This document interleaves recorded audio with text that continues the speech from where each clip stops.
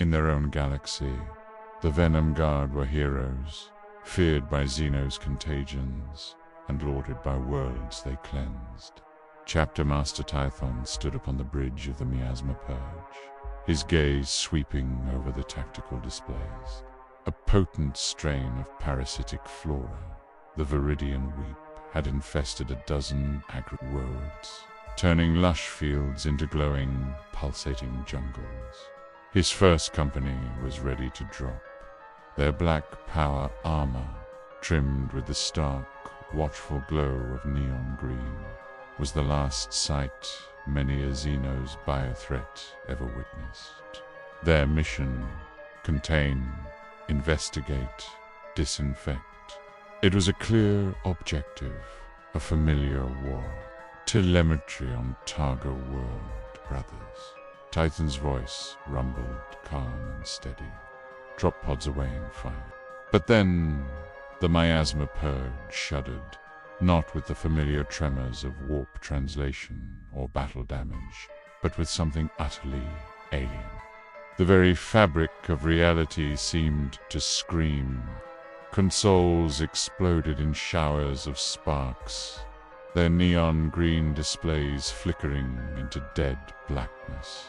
Alarms blared, not the crisp warnings of a system breach, but a discordant cacophony that ripped through the very souls of this. A sickly green light, far more potent and aggressive than their chapter's chosen hue, engulfed the bridge. It swirled, coalesced, and then snapped.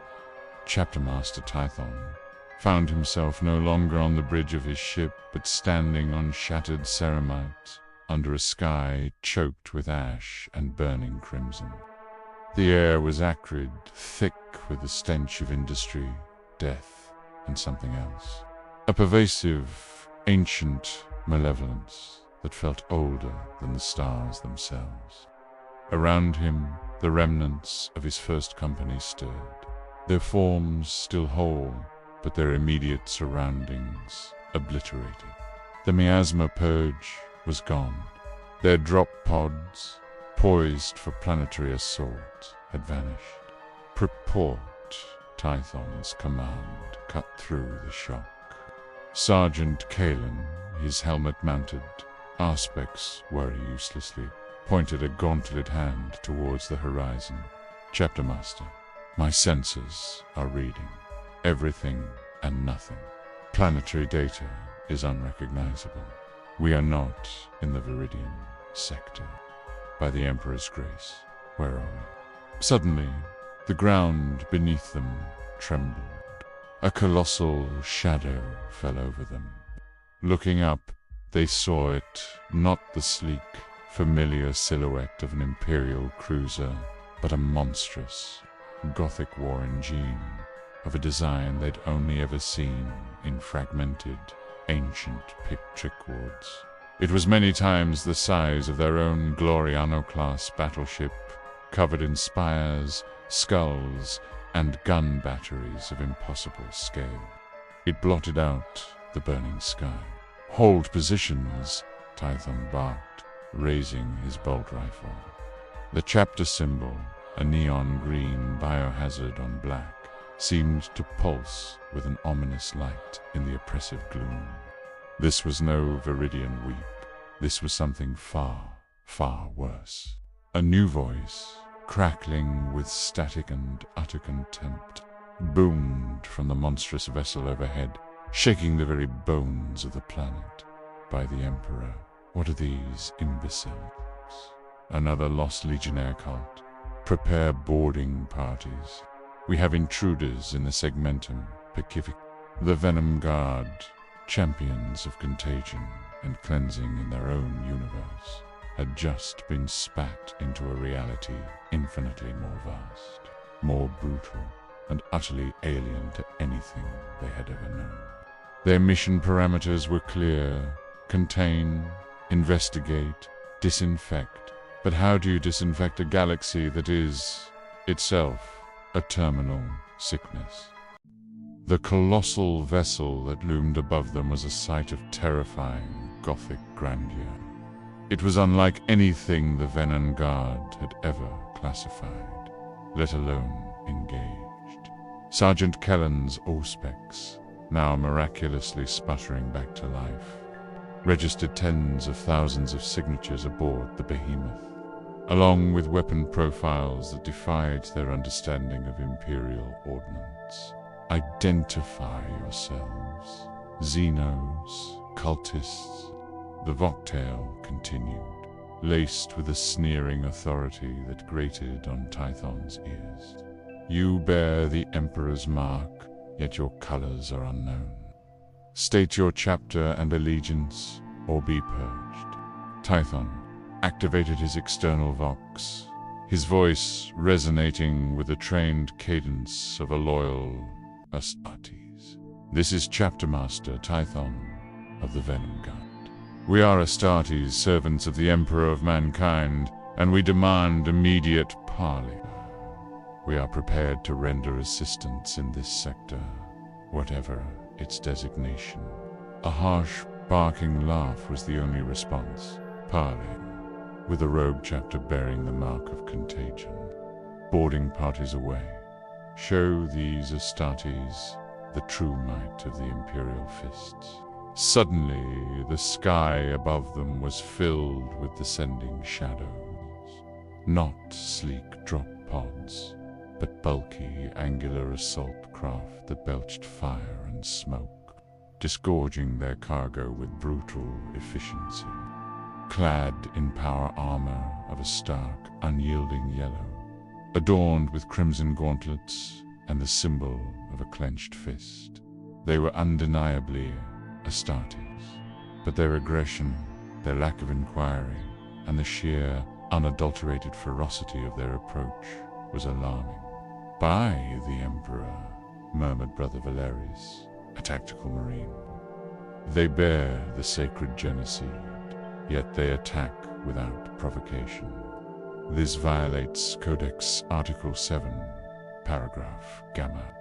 Fraternal conflict among the Legionis Astartes is anathema, to be avoided at all costs, absent direct declaration of heresy or hostile intent from the High Lords of Terror. Evidently, Tython growled, his hand already gripping the hilt of his power sword. The local interpretation of the Codex is ...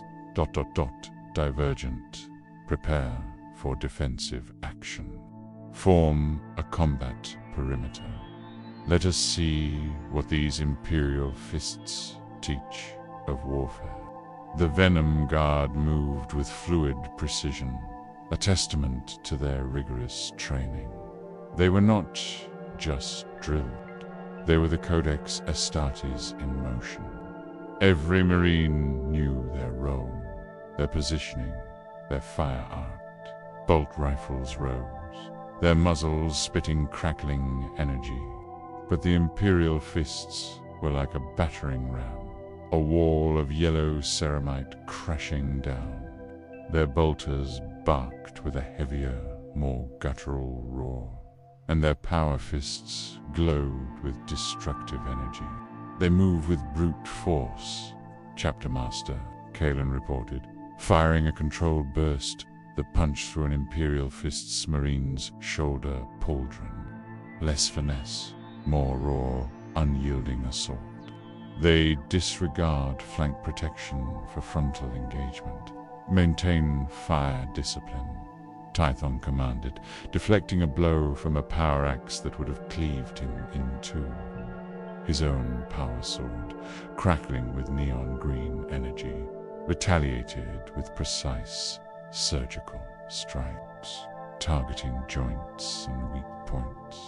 Remember Codex Article 3, Section Delta. Precision of strike, rather than brute strength, shall carry the day against a superior foe. The battle raged.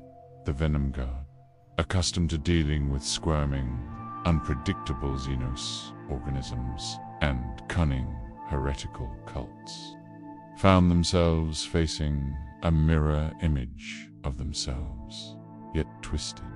These Imperial fists were powerful, resilient, and utterly relentless. They spoke of the Emperor with fervent zeal, yet treated their fellow Astartes as immediate threats. The notion of fraternal conflict seemed utterly alien to this brutalized reality. As Tython parried another devastating blow, a chilling realization washed over him. This was not just a different sector or a different enemy. This was a different Imperium entirely. An Imperium that seemed to have forgotten the very tenets of the Codex they all recited. An Imperium of ceaseless, savage war, where even brother fought brother with terrifying conviction. The battle for survival and for understanding had only just begun. The skirmish was brief, brutal, and ultimately inconclusive. The Imperial Fists, after taking casualties that would have caused any lesser force to rethink their tactic, withdrew their vox chatter, filled with curses against unregistered Astartes and promises of overwhelming retaliation. The Venom Guard, though victorious in holding their ground, felt no triumph, only a chilling sense of displacement. Tython surveyed the battlefield, a landscape of twisted metal, shattered ferrocrete, and the lingering scent of ozone and spilled promethium. Several of his brothers were wounded, their black and green armor scored and gouged, but none lost. The Imperial Fists, however, had left behind several fallen, their yellow ceramites cracked and riddled with bolter rounds. Analyze their armaments. Brother Apothecary Lycus, Tython ordered. Identify any biological contaminants or anomalous energy signatures. Lycus, his Narthetium humming, knelt by a fallen Imperial Fist, his calm. Methodical movements were a stark contrast to the recent chaos. Standard bolter, rounds, chapter master. Power weapon discharge consistent with high energy fields. No exotic Xenos biosignatures. These Imperial Fists are undeniably human. Astartes, even Genicide, appears stable, if aggressively applied. Aggressively applied, Callan scoffed, kicking at a discarded Imperial Fist's power gauntlet. They fought with the precision of a rabid Grox, not a disciplined Astartes chapter. No tactical retreat, no feints, only a relentless frontal assault. Our Codex clearly outlines the necessity of strategic flexibility, the avoidance of unnecessary attrition, ...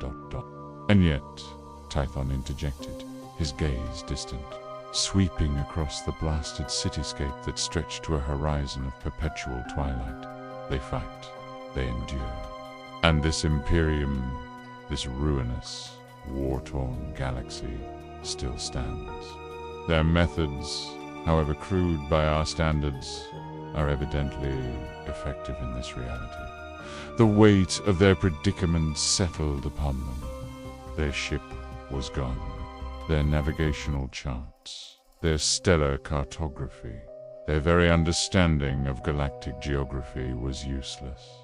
They were adrift in a hostile sea, surrounded by entities that wore the sacred iconography of the Emperor, yet behaved like rabid zealots. "We need information," Tython stated, his voice firm, though a cold dread gnawed at him. "Our mission: contain, investigate, disinfect. We are currently facing an unprecedented environmental biohazard, this entire sector. We must understand it before we can hope to contain it." He pointed to a distant, towering structure, a monstrous spire that seemed to scrape against the bruised, crimson sky. It was adorned with the familiar aquila, but distorted, sharpened, and interwoven with countless skulls. That structure, It is undeniably imperial, yet ... grotesque. It will be our initial point of investigation. Prepare for infiltration. We need to learn the true nature of this Imperium. What doctrines guide these Imperial fists? What enemies do they face that necessitate such a savage form of warfare? As the Venom Guard began their careful advance through the devastated urban sprawl, every sense was assaulted. The sheer scale of destruction was breathtaking. Buildings that once soared into the sky were reduced to crumbling skeletons. The air vibrated with the distant roar of engines, the percussive thud of heavy artillery, and the faint, mournful cries of suffering. This was not the clean, contained battlefield of a Xenos infestation. This was a war without end, etched onto the very face of the planet. Their neon green biohazard symbols, once a mark of dread for their foes, now felt like a beacon in this sea of grim darkness, silently asking, what contagion has afflicted this galaxy, that even the Emperor's finest have been twisted into such brutal instruments? The journey through the ruined city to the colossal spire was a lesson in the current Imperium's grim reality. Every shattered building, every skeletal corpse, spoke of a war that had raged unchecked for decades, perhaps centuries. Their auspices registered sporadic, desperate skirmishes between Imperial Guard platoons and unknown, scuttling Xenos, or worse, gibbering cultists. The Venom Guard observed, catalogued, but did not engage. Their current directive was reconnaissance, not intervention in a conflict they barely understood. As they neared the spire, its Gothic architecture became clearer, a monstrous amalgamation of soaring buttresses, razor-sharp spires, and grotesque gargoyles. It was the epitome of Imperial design, yet utterly alien in its oppressive grandeur. Brother Lycus noted the vast network of pipes and conduits snaking across its surface, emitting a low, rhythmic hum. "Chapter Master," he voxed. "Readings indicate a massive data processing and archival facility, likely a major administratum hub, or perhaps a chapter fortress monastery. The energy signatures are immense. Proceed with caution," Tython ordered. "Maintain stealth protocols. Remember Codex Article 14, Section Beta. The Astartes shall employ subterfuge and infiltration when direct confrontation offers no strategic advantage, conserving force for decisive application." Their infiltration was a masterclass in Astartes discipline. They bypassed crude Imperial fists, patrols, their movements silent, their black power armor blending with the shadows. The interior of the spire was a labyrinth of echoing corridors, vast data crypts filled with ancient worry machinery, and scriptoriums where servitors endlessly transcribed or deleted reams of data. The air was thick with the scent of ozone, musty parchment, and something else, a faint, musky, almost animalistic odor. Then they heard it. Not the rhythmic chanting of a prayer, nor the crisp commands of Astartes' drill. It was a guttural, joyous howl, followed by raucous laughter and the clanking of armored boots. Tython signaled a halt, pressing himself against a shadowed archway. Around the corner, a group of space marines were moving, but they were unlike any the Venom Guard had ever encountered. Their power armor, though recognizably Astartes, was adorned with crude, feral elements, pelts of some shaggy beast, wolf skulls, and teeth. Their helmets lacked the pristine contours of a standard Mk7. some bearing snouts or bestial visors. They moved with a loping gait, their voices a boisterous chorus of barks and roars. One even carried a massive axe, its haft wrapped in leather and studded with crude runes. "By the Emperor," whispered Brother Valerius, truly aghast. "Their armor, it is not codified, and their conduct, this violates Codex Article 1, Section Alpha. The Astartes shall maintain decorum and reverence in all interactions, projecting the disciplined might of the Emperor's will. Such barbarism would be purged in our Imperium." Tython felt a cold knot tighten in his gut. In their universe, the Imperium was a unified, logical, if stern, entity. Chapters adhered to the strictures of the Codex. There were no exceptions, no unorthodox methods. Every deviation from the path of reason and discipline was considered a potential corruption, a Xeno's influence to be expunged. The very idea of an Astartes chapter wearing animal skins and howling like beasts was anathema, a heresy of conduct that would warrant immediate investigation and, likely, "These are Astartes," Lacus voxed, his voice betraying a rare tremor of disbelief. "Their physical markers are consistent, yet their cultural markers are utterly divergent. Their gene seed must be severely mutated." As the space wolves lumbered past, oblivious to the hidden Venom Guard, Tython's understanding of their new reality shattered even further. This was an Imperium that tolerated, even embraced, such wild deviations.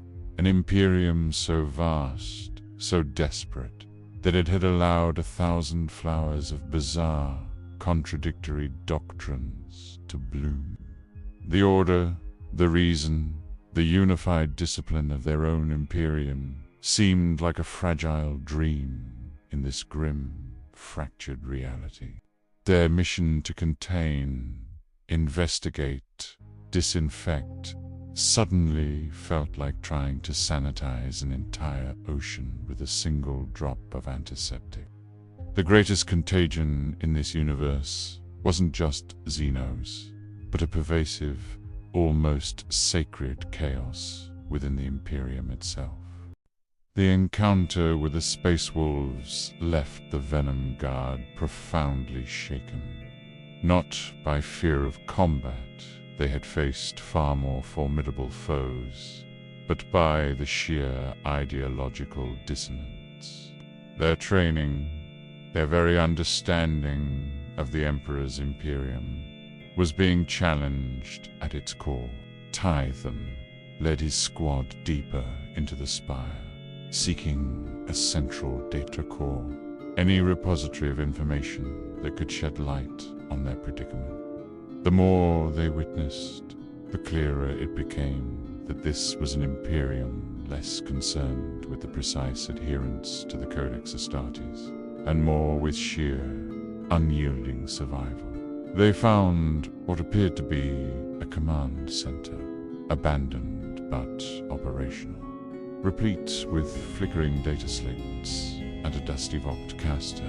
Brother Valerius, adept at data retrieval, moved to interface with it, his gauntleted fingers flying across a scarred console. "Chapter Master," Valerius voxed, his voice tight with controlled shock. "I am accessing historical records. These archives. They speak of an Imperium that has endured 10 millennia of unceasing war.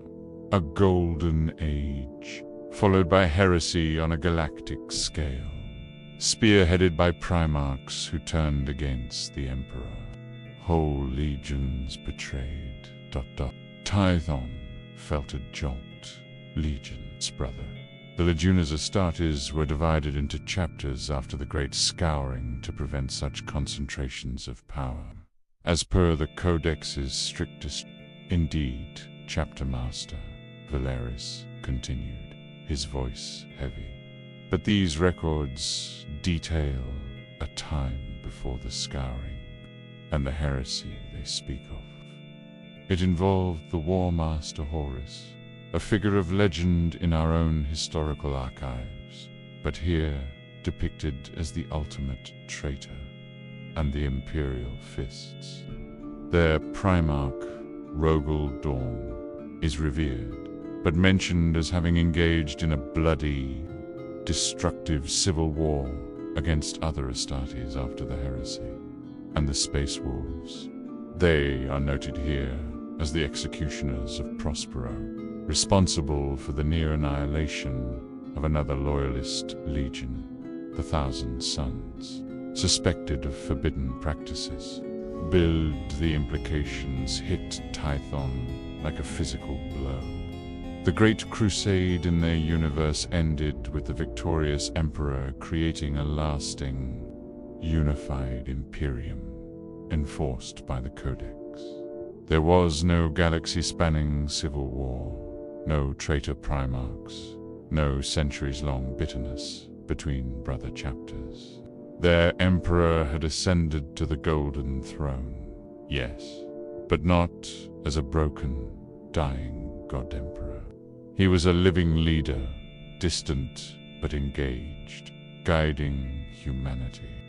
This is not just a divergent sector, brothers, Tython stated, his voice a low rumble.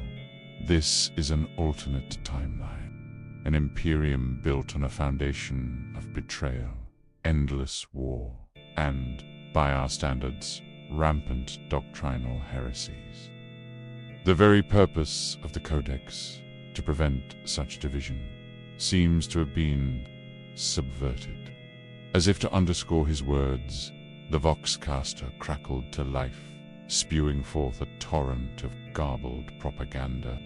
It was a guttural sermon, a fire and brimstone condemnation of Xenos, mutants, and heretics, delivered with fanatical The speaker made no distinction between a vile alien parasite and a human with a minor mutation. Both were anathema, to be purged. They speak of the Emperor as a deity, Kalen observed, his faceplate angled towards the Vox. A god-emperor. In our Imperium, such worship is considered a dangerous cult, a distraction from logical reason and scientific advancement, forbidden by the imperial truth itself. Tython closed his hand into a fist, his armored fingers flexing. His own Imperium was a beacon of order, progress, and strict adherence to the Emperor's guiding principles of rational human dominion over the stars. This Imperium, this was a monument to desperation, a shattered reflection haunted by ancient betrayals and fueled by blinding faith. Our mission remains, Tython finally declared, his voice resolute. Contain, investigate, disinfect. We must contain this doctrinal infection, investigate its origins, and disinfect it with the truth of the Emperor's original vision. But first, we must survive. And to do that, we must understand what other truths, what other horrors does this fractured Imperium hold. He knew their path would not be easy. They were Astartes forged for war, but they were also guardians of truth and reason. In a galaxy where truth was obscured by dogma and reason supplanted by fanaticism, the Venom Guard had found their most insidious biohazard yet, armed with the chilling revelations of their new reality. Chapter Master Tython and his first company withdrew from the Administratum Spire, their minds reeling. The imperial truth they held so sacred, the Emperor's grand vision of a unified, rational humanity, was a forgotten whisper here, drowned out by 10 millennia of fervent worship and brutal, endless war.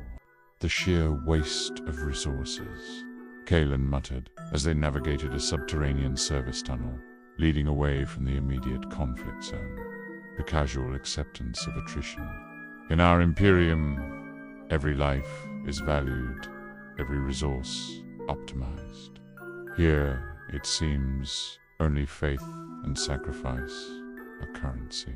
Indeed, Tython agreed, his glowing green optics scanning the darkness and the Xenos they combat. They are not merely biological threats, but often depicted as metaphysical evils, demons and horrors that defy scientific classification. Our protocols for containment and disinfection are based on observable phenomena, not theological constructs. Their immediate objective shifted from pure reconnaissance to making contact with a potentially less hostile, or at least more communicative, Imperial force. They needed to find a way to convey their true allegiance, their origins, and perhaps even offer their expertise to an Imperium desperately in need of it, assuming this Imperium wanted such expertise. It wasn't long before they found such a force. The tunnels opened into a sprawling, subterranean bunker complex, a hive of activity. Thousands of human soldiers, clad in drab, utilitarian fatigues and reinforced flak armor, moved with weary efficiency. These were the famed Imperial Guard, the common soldiery of this dark millennium. Their uniforms were practical, their weapons mass-produced lasguns and heavy spurs. This was a force designed for sheer numbers and holding the line through attrition. A grizzled commissar, his severe uniform stark against the drab green of the guardsmen, barked orders, his voice amplified by a voxela. He strode among the ranks, striking a cowering soldier with his power sword for some minor infraction. The casual brutality shocked the Venom Guard. In their Imperium, such discipline was enforced with precision and correction, not public humiliation and violence. Tython signaled his marines to halt, observing the scene. He needed to make contact carefully. They are human, unaugmented, yet their spirit of sacrifice is undeniable, he observed. Their faith, though misdirected by our standards, fuels them. As they watched, a wave of grotesque, chitinous Xenos burst from a collapsed tunnel section, swarming towards the Imperial Guard lines. These creatures were unlike any they had classified, a horrifying blend of insect and reptile, moving with unnerving speed and savagery. The Imperial Guard, despite their weariness and the Commissar's brutality, met the charge with unflinching resolve. Lasguns spat crimson lines of energy, heavy bolters ripped through the alien ranks, and flamers bathed the tunnels in purifying fire. It was a brutal, desperate defense, held by sheer weight of numbers and an almost suicidal courage. Chapter Master Kalen voxed, "These Xenos, they are a grave biological threat. Their speed and resilience are extreme. Our biocontainment protocols would be severely challenged." Tython watched a guardsman, his face a mask of terror and defiance, hold his ground against a charging Xenos, emptying his lasgun into its hardened carapace before being overwhelmed. It was a pointless death from a tactical standpoint, yet filled with an undeniable, fierce loyalty. "Their courage is absolute," Tython murmured. "They face insurmountable odds with nothing but their faith and their numbers. We can assist. We must investigate these Xenos, taking a calculated risk." Tython stepped out of the shadows, his towering form instantly drawing every eye. His black armor, edged with glowing green, and the prominent biohazard symbol, caused an immediate ripple of fear and confusion through the guard ranks. The commissar's head snapped around, his eyes narrowing. Astartes, unidentified chapter. State your purpose, he bellowed, his hand already on his bolt pistol. Tython raised a gauntleted hand, his voice clear and resonant. This is Chapter Master Tython of the Venom Guard. We are Astartes loyal to the Imperium. Your forces are under attack by unknown Xenos. We offer our assistance in the containment and eradication of this biothreat. Our priority is the protection of humanity. The commissar hesitated, clearly unaccustomed to such direct, unrequested aid from an unknown Space Marine chapter. His eyes flicked from the advancing Xenos to Tython's unwavering posture. The Xenos, meanwhile, pressed their attack, threatening to break through the Imperial Guard line. In the 41st millennium, the niceties of protocol often succumbed to the raw demands of survival. With a curt nod, the commissar barked, "Then prove your loyalty, Astartes. Show these Xenos the Emperor's wrath."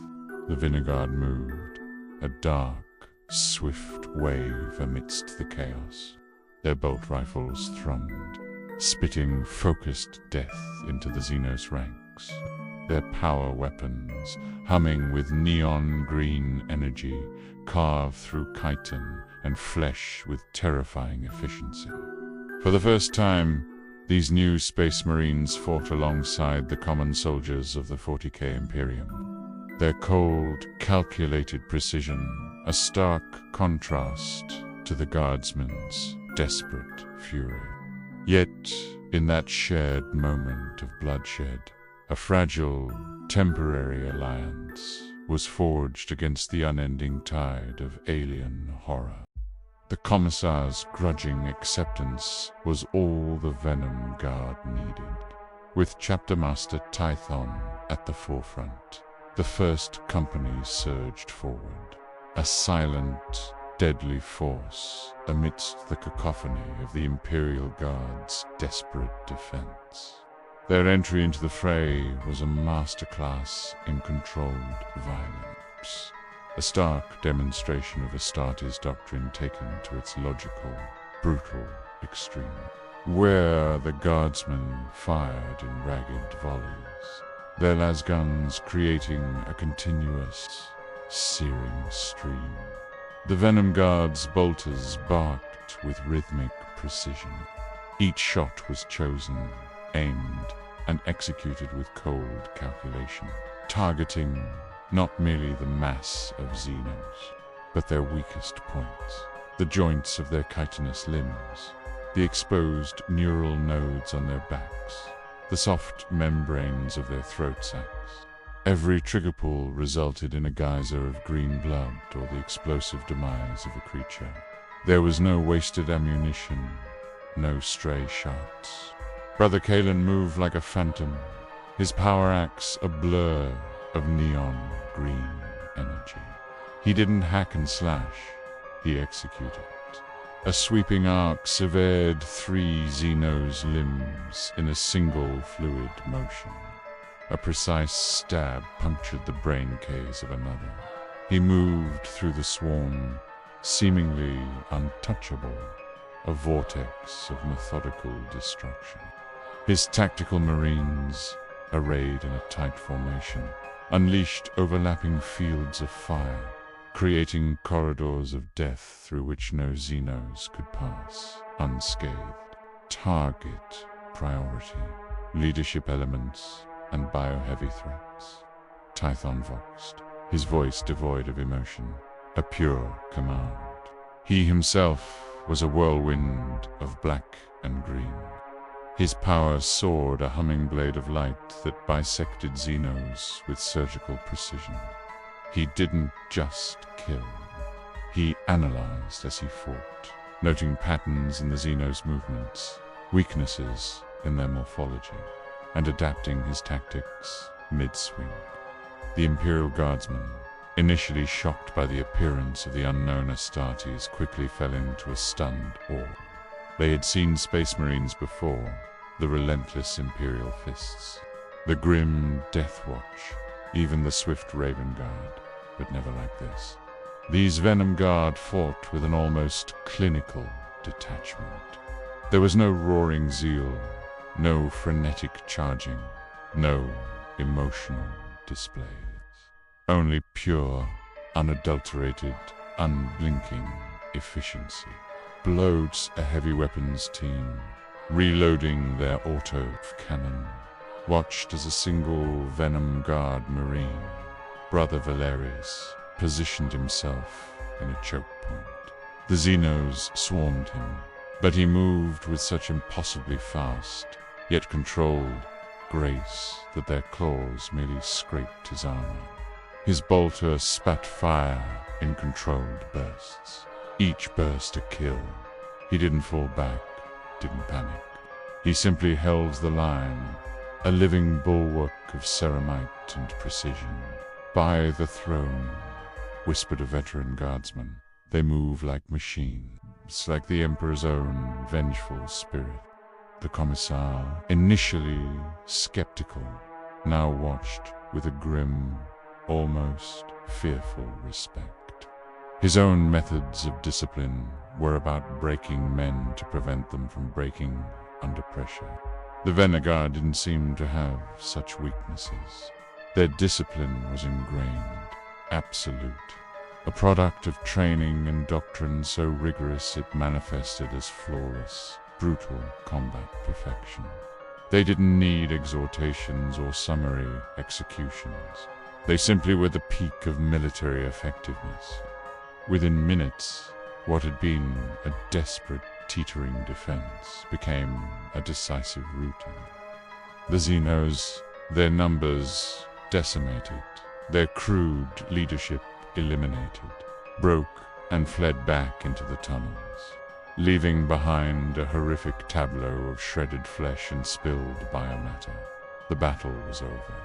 The Imperial Guard cheered, ragged and exhausted, but the Venom Guard stood silent, their respirators filtering the foul air, their weapons cooling. They were ready for the next threat, already analyzing the weaknesses of the enemy they had just faced. Tython turned to the Commissar, his glowing green gaze unwavering. The bio-threat has been contained for now. Our analysis indicates a multicellular Xenos organism with a rapid reproductive cycle and adaptive physiology. It exhibits rudimentary pack tactics, but lacks true strategic intelligence. He then pointed to a few lingering, smaller Xenos scurrying away. We recommend immediate pursuit and complete eradication to prevent regeneration of the hive. Also, the atmospheric contaminants and residual biological markers require immediate disinfection protocols. The Commissar blinked, clearly unnerved by the precise, almost academic assessment of the alien threat, so different from the usual purge, the foul Xenos rhetoric. He stared at these Astartes, so familiar in form, yet so utterly alien in their cold, calculated perfection. The Venom Guard weren't just warriors. They were instruments of order, designed to surgically excise any deviation from biological and doctrinal purity. And in this chaotic, bloody galaxy, their brand of order was both terrifying and utterly magnificent. The cheers of the Imperial Guardsmen quickly faded into an uneasy silence as the Venom Guard remained. Not resting, not celebrating, but analyzing. Chapter Master Tython's pronouncements about multicellular Xenos organisms and disinfection protocols hung in the stale air of the bunker.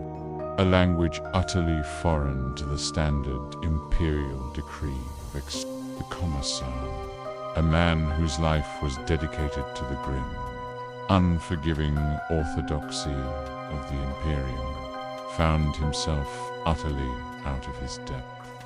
He had seen countless Space Marines. He had fought alongside the zealous Black Templars, the stoic Ultramarines, even the eerie Raven Guard. But these Venom Guard were different. Their fighting was precise, not passionate. Their discipline was inherent, not enforced.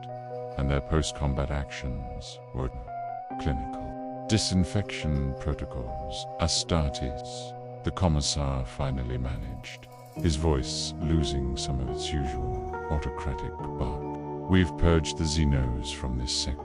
The tunnel can be collapsed. The Emperor's will has been done. Negative, Commissar Tython responded, his green optics fixing on the human officer. Collapsing the tunnel merely contains the inert biological material. It does not neutralize the residual pathogens, spores, or potential self-regenerating microorganisms. Codex Article 9, Section Epsilon. Complete eradication of Xeno's biological threats necessitates not merely physical destruction, but the total environmental sterilization of the affected zone to prevent He gestured to Brother Lycus, the apothecary, who already had his narthekium humming with diagnostic tools. Lycus moved with brisk efficiency, ignoring the scattered corpses of Xenos and guardsmen alike, instead focusing on the slick green residue covering the tunnel walls and floor. Read-ins confirm trace biological activity, Chapter Master Lycus reported, his own voice calm and methodical. Atmospheric particulate count indicates airborne spoliation. Residual neural pathways from deceased organisms still exhibit minute synaptic discharges. The threat is not eliminated. It is merely quiescent. The guardsmen exchanged nervous glances. They understood killing aliens. They understood dying to kill aliens. But this meticulous, scientific approach to germs from a superhuman warrior was beyond their comprehension. To them, the Xenos were a physical enemy, a source of danger to be annihilated. To the Venom Guard, the Xenos were a biological problem to be solved, entirely irrevocably. Brother Valerius, deploy atmospheric scrubbers, Tython ordered. Brother Kalen, prepare flamers for targeted thermal disinfection of all organic residue. Brother Tyrannos, establish perimeter and monitor for any resurgence. Apothecary Lycus, prepare neutralizing agents for systemic application. Within moments, the Venom Guard sprang into action. They deployed compact, multi-spectrum, atmospheric scrubbers, lowered to life, drawing in the foul air. Flamers, wielded not with wild abandon, but with methodical, sweeping arcs, precisely incinerated patches of glowing green residue. Lycus, with the delicate precision of a surgeon, began applying glowing, viscous compounds, from vials on his narthation to lingering biological smears, watching them instantly sizzle and dissipate. The Commissar watched, dumbfounded. This was not the brute force he was accustomed to. This was surgical, almost scientific warfare. Every action was geared towards absolute, irreversible sterility. They weren't just killing the enemy. They were ensuring the enemy could never return down to the molecular level. Their chapter's symbol, the biohazard, wasn't just a cool design. It was their sworn purpose, their very reason for being. This level of detail, ... The Commissar muttered, more to himself than anyone. Such ... waste of time. Better to collapse the tunnel and move on. Waste, Commissar. Tython's voice was sharp, a rare edge to his usual calm. The re-emergence of a single virulent Xenos pathogen due to incomplete sterilization can doom an entire world. Our protocols were established after the Carthage Blight, which eradicated to full sectors due to a seemingly inert fungal spawn. We contain it, we investigate it, and we disinfect it completely. This is not waste, this is prophylaxis. It is the only true way to protect humanity from such threat. Tython's unwavering conviction, coupled with the utterly alien sight of space marines meticulously scrubbing down a battlefield, left the Commissar speechless. The Venom Guard weren't just fighting wars. They were fighting a silent, unending battle against the very concept of biological contamination. A battle far more nuanced and rigorous than anything the Commissar had ever conceived. In this grim, dark future where planets were purged by orbital bombardments and entire populations were sacrificed, the Veneguard's commitment to total clinical eradication felt like a relic from a saner, cleaner age. And for a moment, the Commissar wondered if such a relic could ever survive in a universe so utterly devoid of cleanliness. The complete, almost obsessive, disinfection of the tunnel system left the Imperial Guardsmen bemused, and the Commissar utterly unsettled. He had never witnessed such meticulousness, such an absolute refusal to leave even the smallest microbial trace of the enemy behind. It was not how war was fought in the 41st millennium. War was messy, desperate, and often unending. His report to Sector Command was terse, bordering on insubordinate in its lack of usual zealotry. He described the unregistered Astartes, their unknown chapter markings, their black and neon green livery, their impossible combat efficiency, and their bewildering purity protocols. He also noted their claims of loyalty to the Emperor, yet their obvious deviation from known Imperial doctrine. Such an anomaly could not be ignored. Within a standard cycle, the inevitable arrived. Not a fleet, not an army, but a single, sleek, black ship of the Inquisition. Its hull devoid of ornamentation save for the ubiquitous eye symbol. It descended upon the beleaguered planet like a predator, its presence radiating an aura of chilling authority. Chapter Master Tython, leading his first company in deep recon of the sector's main hive spire, still methodically cataloging endemic biohazards, received the summons. An Inquisitor required their presence. It was not a request. Upon arriving at the designated meeting point within the spire's upper levels, the Venom Guard found themselves in a sparsely decorated chamber, yet one that reeked of ancient authority. Waiting for them was a figure whose presence alone seemed to crush the air from the room. Clad in ornate black carapace armor, emblazoned with countless scrolls of purity seals and the omnipresent eye of the Inquisition, Inquisitor Valaria stood beside two towering, silent figures in crimson power armor, members of the Ordo Hereticus, their flamer-wielding presence a chilling testament to the Inquisitor's remit. Chapter Master Tython of the Venom Guard. Valeria's voice was a low, dangerous growl, echoing with power and centuries of unyielding purpose. Her eyes, sharp and piercing, seemed to strip away Tython's very soul. Your designation is unknown to the Imperial Archive. Your chapter markings bear the symbol of biological contamination, a heresy in itself. Your methods are unorthodox. Your claims audacious. Explain yourselves.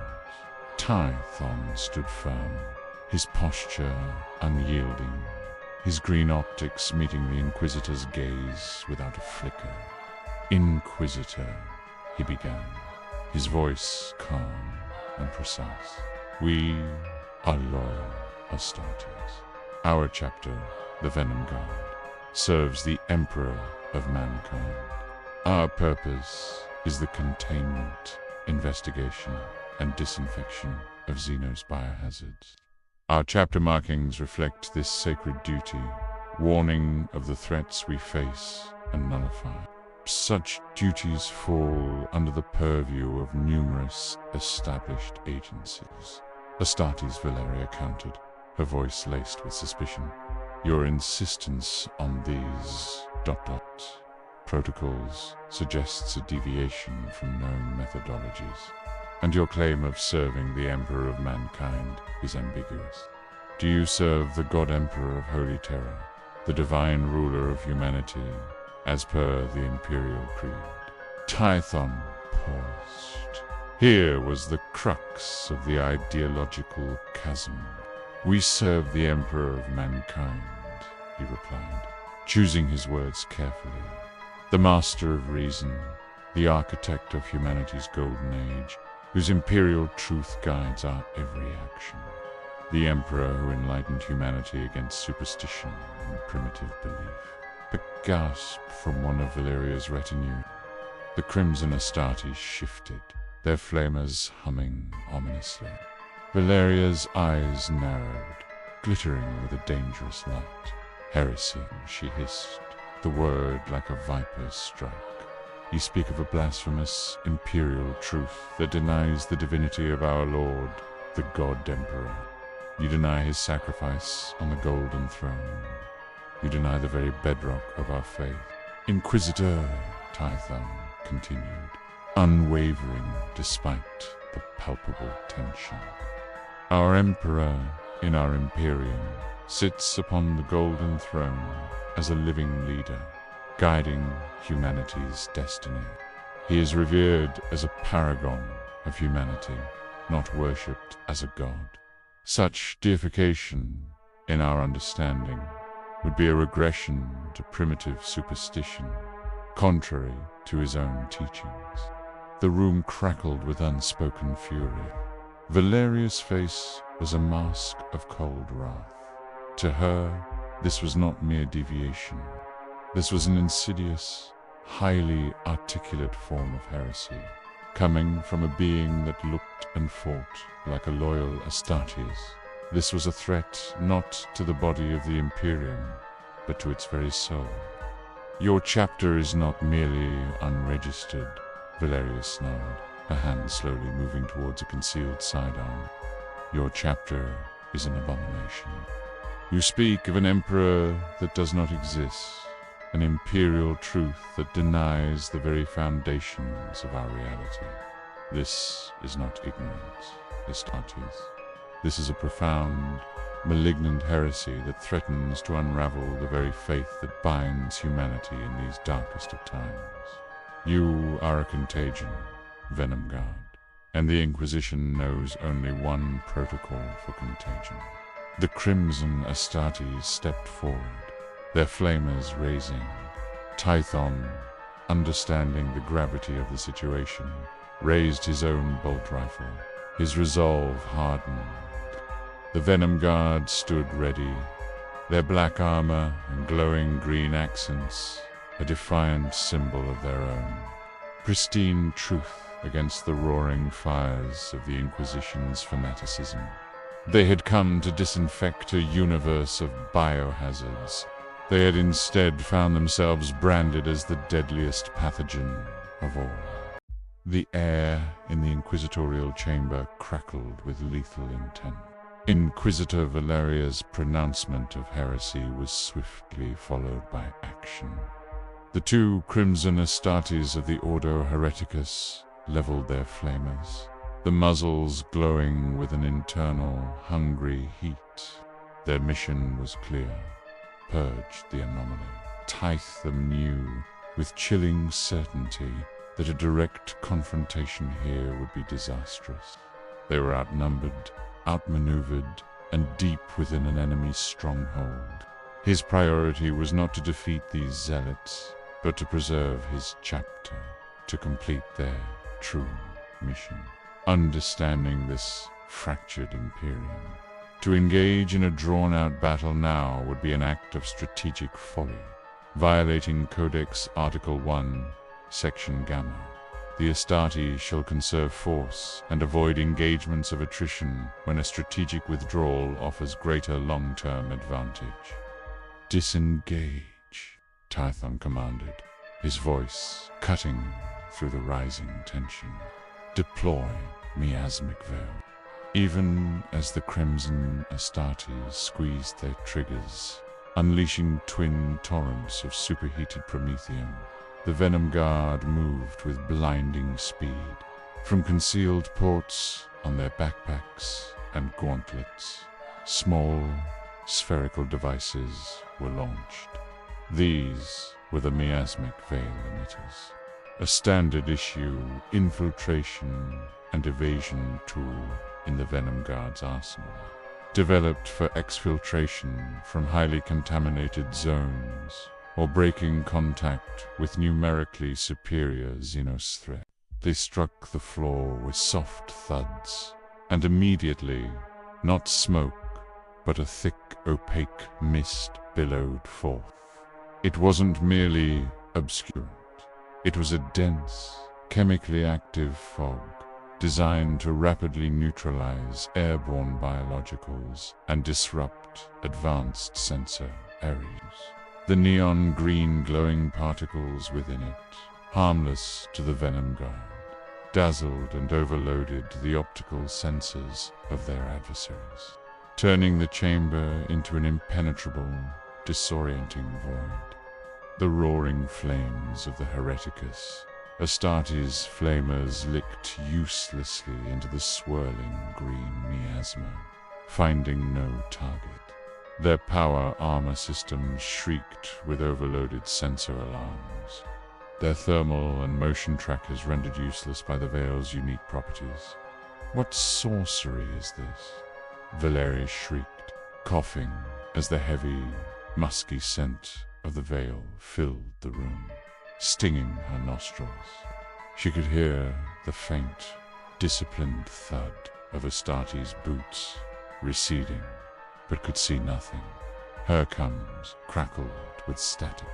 Tython's internal comms, however, remained clear. "Brother Lycus, release atmospheric counter-agents in our wake. Sever all external comlinks. Kalan, lead the exfiltration to ground level. Valerius, prepare evasive maneuvers for orbital assets." The Venom Guard moved through their own created fog like spectral hunters. Their advanced internal filtration systems and specialized optical overlays rendered the miasmic veil a tactical advantage, not a hindrance.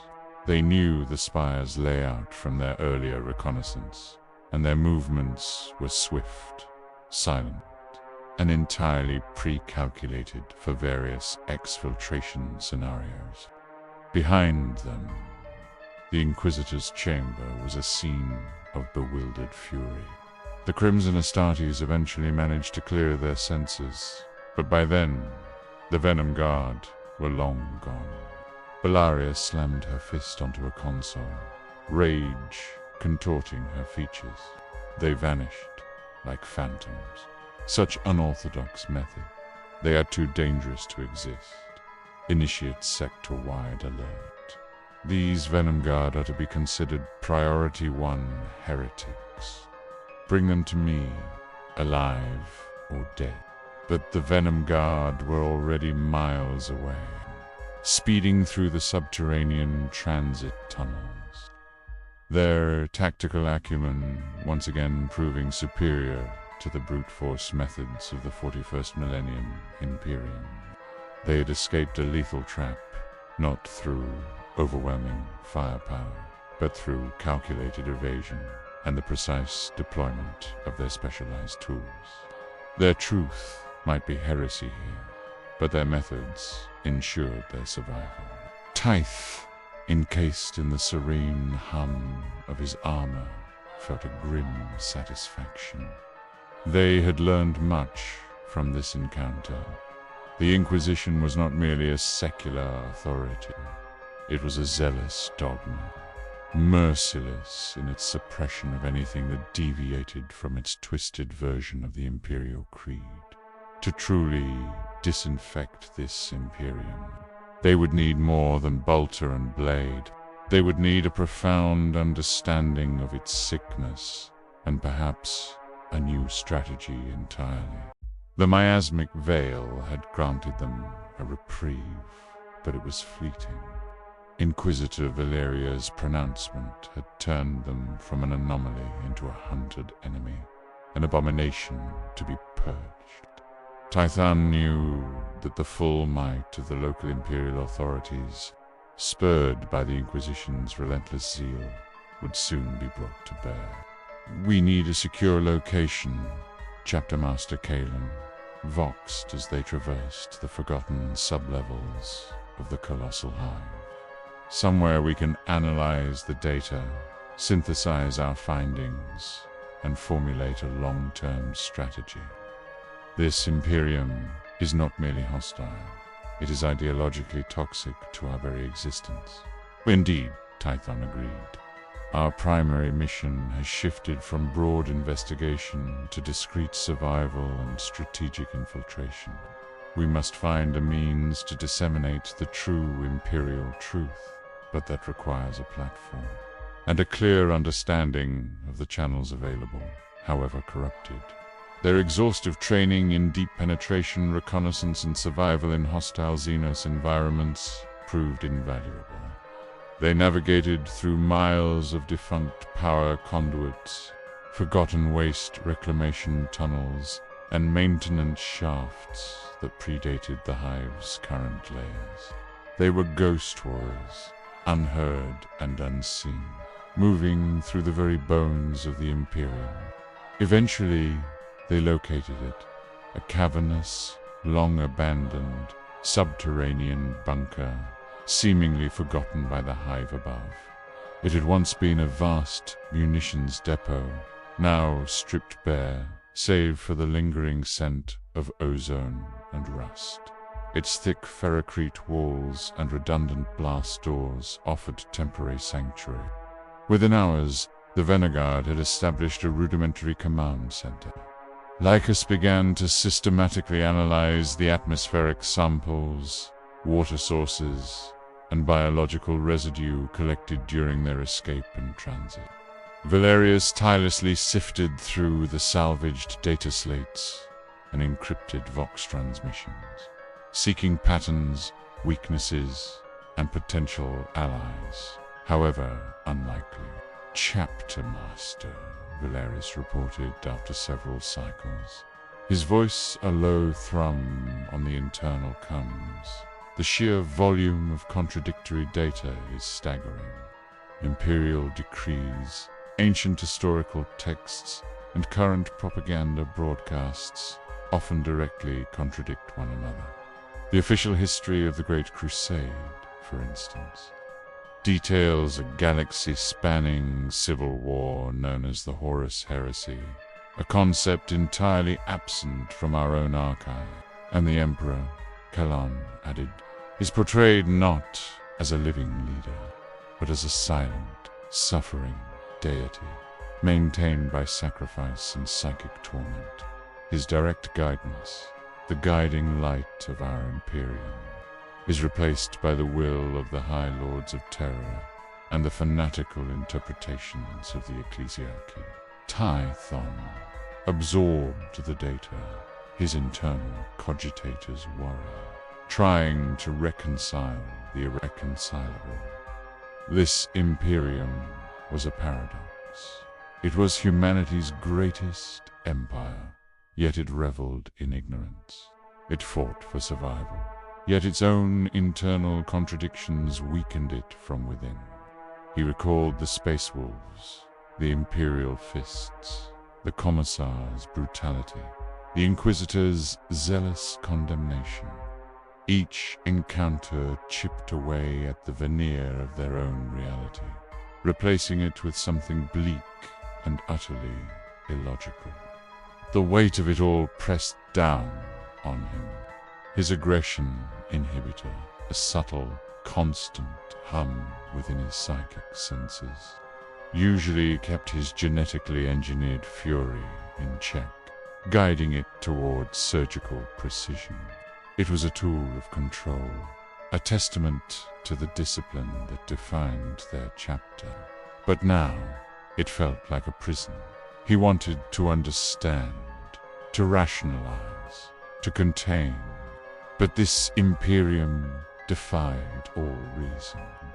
It was an uncontrolled, metastasizing contagion, and his every protocol, every trained response, felt utterly inadequate. Peer remembered a minor Xenos infestation from their own universe, a species of fungal growth that, when contained, simply adapted and spread through new vectors. When confronted with reason, it merely mutated. Sometimes, Tython thought, glancing at the flickering data screens displaying the latest Imperial atrocity. Sometimes, a contagion didn't need to be reasoned with. Sometimes, it just needed to be ... crushed. He felt a spark deep within his suppressed Primarch, Jinn-gifted wrath, a flicker that had rarely, if ever, been acknowledged in his long, disciplined life. A low, dangerous hum that threatened to overwhelm the 100% aggression inhibition. Not yet, but soon, perhaps. Soon, this Imperium might witness the true, uninhibited fury of an Astartes, a spectacle his own chapter had consciously suppressed for millennia. The abandoned bunker became their clandestine base of operations, a cold, hard counterpoint to the raging inferno of the 41st millennium above.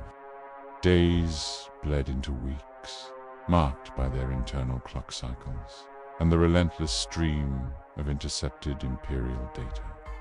The Venom Guard meticulously compiled their findings, creating a terrifying mosaic of humanity's bleak future. They learnt of the Emperor's miracles and saints, of worlds sacrificed to the warp, of demons given corporeal form, of entire populations culled for minor genetic deviances. They heard the constant, droning prayers of the ecclesiarchy, promising eternal salvation through suffering, demanding absolute obedience to a divine yet silent emperor. It was a universe where reason was heresy, where hope was a luxury, and where the common man existed only to serve, suffer, and die. Chapter Master, Valeris reported, his voice tinged with an unusual weariness. We have intercepted a Priorita 1 astropathic choir from Sector Command. Inquisitor Valeria has secured a decree of exterminatus for this subsector, not because of a Xenos incursion, but due to the spiritual contamination posed by our presence. They intend to purify the entire planetary cluster to eliminate the taint of the unknown Astartes cult. Kaled slammed a gauntlet fist against a console, a rare display of frustration. Exterminate us, for us, for seeking truth and offering aid. This is madness. Billions of lives annihilated to erase a perceived ideological threat. It violates Codex Article 10, Paragraph Zeta. The preservation of human life and infrastructure shall always take precedence over punitive action, save in the direst and most uncontainable of Xenos or heretical contagions. Tython remained silent, his green optics fixed on the holographic display of the sector now marked for utter annihilation. Billions of lives, innocent, suffering human lives, sacrificed not to a tangible threat, but to the dogma of an inquisitor who could not comprehend a truth beyond her own fanaticism. His internal processor felt like it was overheating, trying to reconcile such barbaric logic. Then, another message filtered through the static.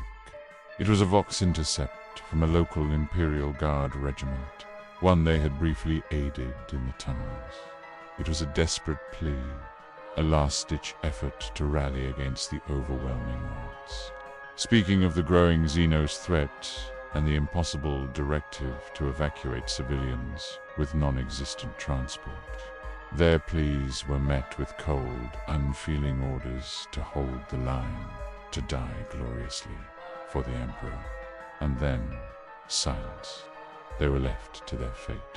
The utter, callous disregard for human life, even that of their own loyal soldiers, hit Tython with the force of a tectonic shift. His chapter was forged to protect humanity, to save it from the myriad threats of the galaxy. Yet, this Imperium seemed to view humanity itself as little more than fodder, a resource to be expended in the name of a distant, uncaring god. His hand clenched, the ceramite groaning under the pressure, the subtle, constant hum of the aggression inhibitor within his mind, usually a soothing balm of control, now felt like a crushing weight. He had tolerated the Imperial Fist's bluntness, the Space Wolves' barbarism, the Commissar's cruelty. He had even intellectually understood the Inquisitor's fanaticism as a product of this twisted timeline. But this utter, senseless waste of loyal human life, sacrificed on the altar of dogma, not survival, was something he could not, would not abide. He had spent cycles attempting to rationalize, to contain, to investigate this pervasive contagion of dogma. But some contagions, he realized, were too virulent for containment. Some required a more aggressive form of disinfection. Tython stood, his massive frame radiating a sudden, chilling stillness that silenced his battle brothers. His voice, when he finally spoke, was a low growl, devoid of its usual measured cadence. "Brothers," he said, the word resonating with an unfamiliar, primal edge. "For too long, we have observed, we have analyzed, we have sought to understand this ... affliction. But this Imperium, in its zeal, has condemned the very people we swore to protect. It has discarded reason for superstition, strategy for blind sacrifice." He paused, his glowing green optics sweeping over each of his battle brothers, who watched him with an apprehension they rarely felt. Then, with a slow, deliberate movement, Chapter Master Tython reached up, a gauntleted finger touching a subtle rune on his temple. The faint internal hum of his aggression inhibitor vanished, not just dimmed, but utterly gone. A wave of raw, unadulterated, genetically engineered fury, suppressed for centuries, washed through him, sharp and exhilarating. His muscles tensed, his vision sharpened, focusing not on data, but on targets. "I will no longer tolerate this debasement of humanity. I will no longer watch as dogma consumes the innocent." Tython's voice was now a deep, resonant rumble, filled with a terrifying, controlled power. My aggression inhibitor is now disengaged. I operate at 0% inhibition. He then looked at his battle brothers, his gaze piercing.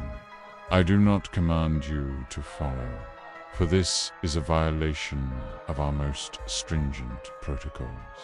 But I tell you this, the contagion is too deep for surgical removal. It requires a more direct approach. Several of his battle brothers gasped, audible even through their vox grills. Disengaging the inhibitor was unheard of, a step beyond the very concept of extreme measures. It was a deliberate unleashing of the beast within, something reserved only for the most desperate of, historically, internal threats to the chapter, never against others. Chapter Master Kalen finally voxed, his voice hoarse. What? ... What is your command? Tython merely raised his power sword, its neon green blade flaring with an ominous light, reflecting the newfound, terrifying intensity in his eye. We will show this Imperium what true Astartes fury, unleashed by reason, can accomplish. We will deliver the true Emperor's wrath. Every single one of these billions of condemned souls, every one of those guardsmen left to die. We will extract a precise, comprehensive price, and we will begin with Inquisitor Valyria. The air in the bunker grew thick with a chilling resolve. The Venom Guard, champions of containment and disinfection, were about to become agents of unbridled, surgically applied, cataclysmic vengeance. This galaxy had mistaken their control for weakness. It was about to learn the terrible truth of an Astartes unbound.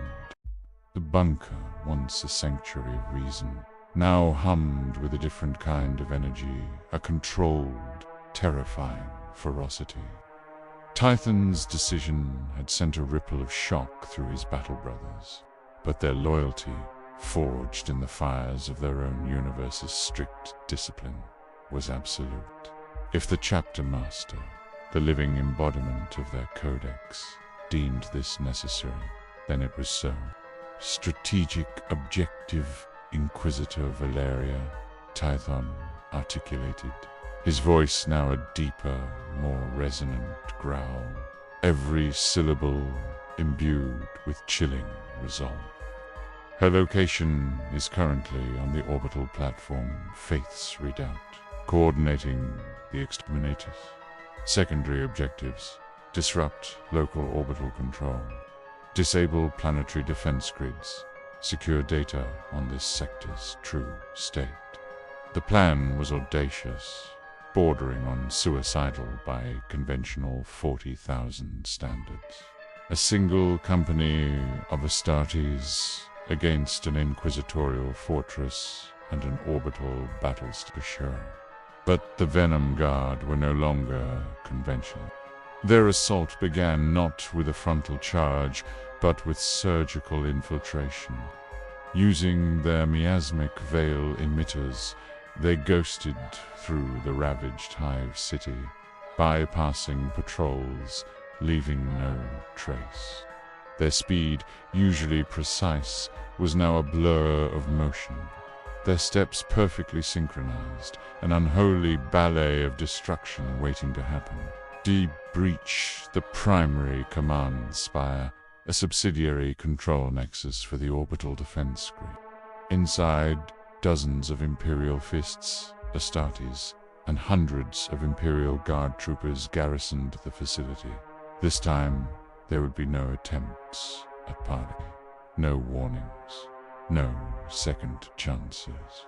Aggressionate is to 0%, Tython voxed. A cold command that caused a subtle shift in the air itself. Every Venom Guard Marine acknowledged, a wave of primal, controlled power washing over the first company. The gasps were gone, replaced by a chilling calm. The Venom Guard burst into the control center, the Imperial fists reacting with their usual unwavering stoicism, braced for the attack. But they were facing something they could not comprehend. Brother Callan, instead of simply firing his bolter to kill, aimed for precise, non-lethal strikes that rendered opponents utterly helpless. A single bolter shot shattered an Imperial fist's kneecap, dropping the hulking Marine with a scream. Another round tore through an elbow joint, removing the arm at the articulation. The screams of the guardsmen were immediate, as their comrades were meticulously dismembered around them, left alive to suffer, to witness the horror. Tython was a black and green blur. His power sword, no longer seeking vital organs for instant kills, became an instrument of exquisite agony. He didn't merely kill the Imperial fists who stood in his path, he dismantled them. A flash of green energy, and a Marine's arm, still gripping its bolter, flew free. Another slash, and a leg was cleanly severed at the thigh, dropping the giant to his knees. Utterly helpless, consciously, he moved through the enemy ranks, leaving behind a wake of screaming, crippled warriors, their power armor sparking uselessly, their lives prolonged for maximum psychological impact. Target their neural pathways, Tython commanded, his voice a low growl. Disable their ability to fight, but ensure cognitive function. Let them witness their Imperium's unraveling. Brother Valerius, usually the data retrieval specialist, was now a terrifying vision of methodical mayhem. With a combat knife, he precisely punctured the power cables running into an Imperial fist's power armor. Then, with surgical cruelty, jabbed the same blade into exposed arm joints, severing tendons and paralyzing limbs. His movements were not frenzied, they were terrifyingly efficient, aimed at inflicting maximum incapacitation and psychological terror without immediate death. The Imperial fists, renowned for their unyielding fortitude, faltered. This wasn't combat, it was butchery.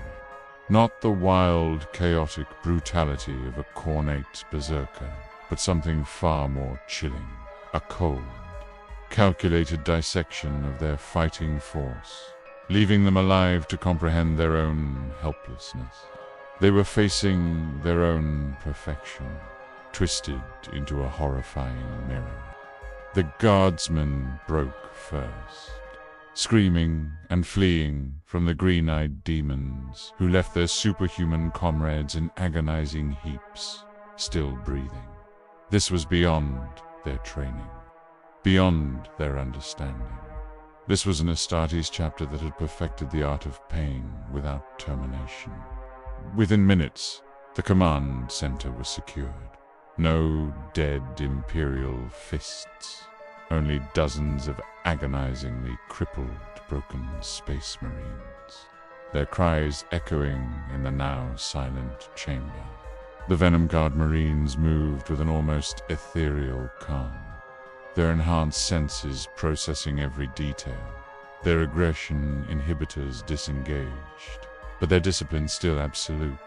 The raw power coursed through them, a focused, incandescent rage guided by centuries of strategic perfection. Tython stood over, a groaning Imperial fist captain, who gazed up at him with wide, terrified eyes. "This," Tython stated, his voice devoid of pity, "is the price of your dogma. This is what happens when reason is abandoned. This is the true fury of the Emperor's Astartes, unleashed by necessity." He then turned to Valerius. "Connect to the orbital defense grid, disable it, and prepare a broad-spectrum vox cast. We have a message for Inquisitor Valeria, and indeed for this entire Imperium." The game had changed. The Venom Guard were no longer investigating a contagion. They were about to become the vector for a cure, one delivered with unholy precision and uninhibited, terrifying force. The control center, now a charnel house of broken bodies and shattered ceramite, hummed with a different kind of purpose. Brother Valerius, his faceplate reflecting the data streams, swiftly interfaced with the planetary defense network. Within moments, the orbital batteries that guarded the subsector were offline, their colossal weapon systems rendered inert, awaiting a command that would never come. Orbital defenses neutralized. Chapter Master, Valerius confirmed, his voice calm, yet with an almost imperceptible undercurrent of exhilaration. The raw power flowing through him, uninhibited, focused his already immense intellect to an even sharper edge. Good, Tython rumbled, stepping over a groaning Imperial fist. Now, prepare a broad-spectrum voxcast. Encrypt it with a direct priority alpha relay to Inquisitor Valeria's vessel, Faith's Redoubt, and ensure it is broadcast across all open Imperial channels within this sector. Valerius nodded, his fingers dancing across the console, his movements too fast for any unaugmented human eye to track. A few moments later, he had established the connections. Voxcaster ready, Chapter Master, he announced. Tython leaned close to the Kump's Vox, his voice a low, terrifying growl that carried the weight of centuries of suppressed fury and absolute conviction. This was not the measured tone of reason. This was the calm, controlled wrath of a god. This is Chapter Master Tython of the Venom Guard. His voice boomed across every comlink, every open channel within the subsector, echoing through the empty halls of Faith's Redoubt and rattling the teeth of every Imperial commander.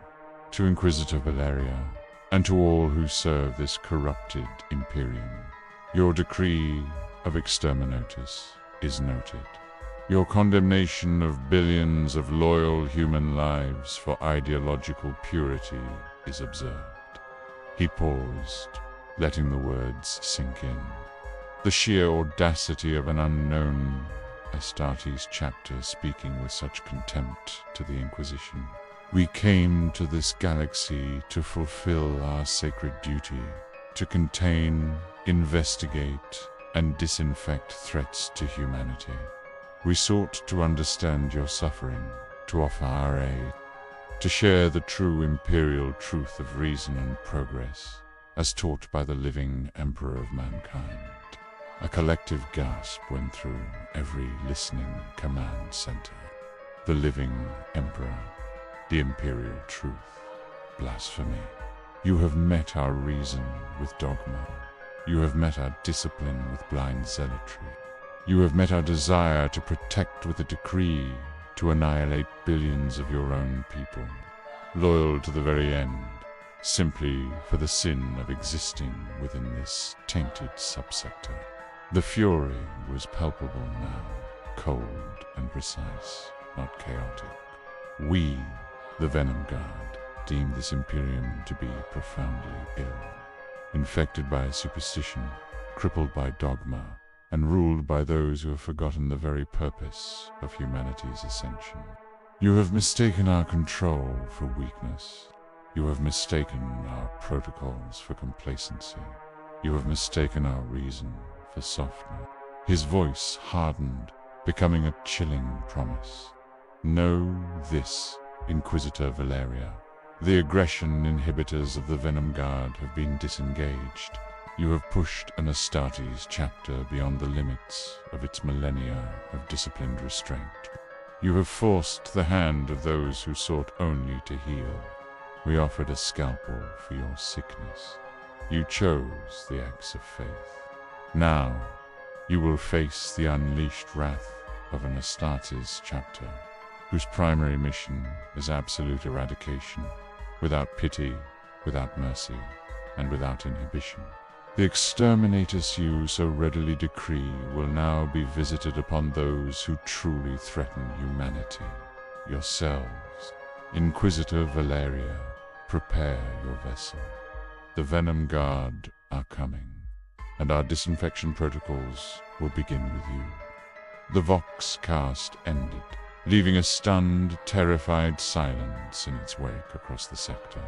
On the bridge of Faith's redoubt, Inquisitor Valeria's face was a mask of incandescent fury, mixed with a dawning, bone-deep fear.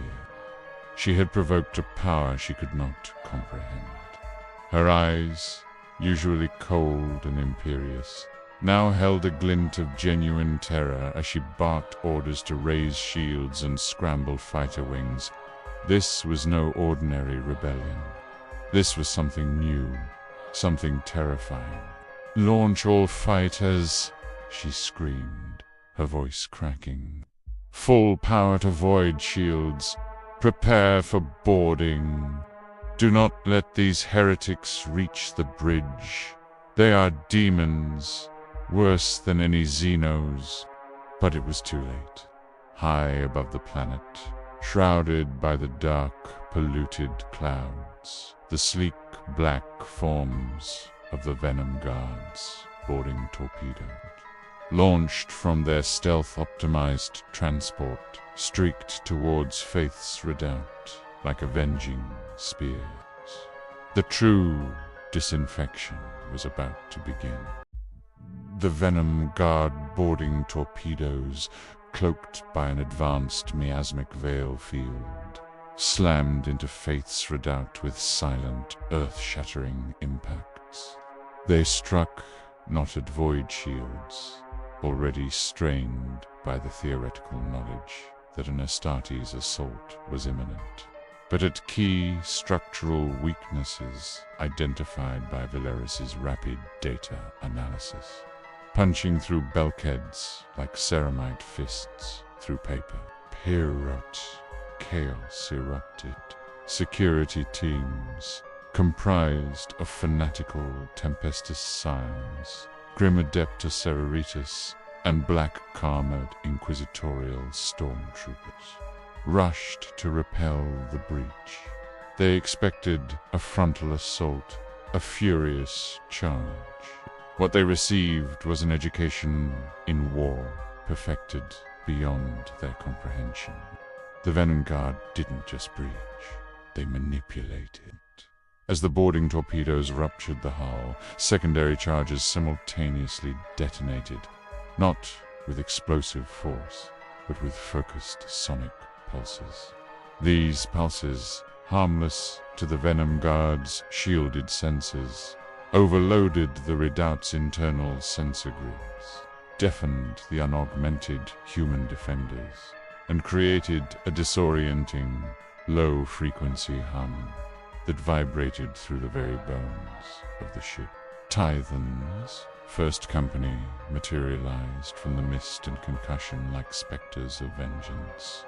Their black and neon green armor was now less a uniform and more the terrifying heraldry of a judgment unbound. Your faith is a shield against reason.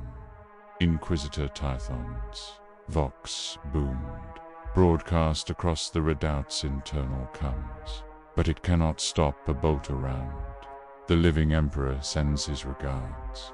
Brother Kalon, leading a flanking force, used specialized grave manipulators mounted on his gauntlets. Instead of merely clearing a corridor, he reversed local gravity for a segment of the deck. Charging stormtroopers found themselves suddenly flung to the ceiling, screaming, only for the gravity to revert, slamming them back down into broken heaps. It was a macabre, efficient ballet of disorientation and death, designed not for battle, but for slaughter. Be Adepta Sereritas, fierce in their faith, met the Venom Guard with burning zeal. Their flamers and bolt pistols spat fire, their power armor adorned with purity seals. But the Venom Guard were not fighting zealots with zeal. They were fighting them with absolute, clinical superiority. Your holy fire cannot cleanse the stain of ignorance, Lycus foxed calmly, as his sister charged him. Instead of blocking her power sword, he deployed a stasis field emitter from his wrist. The sister, mid-stride, froze mid-air, suspended in a shimmering temporal distortion field. Her face a mask of furious zeal. Lycus then systematically aimed his bolter, one shot precisely to the left knee, another to the right. A third severed her sword arm. The stasis field flickered, and she dropped, screaming to the deck, perfectly conscious, perfectly broken. The only heretics are you. Lycus's vox crackled, cold and precise. You who burn reason in the name of a forgotten truth. Meanwhile, Valeris, leading a direct assault on the Redoubt's bridge, utilized adaptive shroud generators. These personal cloaking fields didn't just bend light.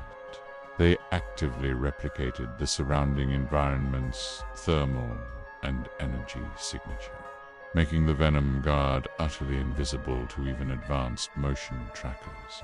They were literally ghost warriors, appearing only inches from their targets to deliver a precise, dismembering strike before vanishing again. On the bridge, Inquisitor Valeria watched the carnage unfold on her tactical displays, her face a mask of horror. Her elite forces, some of the most zealous and well-equipped warriors in the Imperium, were being systematically, utterly butchered by methods that defied all combat logic. They weren't just being killed, they were being dissected. They are not Aesthetes. She shrieked into the calm, her voice cracking with terror. They are demons. Warp-spawned abominations. Fight them. Fight. Then a voice, deep and resonant, echoed only on her private Exterminatus, indeed, Inquisitor. Your kind has forgotten the meaning of that word. We are here to remind you. Tython was already on the bridge, appearing from nowhere.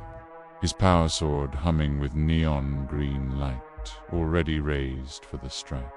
He had chosen not to maim her. She would be a symbol. Meanwhile, on the planet below, Tython's broadcast had not been purged.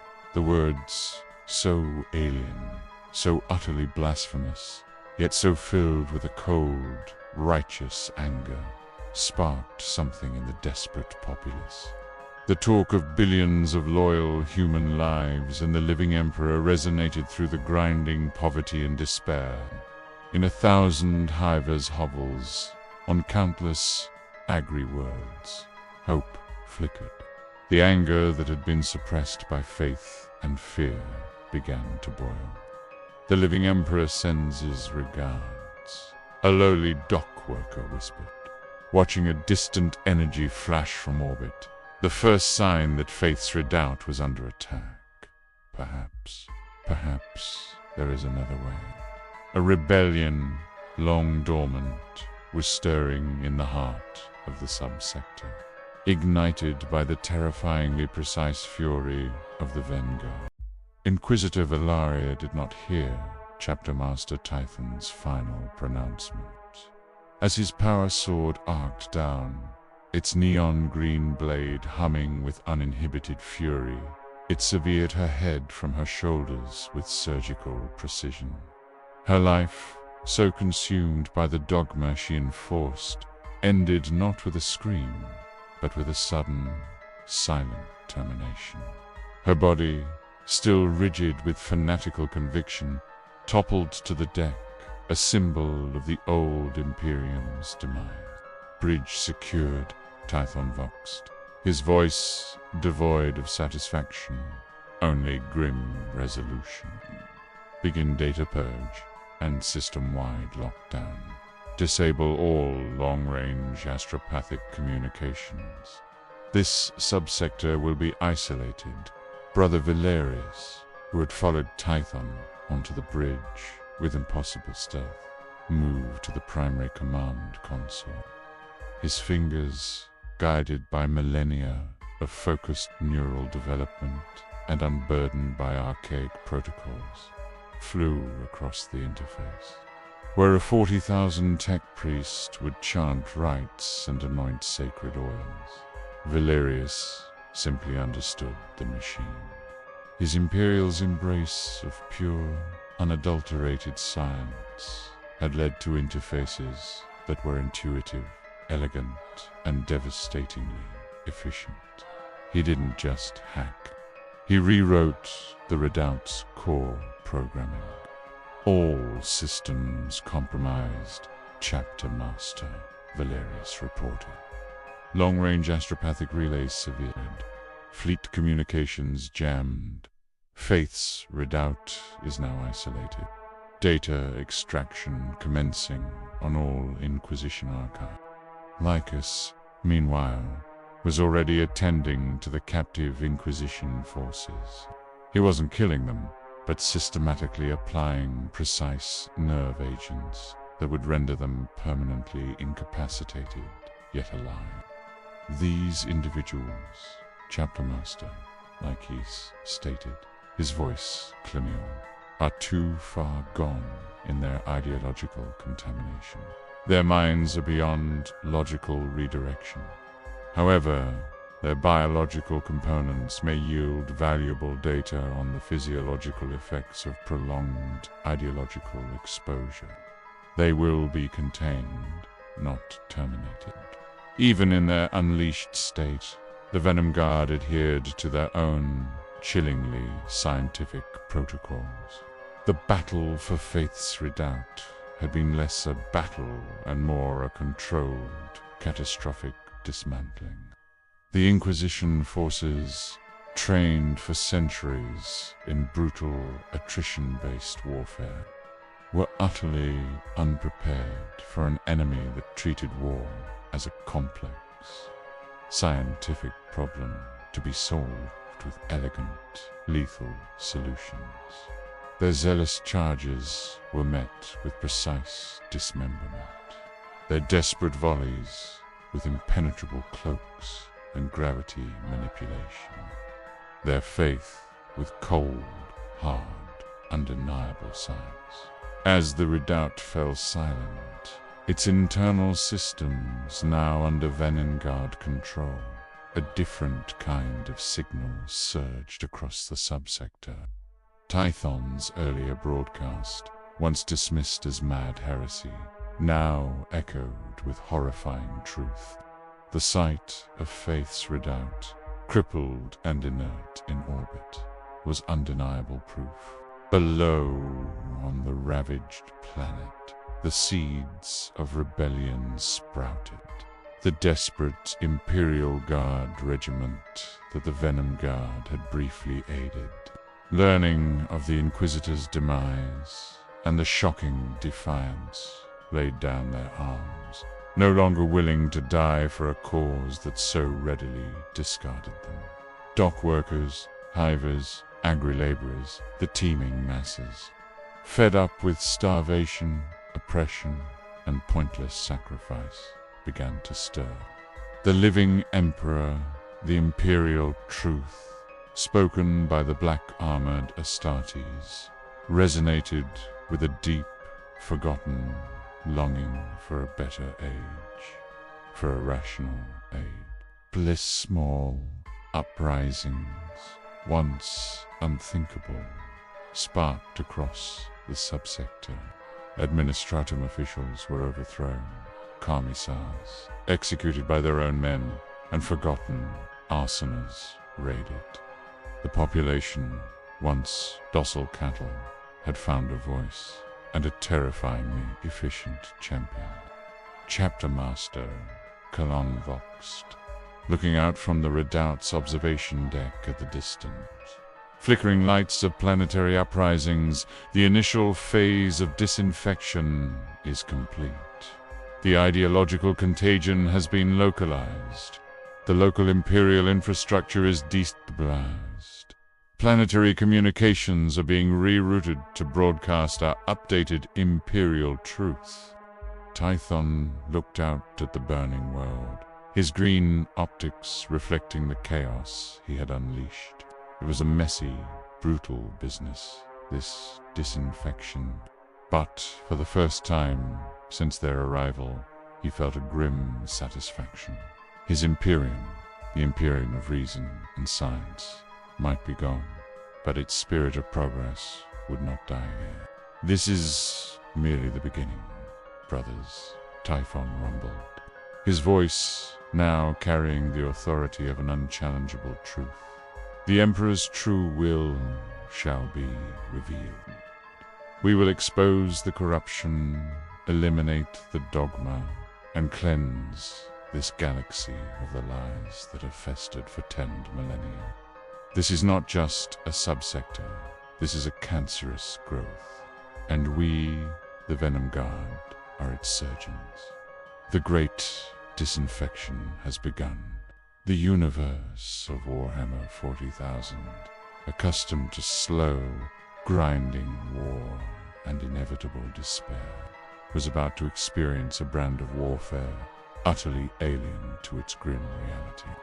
A war waged by warriors unbound, fueled by cold reason, and armed with technologies and tactics born of an enlightened age. The nerdy kid had finally snapped, and the bully was about to learn the true meaning of pain. From the new-secured bridge of Faith's redoubt, Chapter Master Tython observed the unfolding chaos.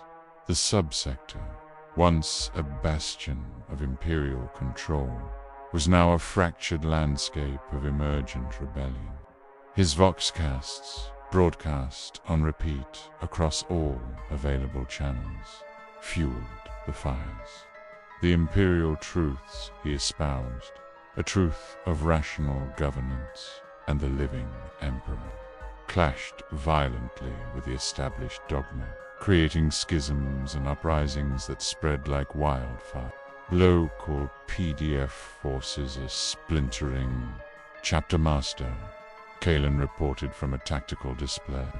Loyalists are engaging nascent rebellion cells. The disorganization is extreme. Expected, Tython rumbled. This Imperium has systematically suppressed independent thought for millennia. The sudden influx of truth, however brutal the delivery, will inevitably lead to chaos before order can be established. But even as the rebellion raged, Tython knew their war was not merely against the forces of dogma. Their original mission: contain, investigate, disinfect Xenos, biohazards, still resonated, albeit on a far grander scale. This new galaxy was teeming with threats their own universe had never conceived. Brother Lycus, Tython voxed to his apothecary, now methodically dissecting salvaged inquisitorial data. What of the broader threat? The demon and warp-spawned entities mentioned in their archives, and the scale of Xeno's incursions. Lycus's response was grave. Chapter Master. The data is fragmented and often laced with theological interpretations, but the patterns are undeniable. This galaxy faces threats of unimaginable scale. The Orcs are a genetically engineered plague, biologically driven to war, with a warg field that seems to defy physical laws. The Tyranids are an extragalactic superorganism, consuming entire star systems, and the Necrons, a terrifying, self-repairing metallic species, awakened from dormancy, whose technology borders on the transdimensional. All of these present unique existential biohazard. Banned the chaos entities, Tython pressed, recalling the Inquisitor's desperate cries of demon. Lycus paused. This is the most disturbing. Their archives speak of a warp, a dimension of pure psychic energy and emotion, inhabited by sentient, malevolent entities that influence and corrupt this reality. These demons are not biological contagions in the traditional sense, but psychological and spiritual ones. Their chaos gods appear to be thought forms, given power by belief, a biohazard of the soul, Chapter Master. This was an enemy beyond anything their scientific imperium had ever prepared for. Their aggression inhibitors had been designed for physical threats, for reasoned, tactical elimination of measurable foes. But how do you disinfect a soul? How do you contain a dimension of pure malice? Tython gazed out at the swirling patterns of stars, visible through a viewport. His own universe, for all its challenges, had been logical. Threat met by scientific countermeasure. Contagion met by clinical disinfection. This universe. It was a universe where belief itself was a weapon, where the unseen could kill as surely as a bolt around. Our protocols will need to adapt, Tython stated, his voice a low rumble. We have initiated the great disinfection, breaking the hold of dogma on humanity. But true protection requires understanding the full scope of the infection. Belerius prioritized all data relating to warp entities and chaos. Kalen began training simulations for combating non-physical threats, psychic manifestations, illusory warfare. Lycus, research means of spiritual and psychological prophylaxis. The Venom Guard were now facing their ultimate test. They had unleashed their physical might, their unbound aggression, and their superior scientific tactics against a stagnant Imperium. But the truest, most insidious foes of the 41st millennium were not physical. They were the unseen, the unspeakable, the very forces that reveled in chaos and despair. And against such enemies, even in Astartes, unbound by inhibition, might find themselves challenged in ways they could not yet fathom. From the command deck of Faith's redoubt, now renamed the Truth-Bearer, Chapter Master Tython stood before a holographic display, mapping the rapidly evolving situation. The subsector burned, but the fires of rebellion were also fires of change. Their initial disinfection was complete, but the greater battle loomed. Brothers, Tython voxed, his voice resolute. We have initiated a planetary-scale ideological purge. The local imperial structure is collapsing, and the populace is awakening. However, the true threats of this galaxy, the Chaos, Tyranids, and other Xenos, remain largely unknown to us beyond their rudimentary archive. We presented 3 strategic options, each with inherent risks and potential rewards. Seek direct confrontation with a warp entity. To understand the truly unseen foe, direct engagement and empirical observation are necessary. This would involve actively hunting down a known chaos incursion or demon manifestation to study its properties, vulnerabilities, and methods of infection. Risk, unpredictable, potential for spiritual, psychological contamination beyond their current understanding. Establish a base of operations and consolidate influence. Secure the subsector. Establish a stable, imperial truth government. and begin systematic education and rearmament of the population. This would provide a secure launching point for future operations and a source of manpower, but would leave them vulnerable to larger imperial retaliation. Risk draws full-scale imperial attention, potential for being bogged down in localized governance. Prioritize deep dive into galactic archives lore. Use the Truthbearer's enhanced data extraction capabilities to scour more extensive imperial records for any scientific, rather than theological, insights into the nature of chaos, the warp, and other major Xenos threats across the entire galaxy. Seek out forgotten knowledge or suppressed truths. Risk time-consuming, passive, potential for misinterpretation of corrupted data. Leaves the immediate subsector vulnerable. Tython turned to his command staff. Each path presents unique challenges. What is the highest probability of achieving our overarching mission? The complete disinfection and protection of humanity, according to the true imperial truth. The probability test had delivered its verdict. Knowledge before direct action. Chapter Master Tython nodded, a grim satisfaction in his posture.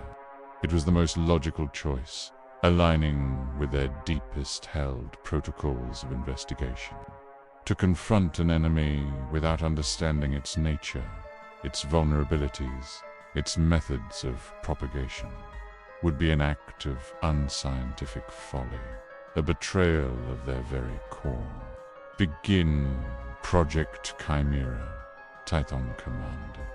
Valeria's established secure data links to every accessible Imperial archive within this sector and beyond. Prioritize non-religious texts, scientific reports, and pre-heresy fragments. Lycus, cross-reference, all biological and psychic data for observable patterns. Kalen, maintain tactical vigilance.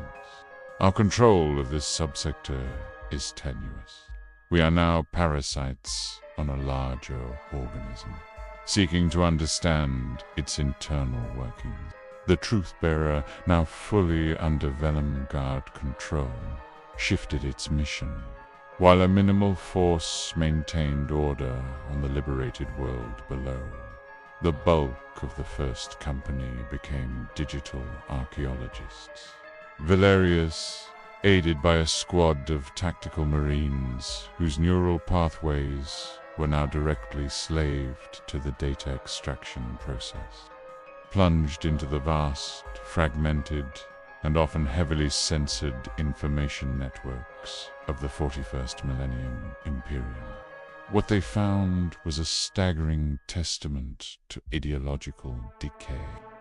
Millennia of religious dogma, fear-mongering, and systematic suppression of scientific inquiry had buried vital knowledge under mountains of superstition. Data scrolls spoke of demon manifestations with chillingly precise descriptions of physical and energetic property, yet attributed their existence solely to sin and unbelief, rather than the observable, psychological, and psychic energies that created them. Chapter Master Valerius foxed his voice tight.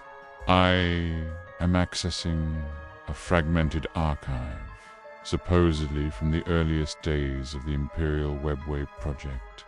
It describes the warp not as a hellish dimension of chaos, but as a realm of raw, unchanneled psychic potential. It details the Emperor's attempts to guide humanity's psychic evolution, to contain and control the warp's influence through reason and technology, not through faith and sacrifice. Lycus, poring over ancient biological records, found equally disturbing discrepancies. The Tyranids, he reported, are often dismissed as the Great Devourer, an unstoppable tide. Yet, I am uncovering suppressed reports detailing specific bioforms, their reproductive cycles, adaptive mutations, and even potential pheromone-based control mechanisms. These are not supernatural horrors. They are a highly advanced, if terrifyingly efficient, biological weapon. Their walk field, for the orcs, appears to be a Gestalt psychic field, capable of influencing local reality based on collective belief. A biological psionic phenomenon, not a divine blessing of brutality. The more they dug, the clearer the picture became. The 40K Imperium, in its desperate, fear-driven attempts to fight its enemies, had systematically stripped itself of the very tools, scientific inquiry, rational analysis, technological innovation that could truly defeat them. It was like attempting to disinfect a virulent plague with prayer beads rather than antivirals. The raw fury of Tython's unbound aggression simmered, but it was now channeled into a cold, intellectual rage. The sheer, deliberate ignorance of this Imperium was a contagion more insidious than any Xenos pathogen. It allowed the physical threats to fester and the metaphysical threats to thrive. The greatest weapon of this Imperium is its collective ignorance, Tython mused, his gaze fixed on a star chart of known chaos incursions. They have given power to their enemies through fear and misunderstanding. We must provide the counter-narrative. We must arm humanity not just with weapons, but with truth. The Venom Guard were now not just liberators, but radical intellectuals, embarking on a colossal task to not only fight the galaxy's myriad foes, but to fundamentally rewrite the Imperium's understanding of reality. Their disinfection protocols would now encompass not just biohazards, but the very minds of mankind. It was a war against lies, a battle for enlightenment, and they would wage it with the same brutal, unbound efficiency they brought to any battlefield. The relentless torrent of corrupted data continued to stream into the truth-bearers cogitators. Valerius and his team were painstakingly sifting through millenniums of propaganda, superstition, and deliberate obfuscation, searching for the elusive fragments of scientific truth. Lycus meticulously cross-referenced every mention of Xenos, demon, and psychic phenomenon, attempting to build a coherent, rational threat profile for a galaxy that denied reason.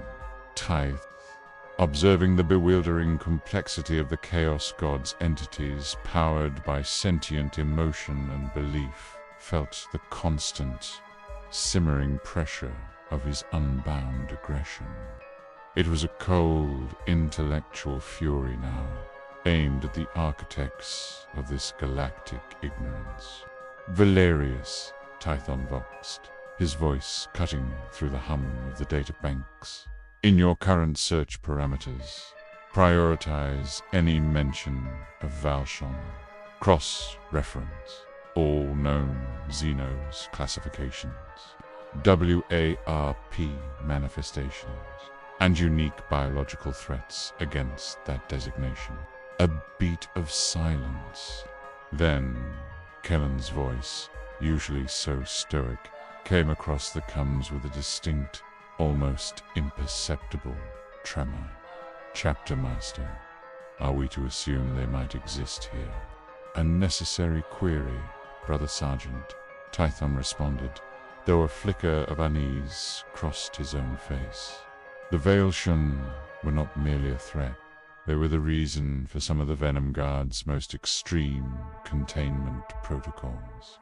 A species so utterly insidious that even the thought of their unchecked existence in any reality sent a chill through the most disciplined.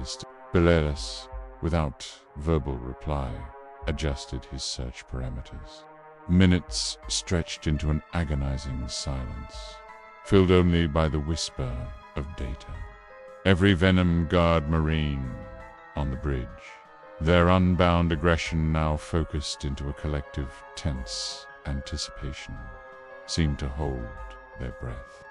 The Vadazoom, the species that could infect a world not with plague, but with absolute despair, driving entire populations to suicidal nihilism through a form of psychic biological resonance. Their touch didn't kill. It merely stripped away all will to live, leaving only a perfect, consuming emptiness. They were the ultimate psychological biohazard, and against them, a bolter was useless. Then Valeris's voice came through, a wave of palpable, collective relief in his tone. Chapter Master, negative.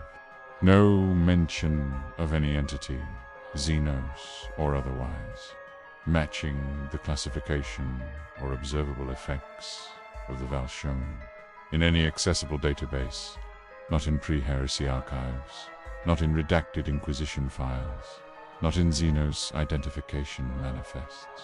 Bros, the truth-bearer, a collective, internal sigh of profound relief went through the Venom Guard Lycus, who had been bracing himself for the worst, actually sagged against his console, a tension leaving his massive frame that he hadn't realized he was carrying. Kalen let out a low, almost soundless exhalation. Even Tython felt a subtle easing in his unbound fury, a fleeting moment of respite from the overwhelming despair of this new galaxy. Understood, Tython replied, his voice regaining its usual firm cadence. A single, minor blessing in this corrupted landscape. Proceed with the deep dive.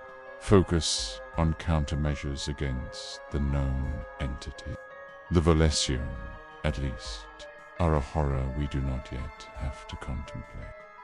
The very idea of a threat so terrifying that a chapter of Unbound, high-proficient Astartes would feel relief at its absence, was a testament to the true nature of the Valshon.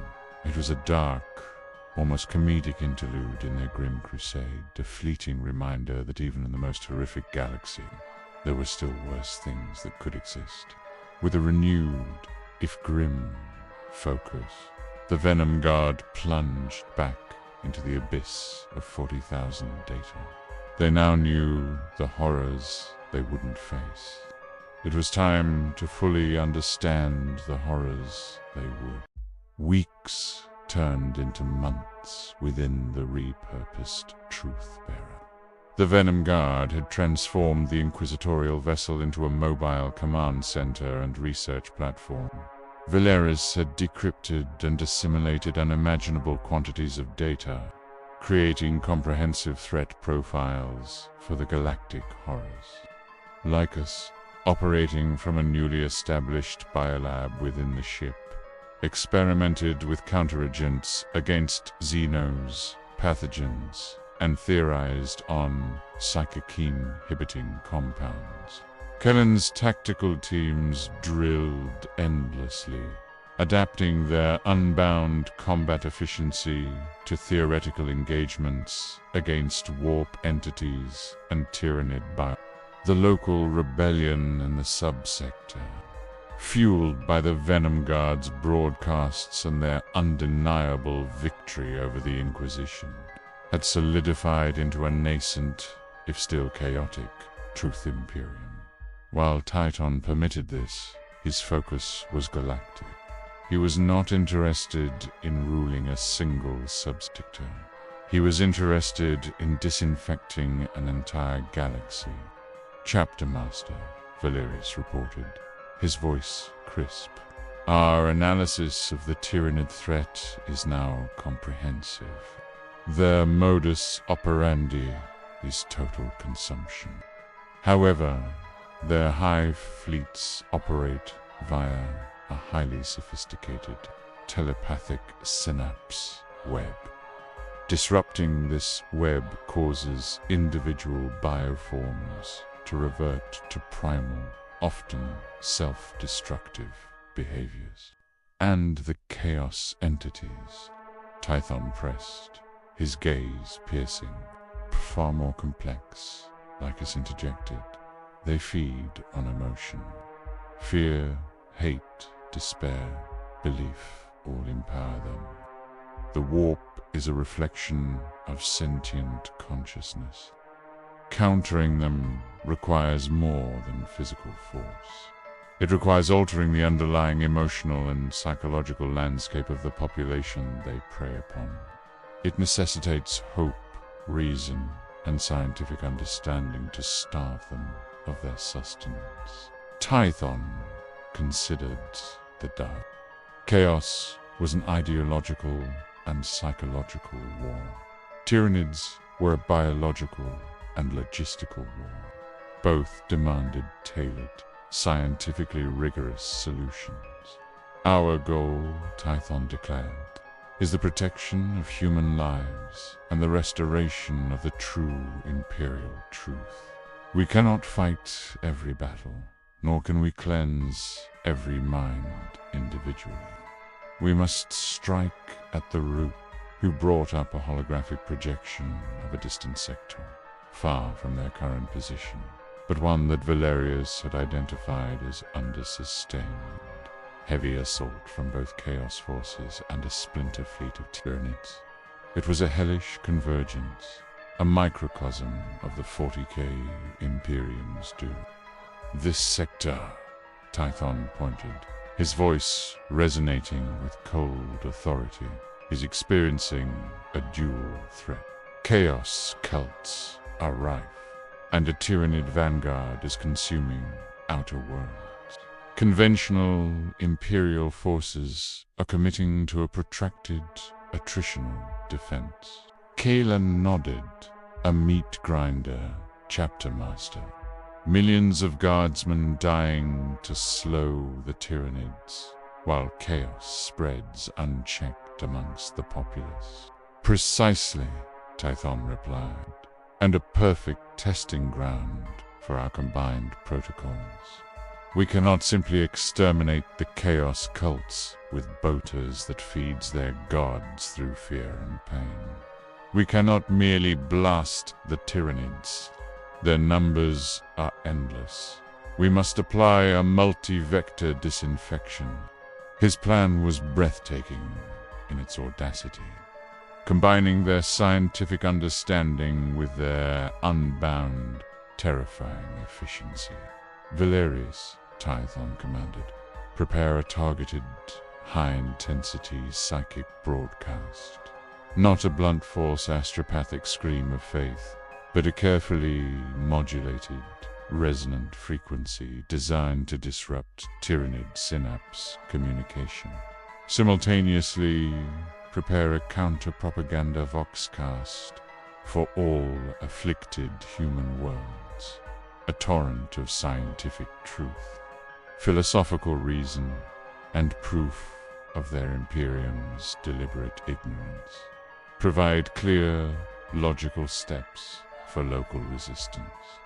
Stripped of all religious dogma, Lycus, prepare rapid deployment purity nodes, specialized atmospheric dispersal devices for psychic inhibiting compounds, to be deployed covertly on worlds most susceptible to chaos influence.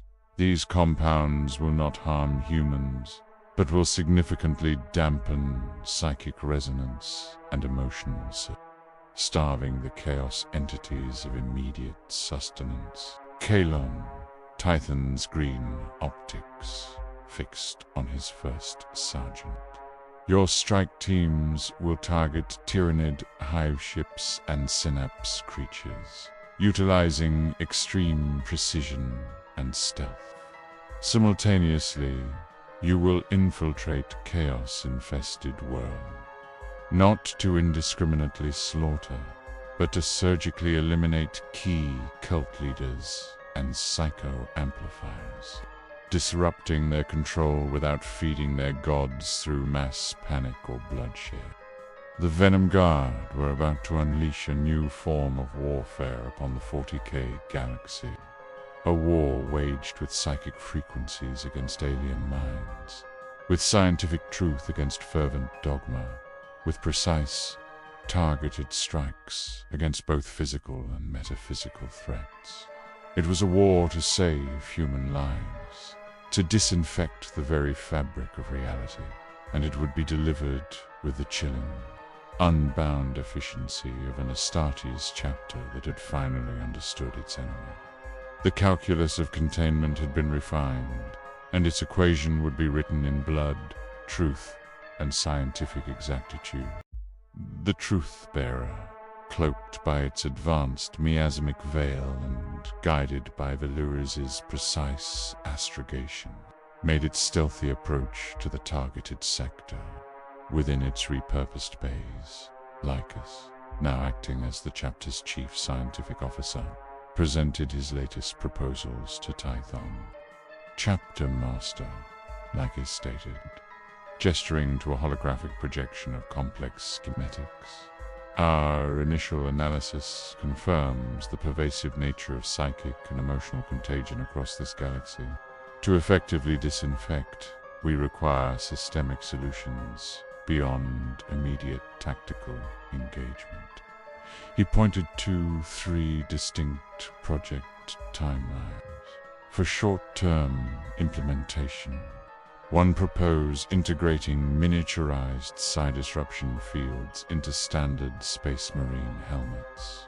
These will dampen the immediate psychic influence of chaos entities and Tyranid synapse on the wearer, enhancing resistance to mental assault.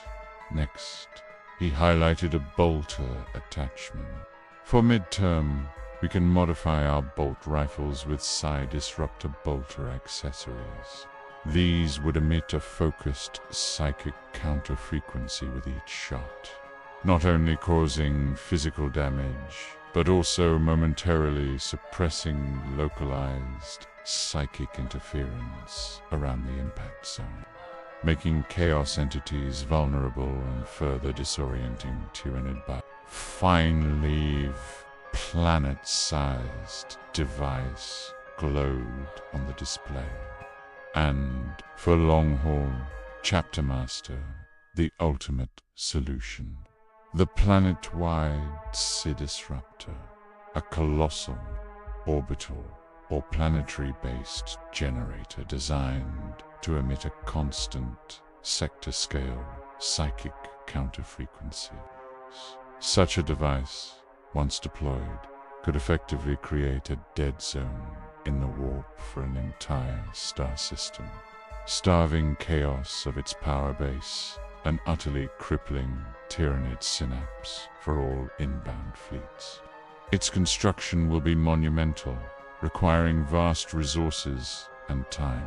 Tython's green optics fixed on the long-haul project. A necessary investment to Lycus. Commence all projects immediately. Prioritize short-term for our current deployments. Resource allocation is secondary to effectiveness. With the new R&D orders issued, the great disinfection began. Phase 1. The Psychic Silence. Pilaris initiated the high-intensity psychic broadcast. It was not a thunderous psionic scream, but a subtle, insidious resonance. A carefully calibrated counter-frequency designed to infiltrate and unravel the Tyranid synapse web across the targeted sector. Millions of Tyranid bioforms, from the smallest Ripper to the hulking Carnifex, suddenly experienced a profound, disorienting silence. Their constant, guiding mental link to the hive mind flickered, wavered, and in many cases outright failed. Confusion rippled through the Tyranid ranks. Bioforms that had moved with terrifying coordination now paused, twitching erratically.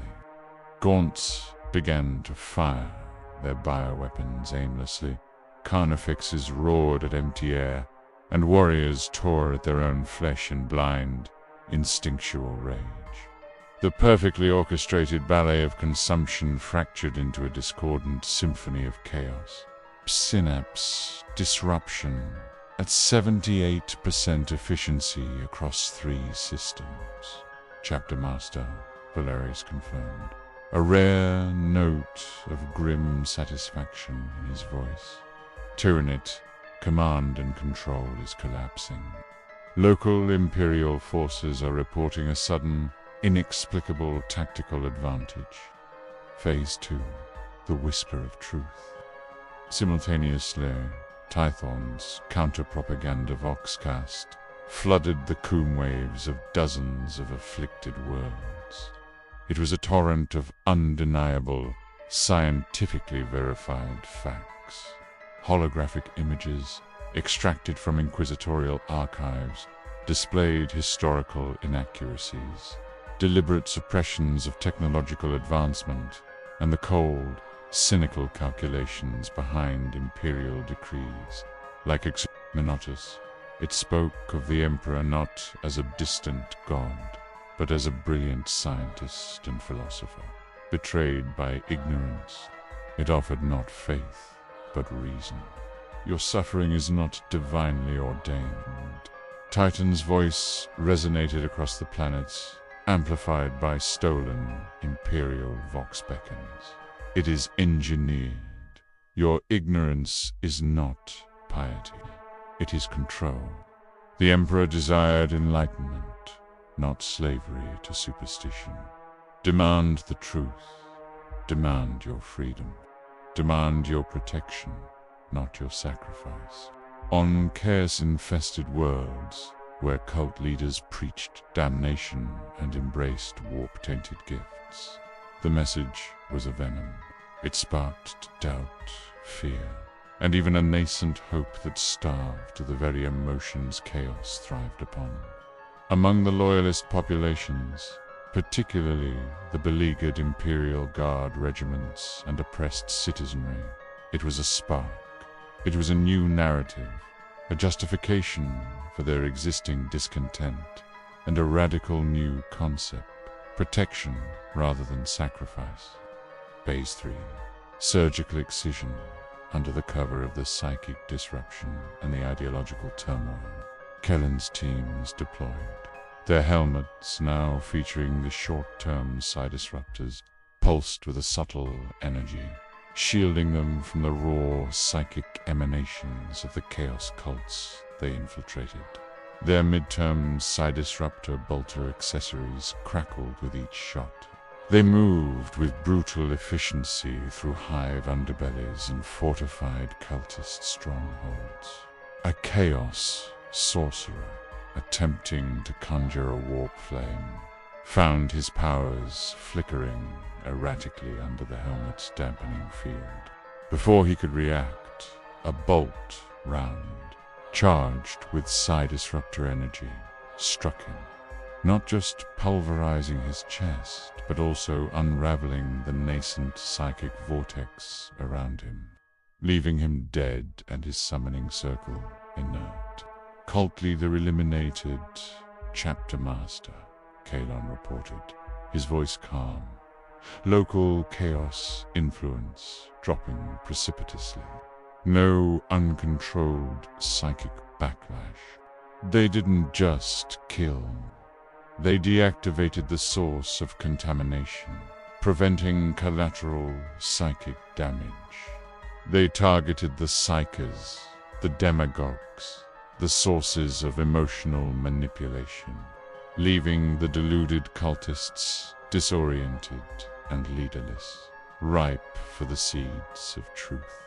The initial gambit was working. The scepter was plunged into a bewildering maelstrom for its old masters. But for the Venom Guard, it was the predictable, calculated chaos of a system undergoing profound, targeted disinfection. The 40K galaxy was about to learn that protecting human lives, when wielded by Astartes unbound and armed with true science, was the most terrifying weapon of all.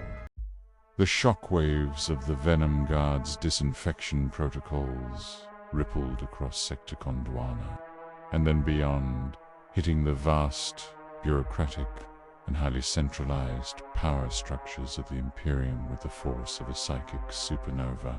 The initial reports were dismissed as localized heresy, Xenos trickery, or even elaborate chaos deception. But as planetary defense grids remained offline, as Tyranid advances inexplicably faltered, and most damningly, as waves of seditious, rational propaganda saturated Imperial voxnets, alarm bells screamed across Segmentum Command. Unholy terror in the depths of the Segmentum Solar. Lord Daraxis, Fabricator General of the Adeptus Mechanicus, slammed a metallic fist onto his data slab. Impossible. Planetary scale psychic disruption without a sanctioned Astronomicon array. These Venom Guard wield archaeotech beyond known STC fragments. This is a violation of all sacred tenets of technology. They must be contained, their knowledge extracted, then purged.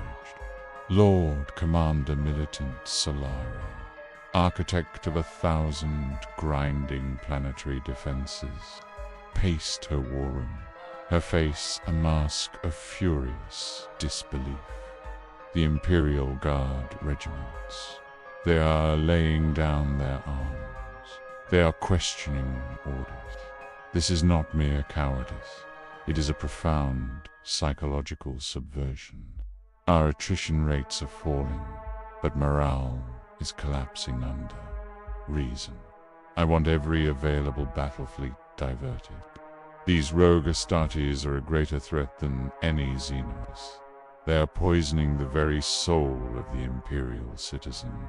Inquisitor Lord, Valerius Prime of the Ordo Hereticus, successor to the late Valeria, gazed into the swirling flames of a sanctioned pyre, his eyes cold and ancient.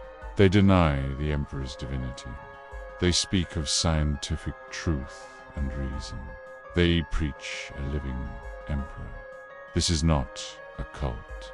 This is a cancerous ideological virus, attacking the very faith that binds humanity. It is the purest heresy, no worse. It is enlightened heresy. It must be crushed utterly. The exterminatus on this subsector will proceed, and every resource will be brought to bear to eliminate the Venom Guard and their blasphemous truth within the Segmentum Command of Segmentum Pacificus, where the Venom Guard operated. Admiral Verus, a grizzled veteran of 1,000 void battles, stared at the reports, his face grim, Tyranid synapse breaking down. Chaos cultists rendered impotent by reason, and the faith's redoubt captured by a single, unknown Astartes company. This is not war. This is an act of surgical terror. They fight with the precision of a scalpel, not the hammer of the Imperium. He looked at his assembled staff. Comes with the local populace are saturated with their Imperial truth propaganda. Our own PSOPs cannot counter it. It speaks to something deep, something long suppressed. Dispatch Battlefleet Gondwana, or to the activation of Sector Fleet asset. Every cruiser, every frigate, every fighter wing. They are to engage the Truth-Bearer with extreme prejudice, no quarter given. These Venom Guard must be made an example of. They threaten the very foundation of Imperial rule. On the bridge of the Truth-Bearer, Valerius reported the surge of Imperial responses, his screens a kaleidoscope of red alerts and Priority 1 intercepts. Chapter Master. Confirmation of full-scale Imperial fleet mobilization. Battlefleet Gondwana, supported by multiple planetary defense forces and attached Black Templars strike cruisers, is converging on our position. Inquisitorial black ships are also moving to intercept. We are now officially marked for complete annihilation by the High Lords of Terra. Kalen braced himself, his unbound aggression simmering, ready for the inevitable, their full fury. Chapter Master. A true test of our protocol. Tython's green optics glowed with an intensified light. He reviewed the strategic projections, the estimated time of fleet arrival, the composition of the enemy forces.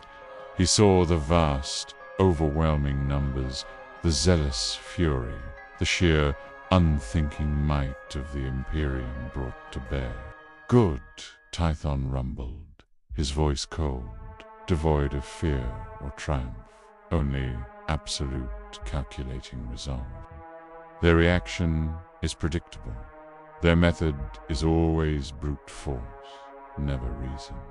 They choose to annihilate billions of loyal citizens rather than admit the flaw in their dogma. This merely confirms the depth of their infection. He turned to Lycus. How fares the construction of the short-term and mid-term psi disruptors? Prototypes are complete. Chapter Master, Lycus confirmed.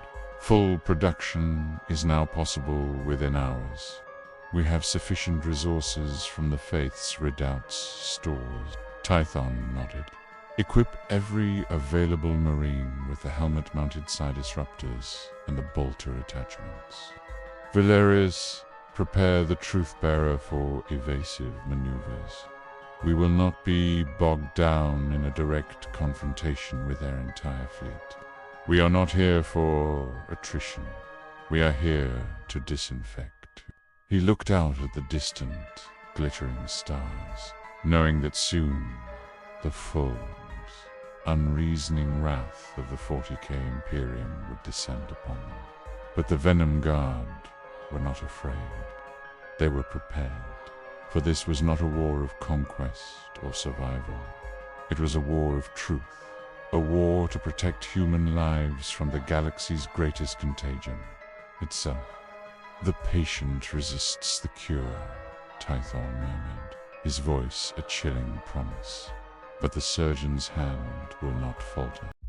The full might of Battlefleet Gondwana and its zealous Imperial Guard and Astartes attachments were a storm gathering on the horizon.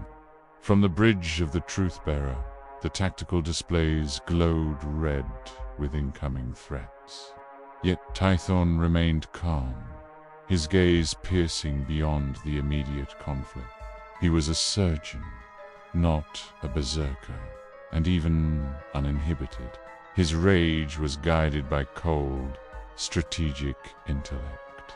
Their numbers are overwhelming, Chapter Master Kalen stated, his voice devoid of concern, merely relaying fact.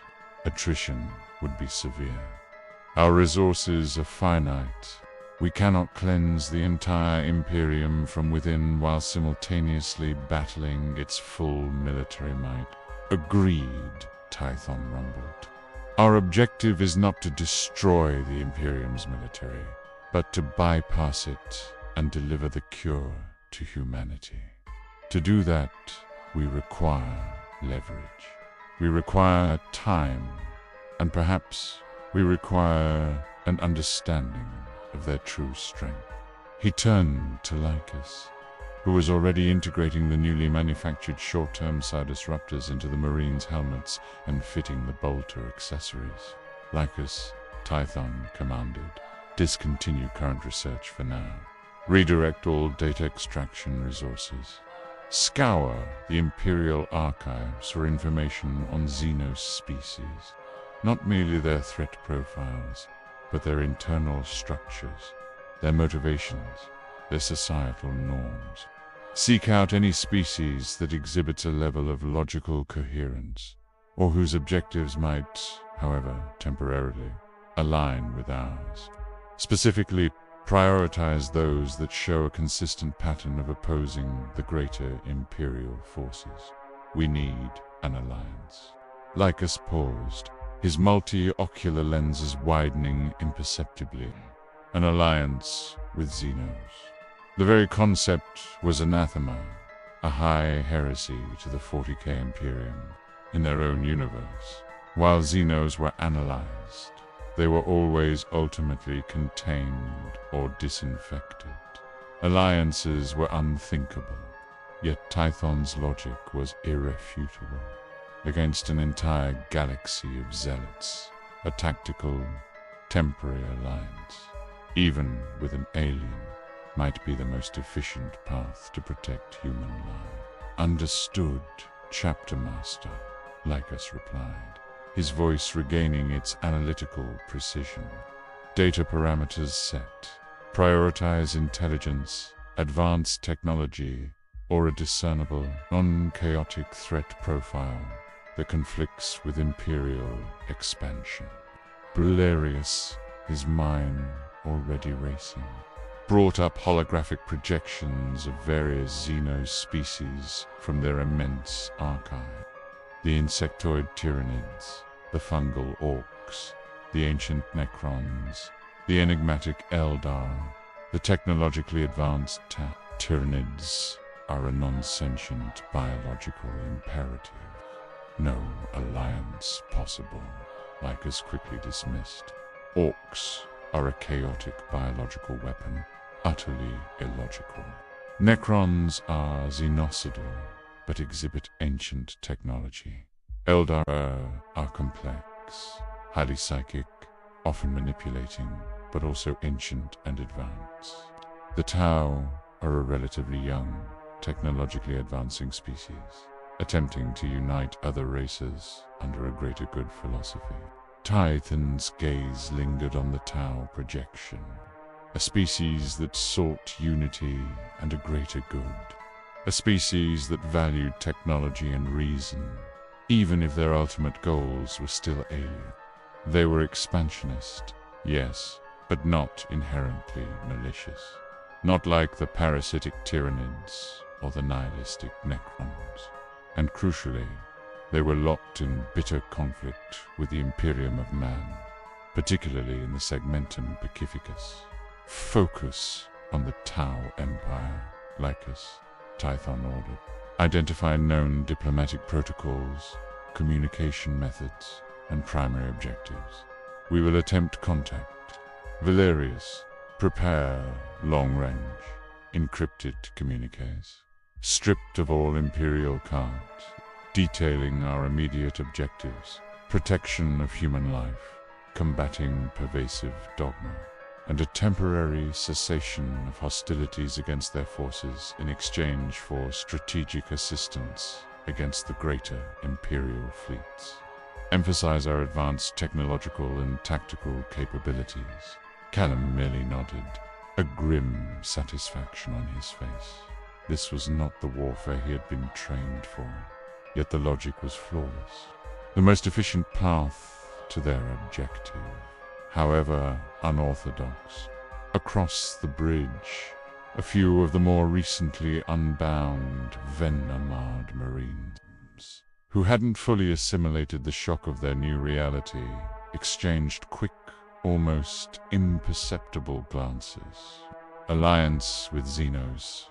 It was a concept so utterly forbidden, so deeply ingrained as a heresy of the highest order in their training, that even their disengaged aggression inhibitors couldn't entirely override the inherent cultural programming. But then they looked at Tython, at the cold, calculating fury in his eyes, at the undeniable logic of his command. This wasn't about liking Xenos. It was about the most efficient means of protecting human lives.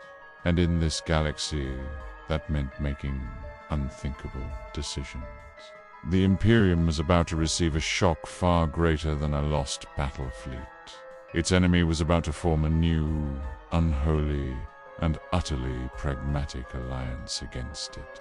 The true disinfection, it seemed, would require a diverse set of tools. The threat array on the Truthbearer's bridge was a kaleidoscope of red markers, depicting Battle Fleet Gondwana's inexorable approach. Dozens of cruisers, battleships, and countless escorts, a force sufficient to shatter a small star empire, converged on their position. Yet, on the bridge of the Venom Guard's command ship, there was no panic, only the calm hum of calculation. Estimated time to engagement. 5 cycles, Chapter Master Valerius reported, his multi-hued data overlays providing a stream of tactical probabilities. Their leading elements are breaking formation for attack runs. They anticipate a direct confrontation. Predictable, Tython rumbled. Their strategy is brute force, their reliance on dogma absolute. They expect us to fight as they do. He turned to Lycus. Status of the Tal communique. Encrypted burstcasts transmitted. Chapter Master, Lycus confirmed. It contains our proposition for alliance, strategic data on Imperial forces, and our immediate operational intent. Anticipating Tau response within a standard cycle, assuming decryption and deliberation. Good, Tython said. Now, prepare for deployment of the decoy hyperjump. Initiate sequence by Valerius brought up a complex holographic schematic of the Truthbearer. Understood. Rerouting primary reactor power, 2-dimensional displacer erase. Warning. This maneuver will render us undetectable for approximately 3 standard cycles while we reintegrate into real space. But power fluctuations will be extreme. Accepted risk, Tython responded, his gaze unblinking. Better to be briefly blind than utterly annihilated.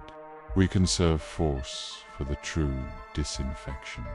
As Battlefleet Gondwana closed to optimal engagement range, its leading strike cruisers broke formation, their weapon batteries charging with blinding energy. On the flagship Divine Retribution, Admiral Varus watched the Truthbearer, or rather, the former Faith's redoubt, on his command screen. A small, defiant target. Open fire, Varus bellowed, his voice filled with righteous fury. Annihilate these heretics, for the Emperor. The void erupted in a maelstrom of destruction. Lance beams lanced out, tearing through space. Macro cannons spat colossal shells. Torpedo salvos streaked towards the rogue vessel, a storm of fire and steel. But as the first waves of ordnance were about to strike, the Truthbearer shimmered, not with the familiar, violent flash of a warp jump, but with a subtle, disorienting ripple in the very fabric of space. Then, with a blinding burst of light that momentarily overloaded every sensor array in Battlefleet Gondwana, the Truthbearer seemed to jump. However, it didn't jump away. Instead, an identical, perfectly rendered copy of the Truthbearer materialized directly in front of Battlefleet Gondwana's leading ships, almost as if it had performed a micro-warp jump directly into their path. They jumped into range, Varus roared, utterly baffled. Idiots! Open fire again. Destroy them. The fleet complied, unleashing another cataclysmic broadside. The decoy ship, designed by the Venom Guard, with a level of scientific realism utterly unthinkable to the 40K Imperium, reacted. Its void shields flared. Its weapon batteries returned fire with impressive, if ultimately harmless, energy lances. Its internal bioscanners registered dozens of Astartes' life signs. Its comms even crackled with what seemed to be desperate, garbled pleas for mercy. Just realistic enough to sell the illusion. Imperial lances tore into the decoy. Macro cannons ripped through its hull.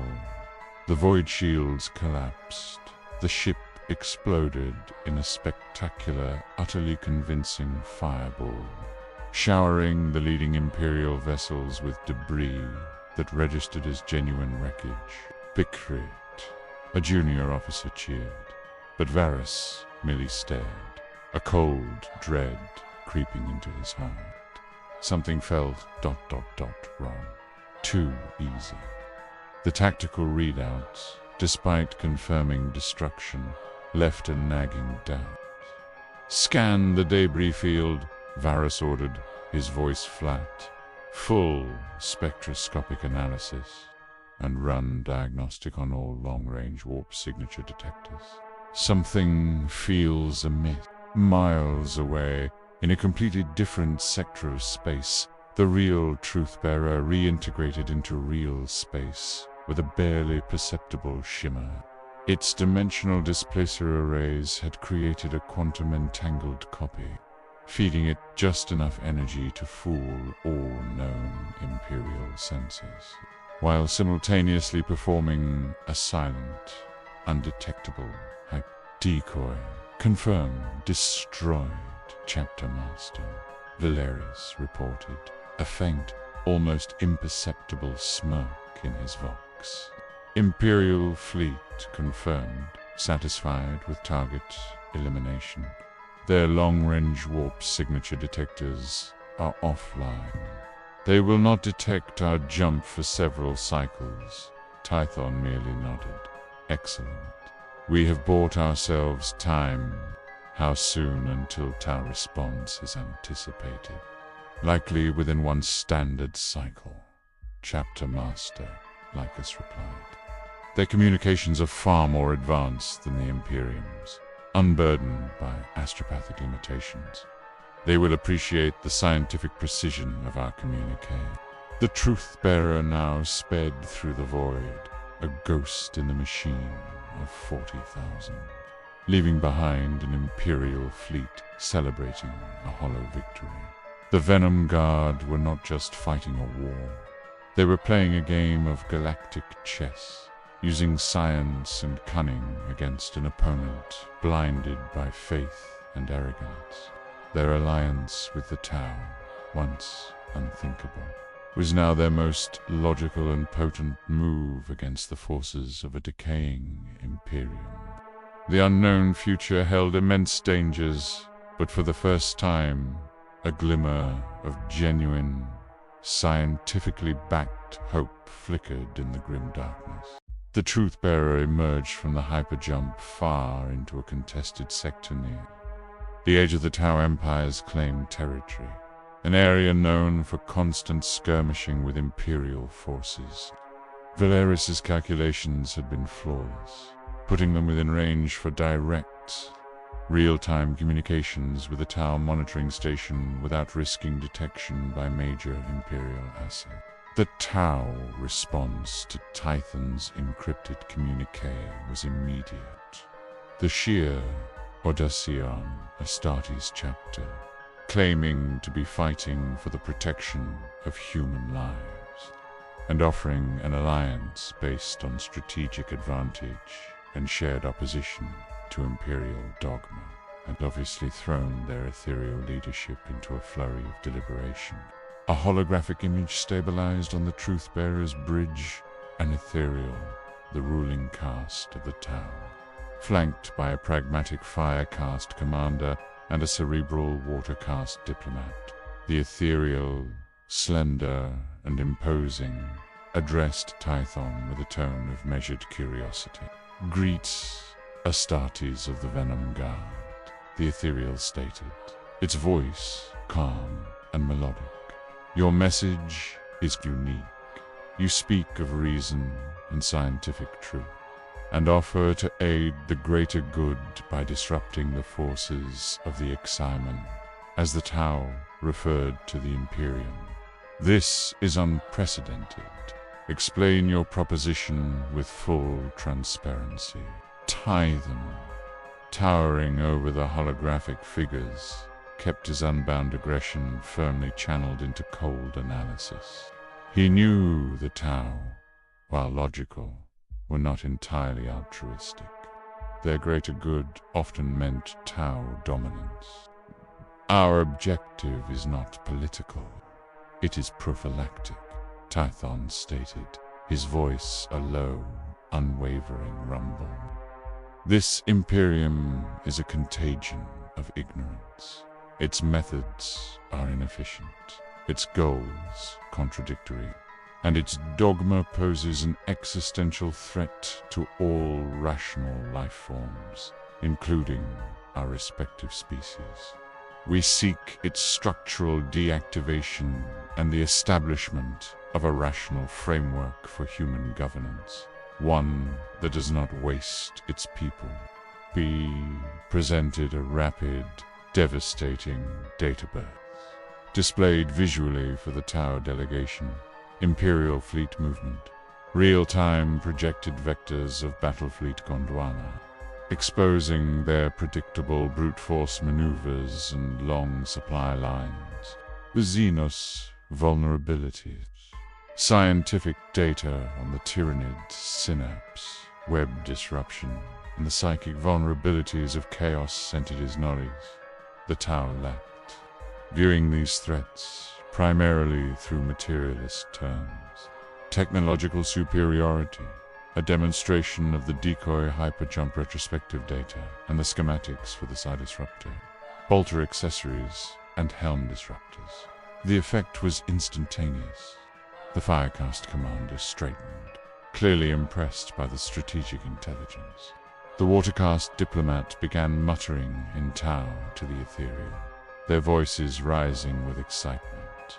The Ethereal's expression remained serene, but a spark of calculated interest flared in its eyes. Your Psi-Disruptor technology is particularly fascinating, the Ethereal finally stated.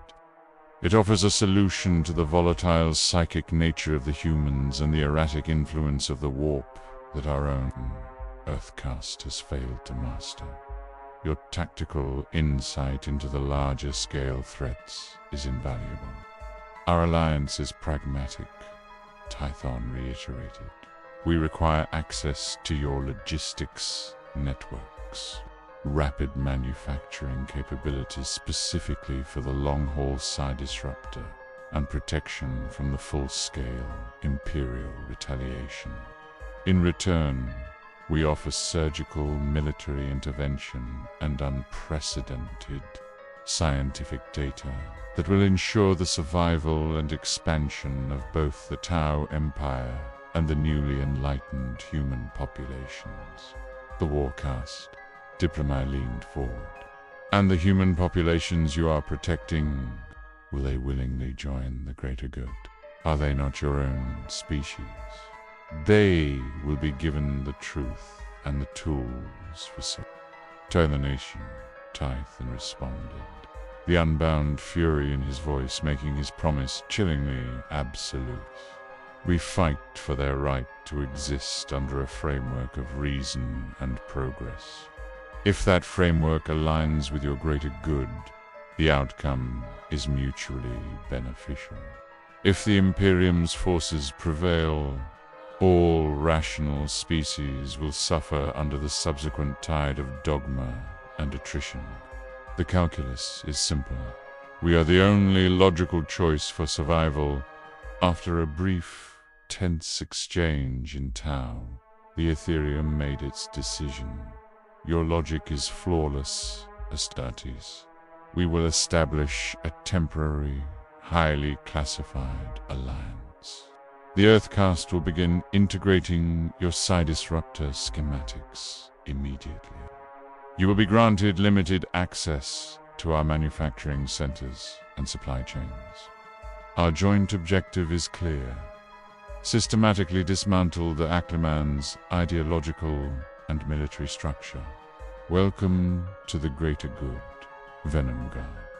However temporary this arrangement may be, the alliance was forged not on trust or brotherhood, but on cold, undeniable, shared self-interest.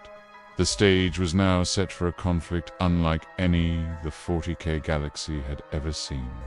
Imperial dogma versus alien logic and unbound Astartes science.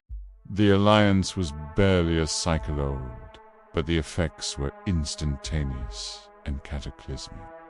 The Tau, driven by the Ethereal's calculated logic, mobilized their renowned Earth-cast manufacturing complexes with staggering speed.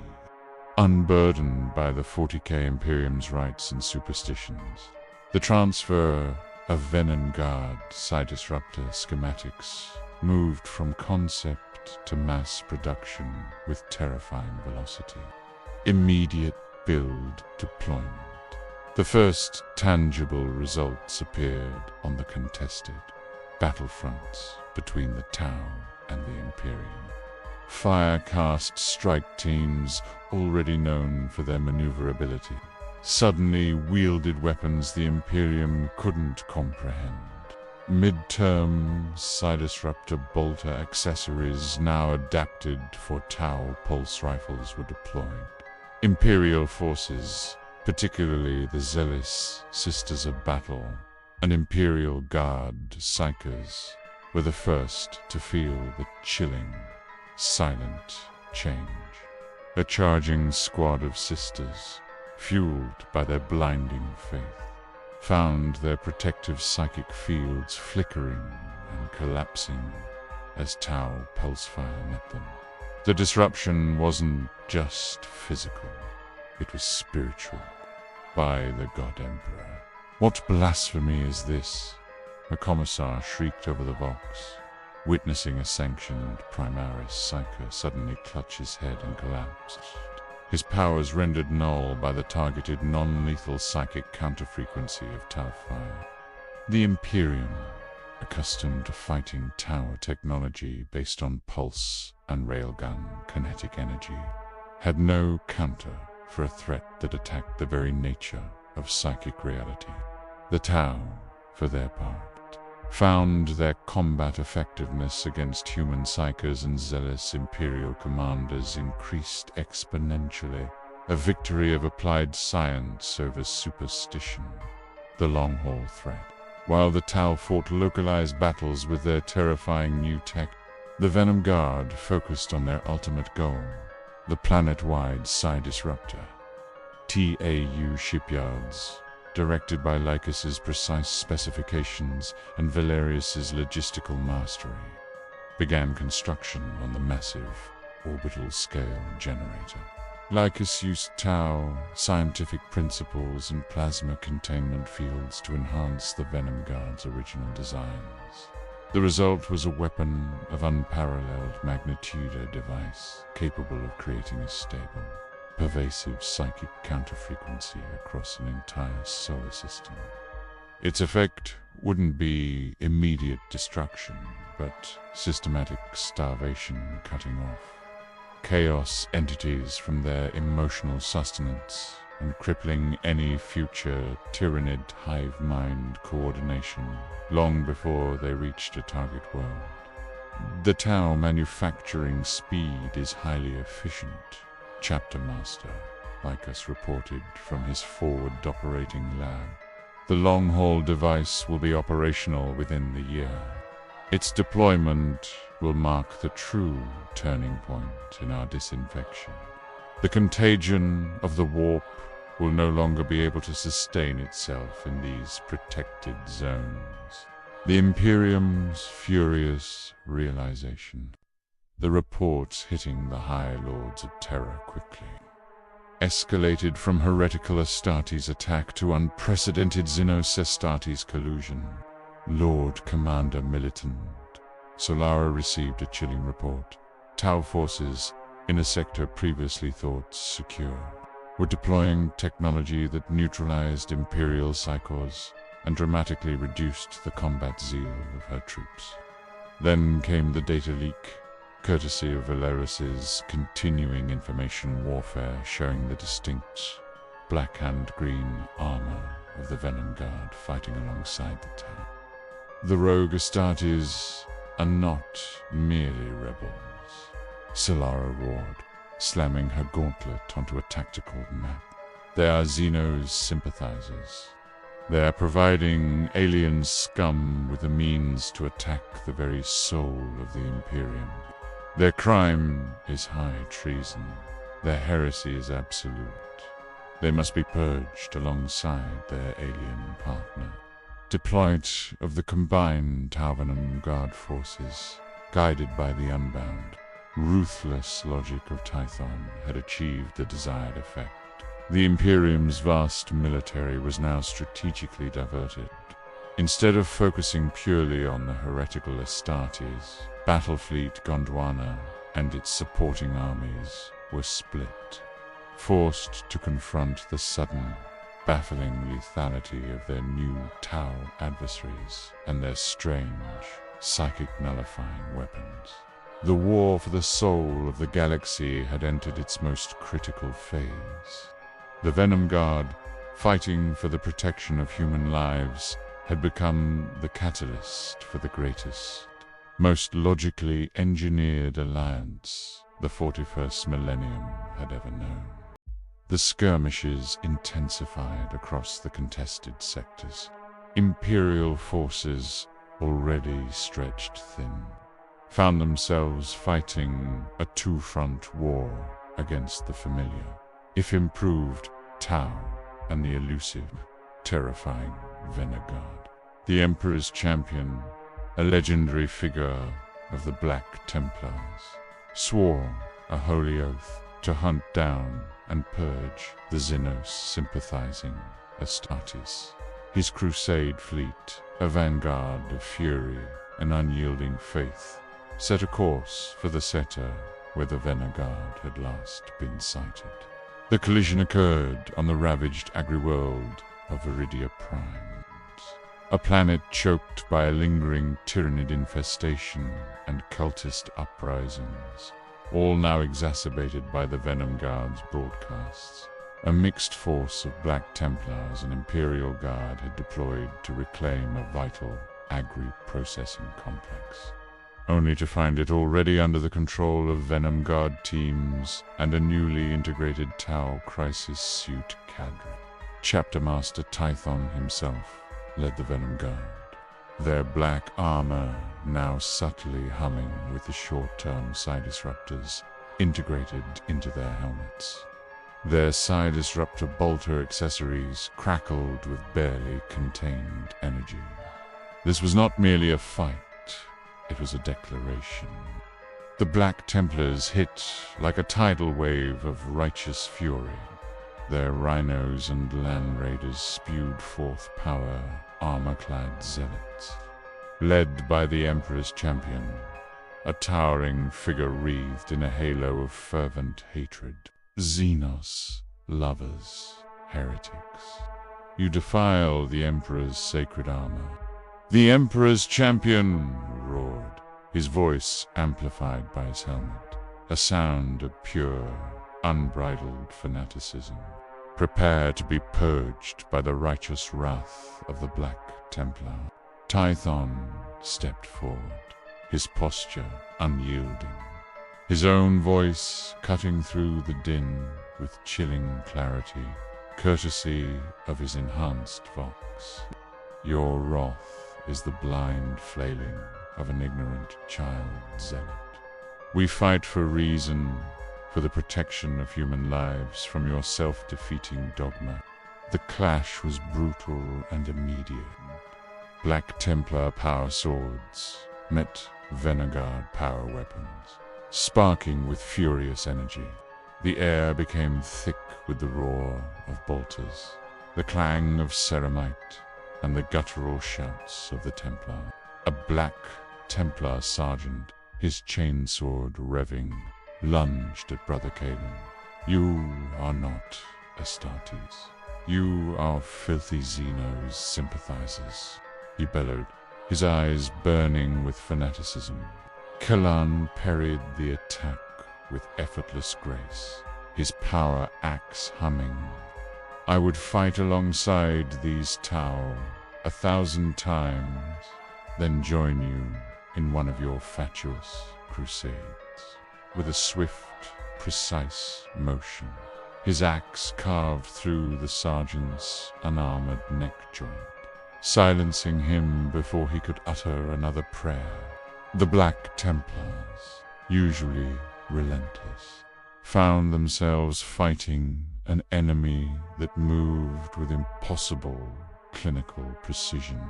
Their blows aimed not at glory, but at surgical incapacitation. The Venom Guard's bolters, now equipped with psi disruptors, proved devastating against the Templars' raw faith. A crusader who relied on his Emperor's blessing to shrug off wounds suddenly found himself screaming as a bolt round tore through his arm, the psi disruptor field unraveling his mental fortitude, leaving him writhing on the ground in agony. Meanwhile, the Tau Crisis suits, emboldened and shielded by the Venom Guard's presence, provided devastating supporting fire. Their modified pulse rifles emitted focused bursts of psychic dampening energy, causing the Black Templar's zeal to waver, their internal focus shattered by the insidious counterfrequencies. A Tau commander, previously wary of human psychers, now accurately targeted and neutralized Templar chaplains mid-sermon, their battle prayers turning to confused gags as the psi disruptors hit. The Emperor's champion, a whirlwind of furious steel, finally reached Tython. His legendary black blade, blessed by the ecclesiarchy, glowed with dark power. Your heresy ends here, abomination. Your false emperor and your alien friends will burn. Tython met his charge with unwavering resolve. Their power swords clashed, a symphony of destructive energy. The champion fought with the raw, untamed fury of a true believer. Tython fought with the cold, precise wrath of an Astartes, unbound by inhibition, but guided by millennia of scientific combat doctrine. Every parry was calculated, every counterthrust aimed not for a glorious strike, but for a vulnerable joint, a weakness in the armor, an imbalance in the champion's zealous stance. Your faith is a leash, zealot, Tython rumbled, his power sword deflecting a wild overhead chop. It blinds you. It wastes lives. You fight for a ghost, while we fight for the living. With a sudden, lightning-fast feint, Tython disengaged, then delivered a precise, backhanded thrust. His power sword didn't seek to penetrate the champion's chest. Instead, it struck his left elbow with terrifying force, the psi disruptor field on the blade unraveling the champion's internal stability. Ceramite shattered, tendons tore, and the black blade clattered to the ground as the champion's arm was rendered useless, hanging limp and broken. The Emperor's champion, gasping in pain and disbelief, stared at his broken limb, then at Tython, his eyes wide with a dawning horror. This was not glorious combat. It was a cold, brutal lesson. Fall back, zealot, Tython commanded, his voice ringing with absolute authority. Take your broken faith and learn. The great disinfection has begun, and you and your Imperium are the disease. The Black Templars, their champion broken, their zeal faltering under the insidious psychic attack, found their relentless charge grinding to a halt. For the first time, a crusading force of the Emperor's most zealous warriors, suffered not just defeat, but a profound, horrifying psychological blow, delivered by an enemy whose methods defied their every belief. The calculus of containment had truly turned into a clash of creeds, and for once, dogma was losing. The retreat of the Black Templars from Viridia Prime was not a rout, for such a concept was anathema to their sacred vows, but it was a deeply disordered and humiliating withdrawal. The Emperor's champion, his broken arm crudely splintered by an apothecary, sat in grim silence aboard his flagship, the Fist of Righteousness, as reports flooded in. Casualties sustained worm, unprecedented reclusiarch. A crusader voxed, his voice filled with barely suppressed terror, not merely dead but crippled. Their alien weapons, aided by the rogue Astartes, turned our own faith against us. Chaplain Greaves. Otter Sermon faltered, and his zeal collapsed mid-chant. Brother Captain Keldorn's righteous fury simply evaporated under their attacks. The reclusiarch, a figure usually stoic and unyielding, slammed his fist onto a data slate, shattering it. Blasphemy. The Emperor's light cannot be extinguished by Zeno's trickery. Their resolve should be unbreakable. But the reports continued, each one more damning than the last. Warriors who had faced demon hordes without flinching were left weeping in their power armor, their minds shattered not by psychic overload, but by a subtle emptiness that had permeated their faith. Their zeal, the very core of their being, had been systematically unraveled by the Psi-Disruptor technology, leaving them hollow and broken. The Emperor's champion, his face a mask of incandescent fury and profound confusion, finally spoke. These Venom Guard, they are unlike any foe. They fight with the precision of the most vile torturer, not the noble warrior. They leave us alive, yet utterly undone. Their weapons do not merely kill the body, they extinguish the very flame of faith within the soul. His report, sent directly to Segmentum Command, was filled with a chilling, unprecedented admission. The Black Templars had encountered an enemy against which pure faith was not enough. He detailed the cold, logical efficiency of the Venom Guard, their use of Zeno's technology, their alien alliance, and the devastating, demoralizing effects of their Psi-Disruptors. He relayed Tython's heretical pronouncements, the claims of a living emperor, and the utter contempt for the Imperium's sacred dogma. Unholy terror within the High Lord's chambers.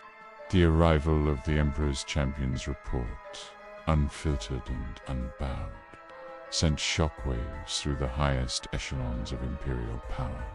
It was one thing for a subsector to fall to heresy, another for an Inquisitor to be defeated. But for the Black Templars, the very embodiment of the Imperium's unwavering faith, to be so utterly, psychologically broken in combatit was an existential crisis. Lord Commander Militant Solara reviewed the champion's personal account, her face pale beneath her stern features. They are not merely winning battles, they are dismantling the very concept of warfare. Our soldiers, our Astartes, cannot fight an enemy that attacks their belief. Pylord Thraxes of the Adeptus Mechanicus, his augmetics worried. Accessed the retrieved data on the Psi-Disruptor technology, their devices. They mimic warp dampening fields, but with a precision that targets specific neural and emotional responses. This is a scientific weapon, not a psychic one. It undermines the very spiritual fortitude our warriors rely upon. We have no counter-protocol for such a thing, save total Inquisitor Lord. Valerius Prime slammed his fist onto the ornate table, his fury barely contained. This alliance with the Tau is proof of their utter corruption. They preach reason to humanity while arming the alien. They are the ultimate heresy, a cancer that consumes not with fire, but with doubt. The Venom Guard and their Tau lackeys must be made an example of. No planet touched by their lies shall be left standing. A full segmentum-wide purge must be enacted. The High Lords, for the first time in centuries, found themselves truly unsettled. The Venom Guard were not just a military threat.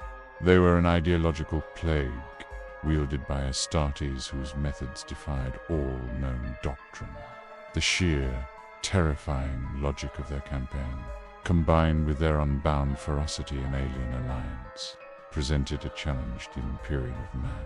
Blinded by its own dogma, was ill-equipped to meet.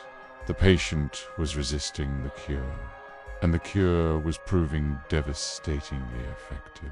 The construction of the planet-wide Sidus Raptor, dubbed the Beacon of Truth by Lycus, had proceeded with astonishing speed within the Tau shipyards.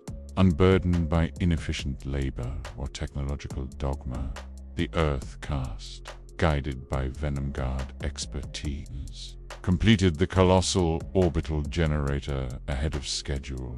Its deployment was a closely guarded secret, a strategic masterstroke planned by Tython and Lycus, designed to strike at the very heart of the Imperium's pervasive metaphysical threats. The target was Zillos Prime, a strategically vital world deep within a region constantly ravaged by both a chronic Tyranid infestation and a particularly virulent chaos cult dedicated to the Lord of Change.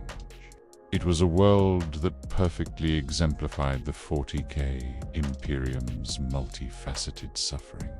Countless Imperial Guard regiments had died here, and countless more souls had been lost to the insidious whispers of chaos. The Truth Bearer, accompanied by a Tau, Explorer-class orbital platform, modified to carry and deploy the Sidus Raptor, made its stealthy approach. Valerius carefully navigated them through the warp storms and debris fields, avoiding all Imperial patrols. On Xylos Prime, Chaos cultists, their bodies grotesquely mutated, chanted blasphemous prayers in the ruins of a hive spire, summoning forth a demon horde.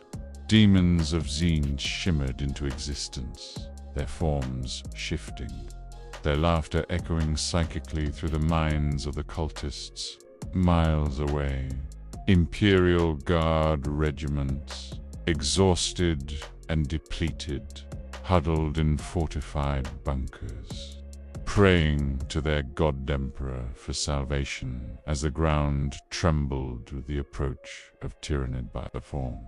Their commissar, a grizzled veteran, prepared his bolt pistol for summary executions, knowing many would break as the Xenos closed in. The psychic atmosphere of Xylos Prime was a maelstrom of fear, despair, ambition, and faith a feast, for the entities of the warp and a guiding beacon for the Tyranid hive mind. Aboard the Explorer-class orbital platform, Sidus Raptor deployment confirmed, Chapter Master Lycus reported, his voice tinged with a scientific zeal that mirrored the 40K Imperium's religious fervor, but was rooted in pure, cold data. Targeting Xylos Prime, activation sequence initiated.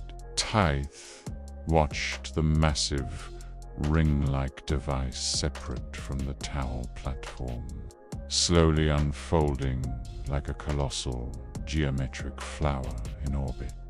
Its core began to hum, a deep, resonant thrum that vibrated through the very hull of the Truth-Bearer. This is not exterminators, like his Tython stated, his green optics fixed on the planet below. This is sterilization. The great silence descends as the Psi Disruptor powered up an invisible, ethereal wave propagated across Xylos Prime. It was not a physical blast, nor a psychic scream. It was a profound, pervasive silence. On the demon-infested world. The shimmering forms of the Tzinch demons flickered, then wavered. Their psychic laughter died. Their forms began to pixelate, to dissolve, to simply unmake themselves, as the very psychic energy that sustained their manifestation was utterly, systematically starved. The cultists who moments before had been driven to frenzied ecstasy by their presence suddenly felt a profound, chilling emptiness in their minds. The whispers were gone. The glorious visions of chaos vanished. All that remained was the grim reality of their mutations and the dawning, horrific understanding of their own delusions. Many screamed, not in worship, but in primal, unreasoning terror. In the Imperial Guard bunkers, the soldiers flinched, expecting the Tyrannid horde, but the ground stopped shaking. Outside, the Tyrannid bioformed Scarnafex's warriors' gaunts had frozen. Their synapse link, a constant mental beacon to the hive mind, had been utterly severed, replaced by a deafening void. They twitched, snarled, and then, without conscious direction, began to turn on each other, or simply stood inert, their single-minded purpose gone, replaced by confusion. The Commissar stared, his mouth agape, his bolt pistol still raised, no longer knowing what to do. The psychic fabric of Xylos Prime had been cleansed. The omnipresent warp influence, the lifeblood of chaos, had been throttled. The telepathic commands of the Tyrannid hive mind had been cut. It was a surgical strike against the fundamental nature of the galaxy's most terrifying foes. Disruptor fields stabled Chapter Master, Lycus reported, his voice filled with a chilling satisfaction. Full systemic, psychic, and telepathic dampening achieved. Chaos manifestations are dissipating. Tyrannid synapse is severed. The emotional and psychic wellsprings have been neutralized. Tython's face, reflected in the monitor, showed no emotion, only grim triumph. Excellent. Valerius, prepare a galaxy-wide Voxcast.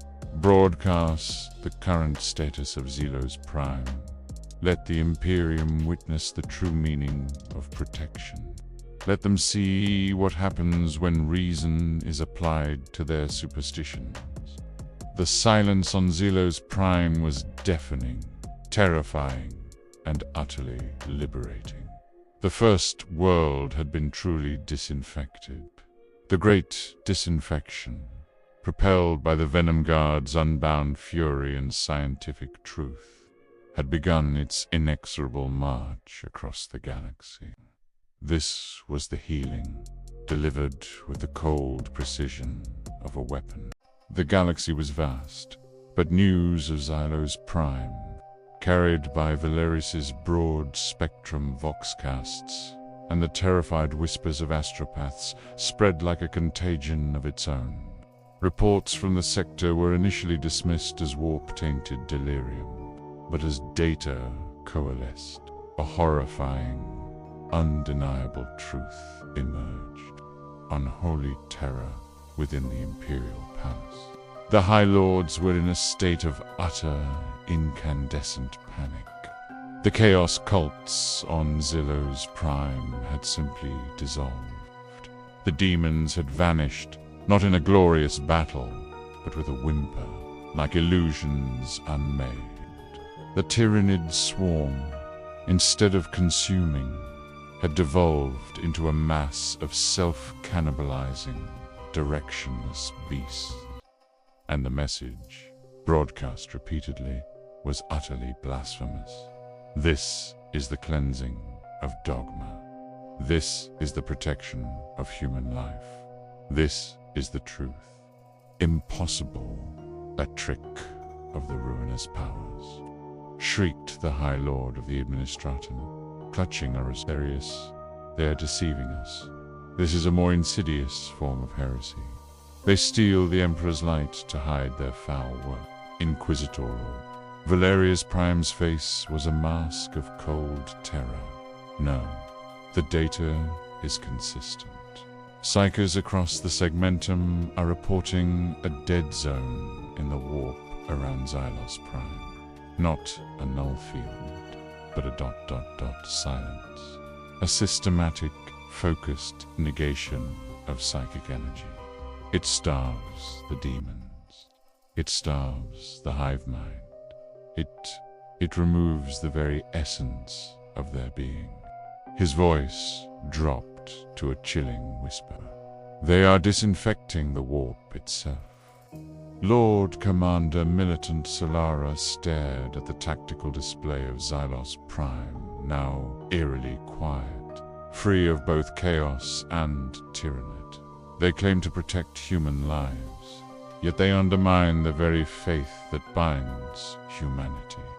This is a threat to the Imperium far greater than any Xenos invasion. It shatters our will. She slammed her fist down. A crusade. A full, segmentum-wide crusade must be called. Every loyal Space Marine chapter, every battle fleet, every Imperial Guard regiment. This Truth Imperium must be extinguished before its lies infect us all. On distant Imperial worlds, the reaction was a volatile mix. On some worlds, the message was met with horror, reinforcing the fear of all things alien and unknown. Religious zealots rallied, demanding more purges. But on countless other planets, especially those long suffering under Xenos' threats or grinding poverty, the reports of Xylos Prime sparked a different emotion, hope. The idea of a planet free of demons, free of tyrannies, achieved not by endless sacrifice, but by science and reason, resonated deeply. The concept of an emperor who desired enlightenment, not worship, appealed to the suppressed, rational minds beneath layers of imposed dogma. Rebellions, previously localized and easily crushed, found new fervor. The Truth Imperium broadcasts provided a new ideology, a new banner. Planets like Hydria Secundus, long oppressed by a brutal governor and suffering from a slow-burning chaos cult, rose up. Its PDF, once loyal, turned on their commanders, demanding the silence that Xylos Prime had received. The phrase, "the Emperor protects through reason, not just faith," became a rallying cry. Aboard the Truth-Bearer, Tython watched the galaxy's furious and hopeful responses, a cold satisfaction in his unbound aggression. The patient is reacting to the cure, like us. The fever is rising. Valerius, how is the consolidation of our Truth Imperium? Initial reports are promising, Chapter Master Valerius replied, his screen showing a network of liberated worlds aligning with their new doctrine. The Tau Alliance is proving invaluable in logistical support and the suppression of remaining Imperial loyalists. We are establishing new planetary governments based on rational governance and scientific advancement. Resource allocation is efficient. The populace is responding positively to actual protection from Xenos and the absence of oppressive dogma. Good, Tython rumbled. This network of liberated worlds will serve as a secure base for the further construction and deployment of such disruptors. Our goal is to expand the zones of silence across the galaxy. The Imperium will continue to resist, but their methods are inefficient. Their faith is their weakness. E brought up a new holographic map, highlighting several key strategic sectors, each plagued by a different severe threat. Lycus, based on our new data, what is the next most critical target for disinfection? A world suffering heavily from a specific, controllable Xenos infestation, or one deeply entrenched in chaos corruption, suitable for another Psi-disruptor deployment? The Great Disaffection was no longer a theory. It was a terrifying, undeniable reality, carving out pockets of scientific sanity in the grim darkness of the 41st millennium. The Imperium had never faced an enemy whose ultimate motivation was to save it by any logical, brutal means necessary. The ripples of Zelos Prime's great silence and the burgeoning of Imperium spread far beyond the reach of Imperial Vox channels, the psychic dampening, the systematic dismantling of faith, and the surgical efficiency of the Venom Guard's campaign were anomalies that caught the attention of ancient and cunning powers across the galaxy. Among the Eldar of Craft Worlds, Barcia, Eldrod Othron, his ancient mind sifting through countless possible futures, saw the shifting tides of destiny.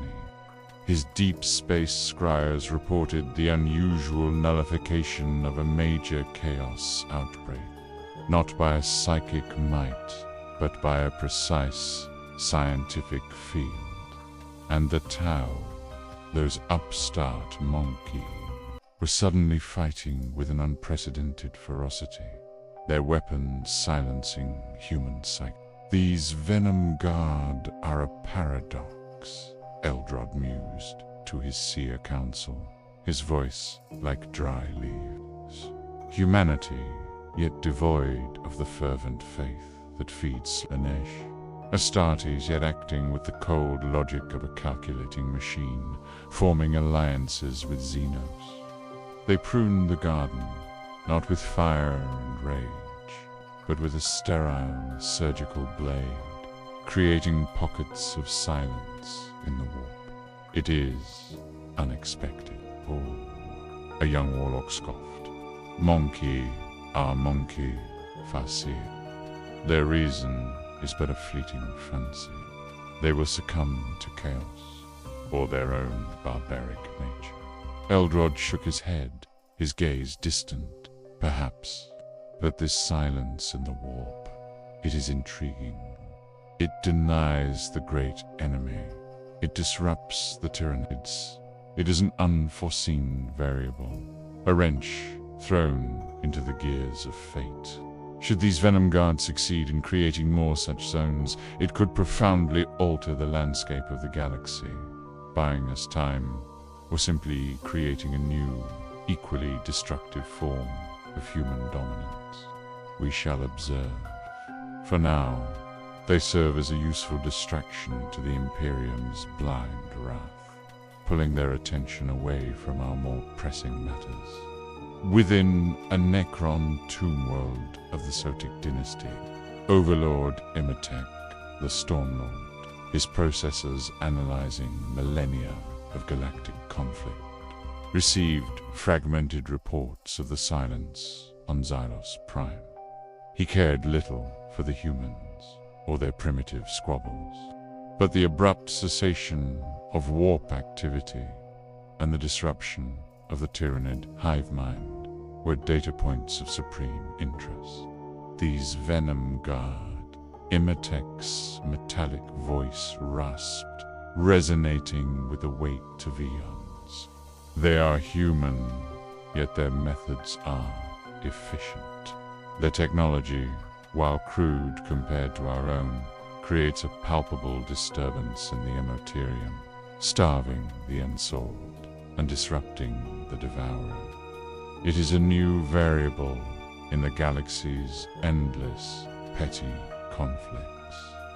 His cryptek, a master of dimensional science, projected a detailed analysis of the Sidisruptor's effects. Overlord, this technology, if expanded, could create stable dead zones for warp travel and tyrannid incursions. It does not threaten our slumbering worlds directly, but it removes two significant annoyances.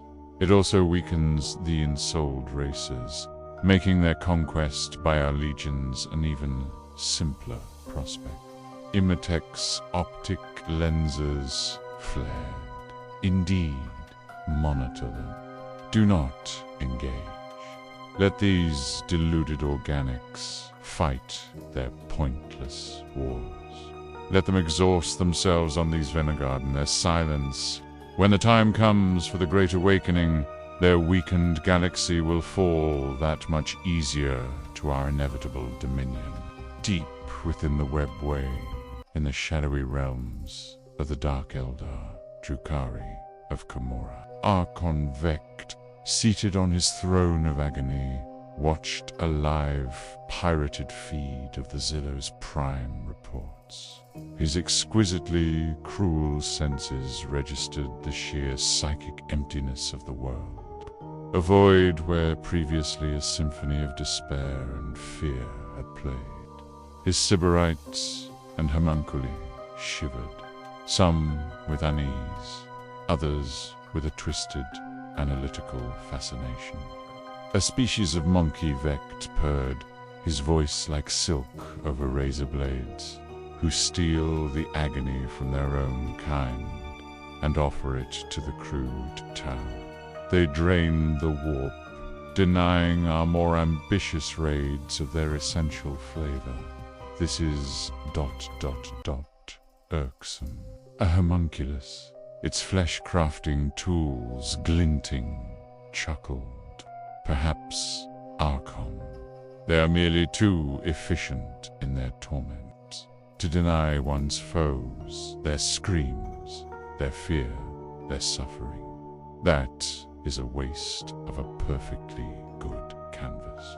Let them cleanse the battlefield for us. Then we shall show them the true art of exquisite pain.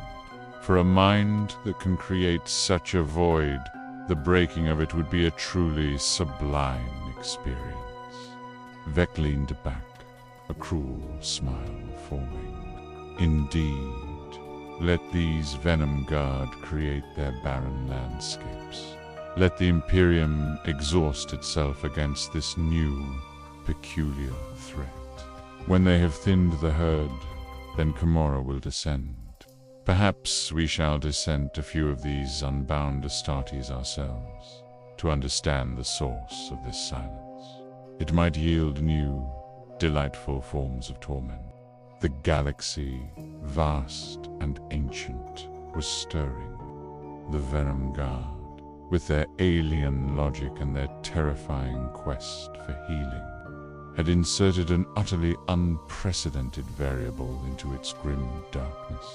Not all saw them as saviors, or even enemies. Many simply saw opportunity, a new piece on the galactic chessboard, whose true nature and ultimate goals remained shrouded in mystery. The objective for the Venom Guard and Tau Alliance was Sector Naval Base Triumph Sanka, a colossal Imperial facility responsible for coordinating half-aid segmentums, fleet movements, and supplying the war efforts against a dozen Xenos threats. Its destruction would not only cripple the Imperial military response, but also showcase the Alliance's ability to bypass the Imperium's sacred defenses. Chapter Master Tython, aboard the Truth-Bearer, coordinated the assault alongside an assembled delegation of Tau commanders, including the Firecast leader Shaso Hamir and the Watercast diplomat Poru I. The Imperium's defenses are layered in rigid, predictable pattern. Commander Amir, Tython explained, his gauntleted fingers sweeping across the holographic map. Their vessels navigate based on a psychic relay from their navigators. This is a weakness we exploit. Phase 1. Navigational blindness. Valerius, having studied Imperial Fleet Command protocols, launched the first, most insidious attack. Using the Tau-S hyper-advanced sensor buoys, the Truth-Bearer deployed a swarm of miniaturized war presonance emitters. These devices didn't suppress the war, but rather overloaded the psychic space around Triumph's anchor with a precisely calibrated, nonsensical cacophony of false psychic resonance. Within moments, the entire Imperial battle fleet, anchored at the station, plunged into chaos. Navigators aboard the massive warships screamed, their minds assaulted by a flood of false star paths and phantom signal.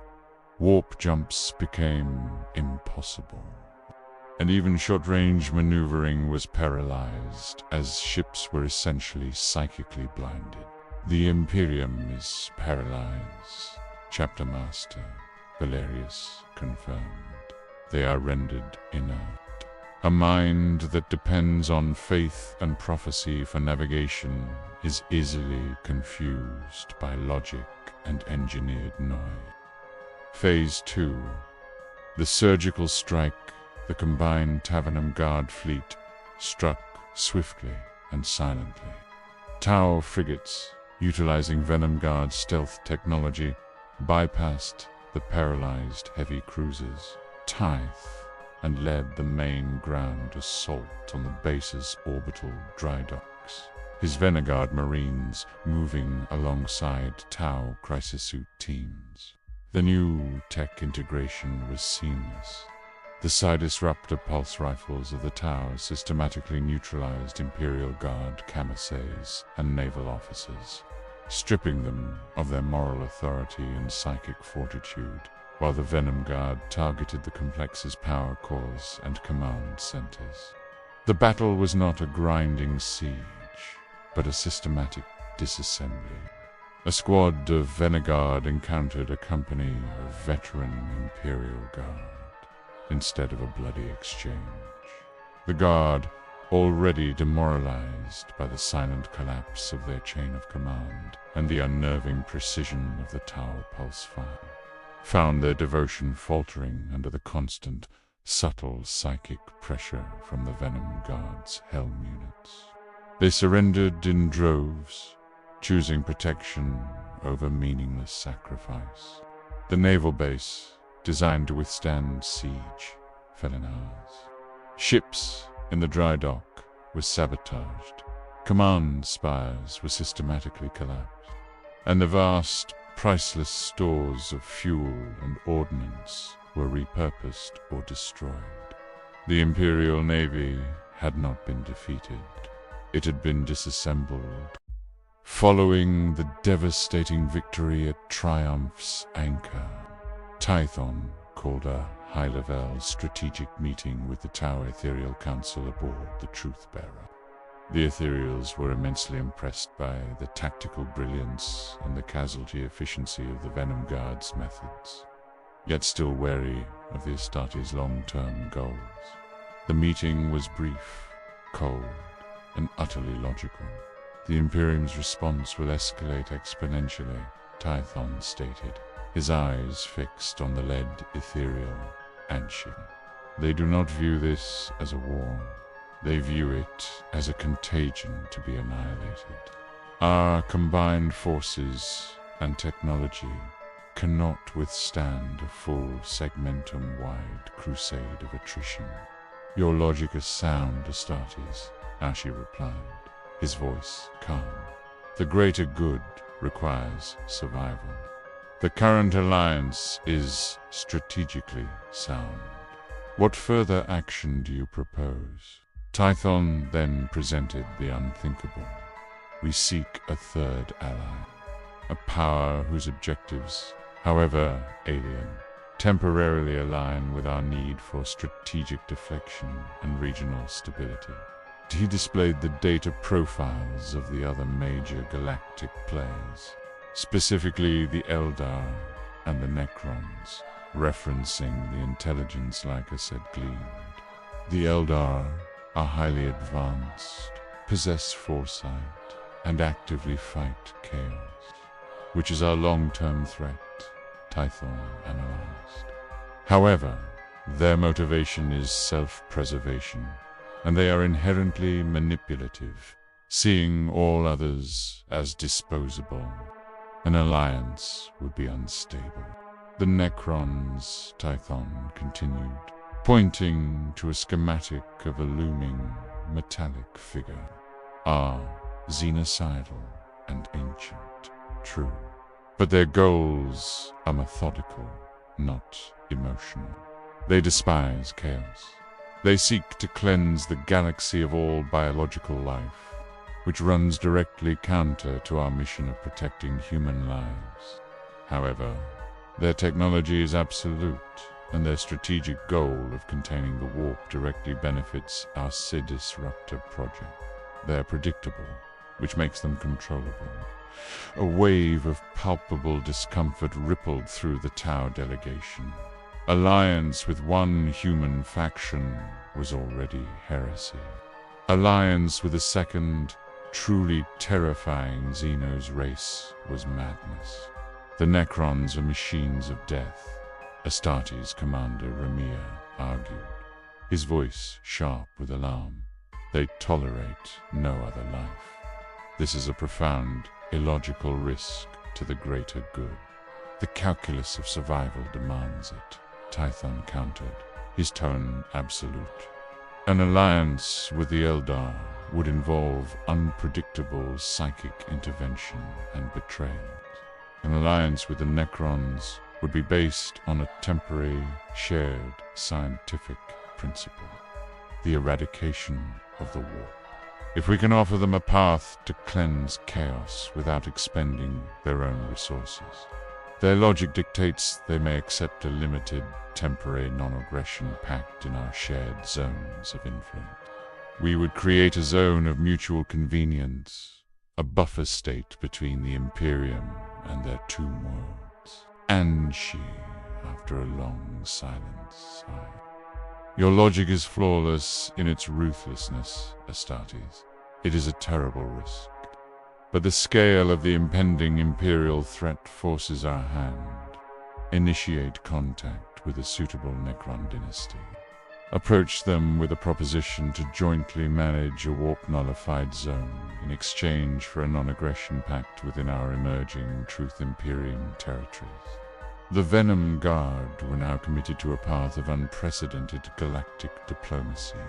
The ragtag alliance of Astartes Tau, and now potentially Necrons, was about to challenge the very foundations of the galaxy's warfare.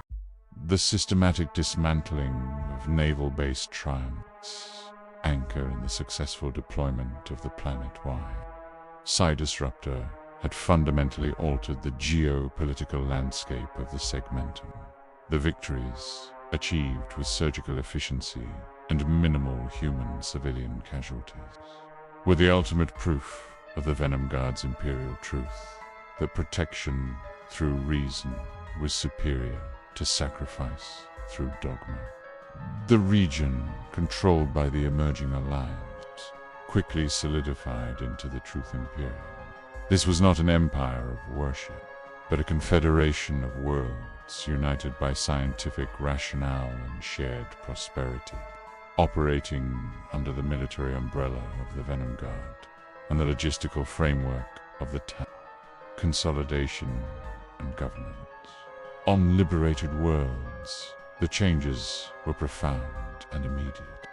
Lycus's teams, utilizing Tau, infrastructure, established efficient supply chains, eliminating the endemic starvation and bureaucratic waste of the old administratum.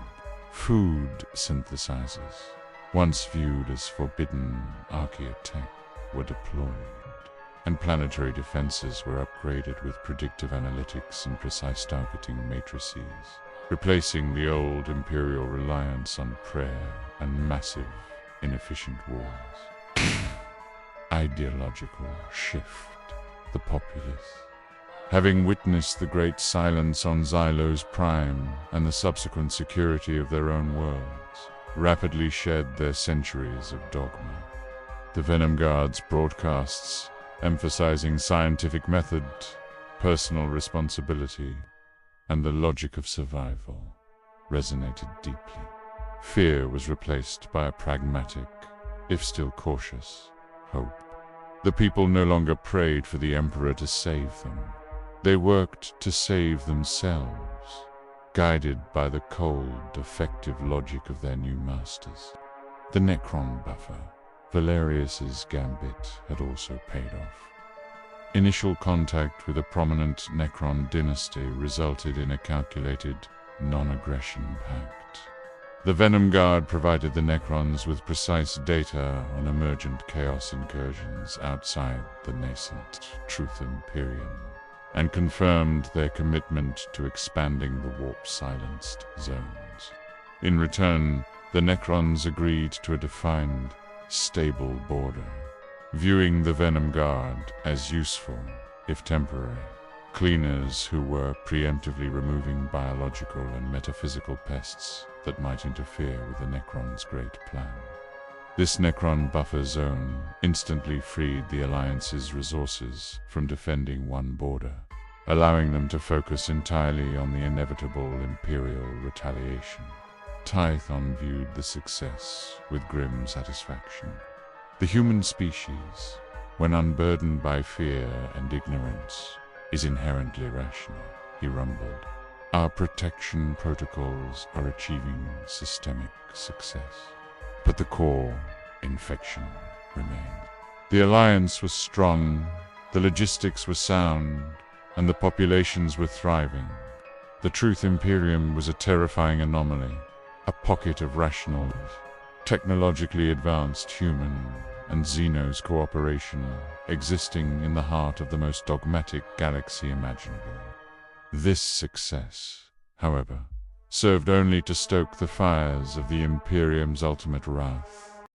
The Imperial High Lords, incensed by the loss of Triumph's anchor, the humiliation of the Black Templars, the heretical alliance with the Tau, and the unholy efficiency of the Psi Disruptors, enacted their most extreme measure, a segmentum-wide purge crusade.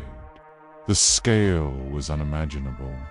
Dozens of Space Marine chapters, led by the zealots of the Imperial Fists and supported by thousands of ships from 3 full battle fleets, converged on the borders of the burgeoning Truth Imperium. Their objective was not merely to defeat the Venom Guard, but to render the entire region utterly lifeless, a monument to the price of heresy. The commander of the crusade was High Marshal Ulrich, a fanatic of the Imperial Fists, whose utter devotion to defense and siege warfare was absolute. His orders were simple: annihilation, the first wave. B.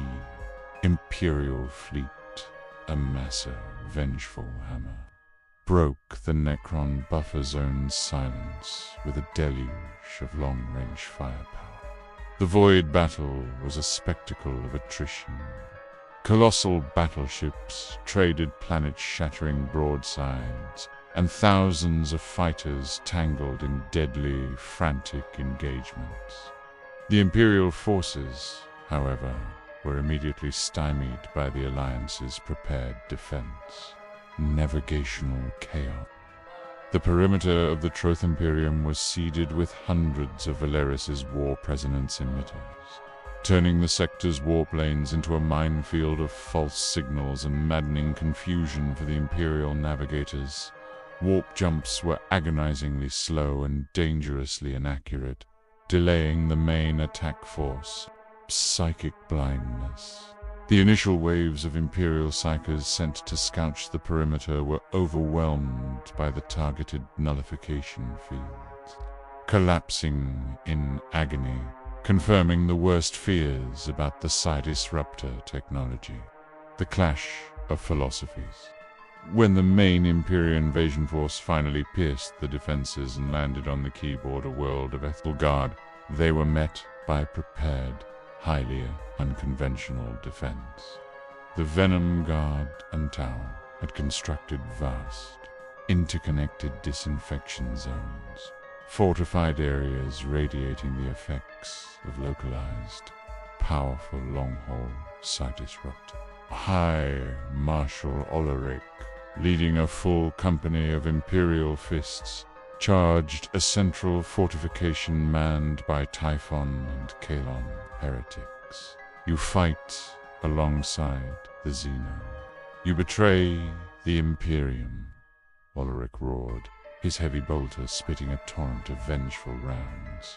Typhon stood firm, his voice broadcasting over the roar of battle, amplified to cut through the fists of vocalizers. We do not betray, we evolve. Your loyalty is inefficiency. Your war is wasted human life. We have reduced your losses and secured this sector not with blind prayer, but with logic. The ensuing battle was a clash of fundamental doctrines. Imperial Fists, committed to a devastating frontal assault, trading 1,000 lives for 10 feet of ground, their zeal unquenchable. Venom Guard Tower utilized flexible, low-casualty tactics. They didn't hold the line. They channeled the enemy into the disinfection zones, where the Psi-Disruptors rendered the Fists' zealous aggression null and their Psychers inert. Tau, stealth suits, and Venom Guard fire teams used hit-and-run tactics, prioritizing the surgical destruction of the Imperial command structure and logistics. The full-scale crusade had come, a mountain of dogma and vengeful fury. But the Venom Guard and their allies stood ready, an immovable wall of cold, scientific logic, prepared to teach the Imperium that the most devastating enemy is not fueled by hate, but by the dispassionate calculus of protection. The battle for the fate of the galaxy had begun. The Segmentum Crusade hammered against the perimeter of the True Imperium, consuming lives and ships in the face of the Venom Guard's reasoned defenses. High Marshal Ulrich's fury was a constant, deafening roar across the Voxnet, but Typhon remained focused on the strategic endgame. The alliance with the Tau had provided logistics and technology. Now, they needed the sheer, terrifying power to hold the line against the Imperium's overwhelming numbers. Typhon knew the risk of engaging the Necrons was absolute, but the risk of not engaging them was complete annihilation. It was the only logical path to ensure the survival of his project, the protection of human lives. "Valerius," Typhon commanded, his voice cutting through the battle reports on the bridge of the Truth-Bearer. "Commence protocoice of spades. Construct a robotic emissary, not for combat, but for Valerius, the master of technology and data, understood instantly. The Necrons were beings of logic and immense pride. They would not respond to threats or pleas, only to offerings of supreme strategic value presented with the utmost respect. "Understood, Chapter Master," Valerius replied, his optics narrowing. The chassis would be constructed from captured Necrantia alloy, and the pleating, the finest, purest gems extracted from the planetary crusts of the liberated worlds.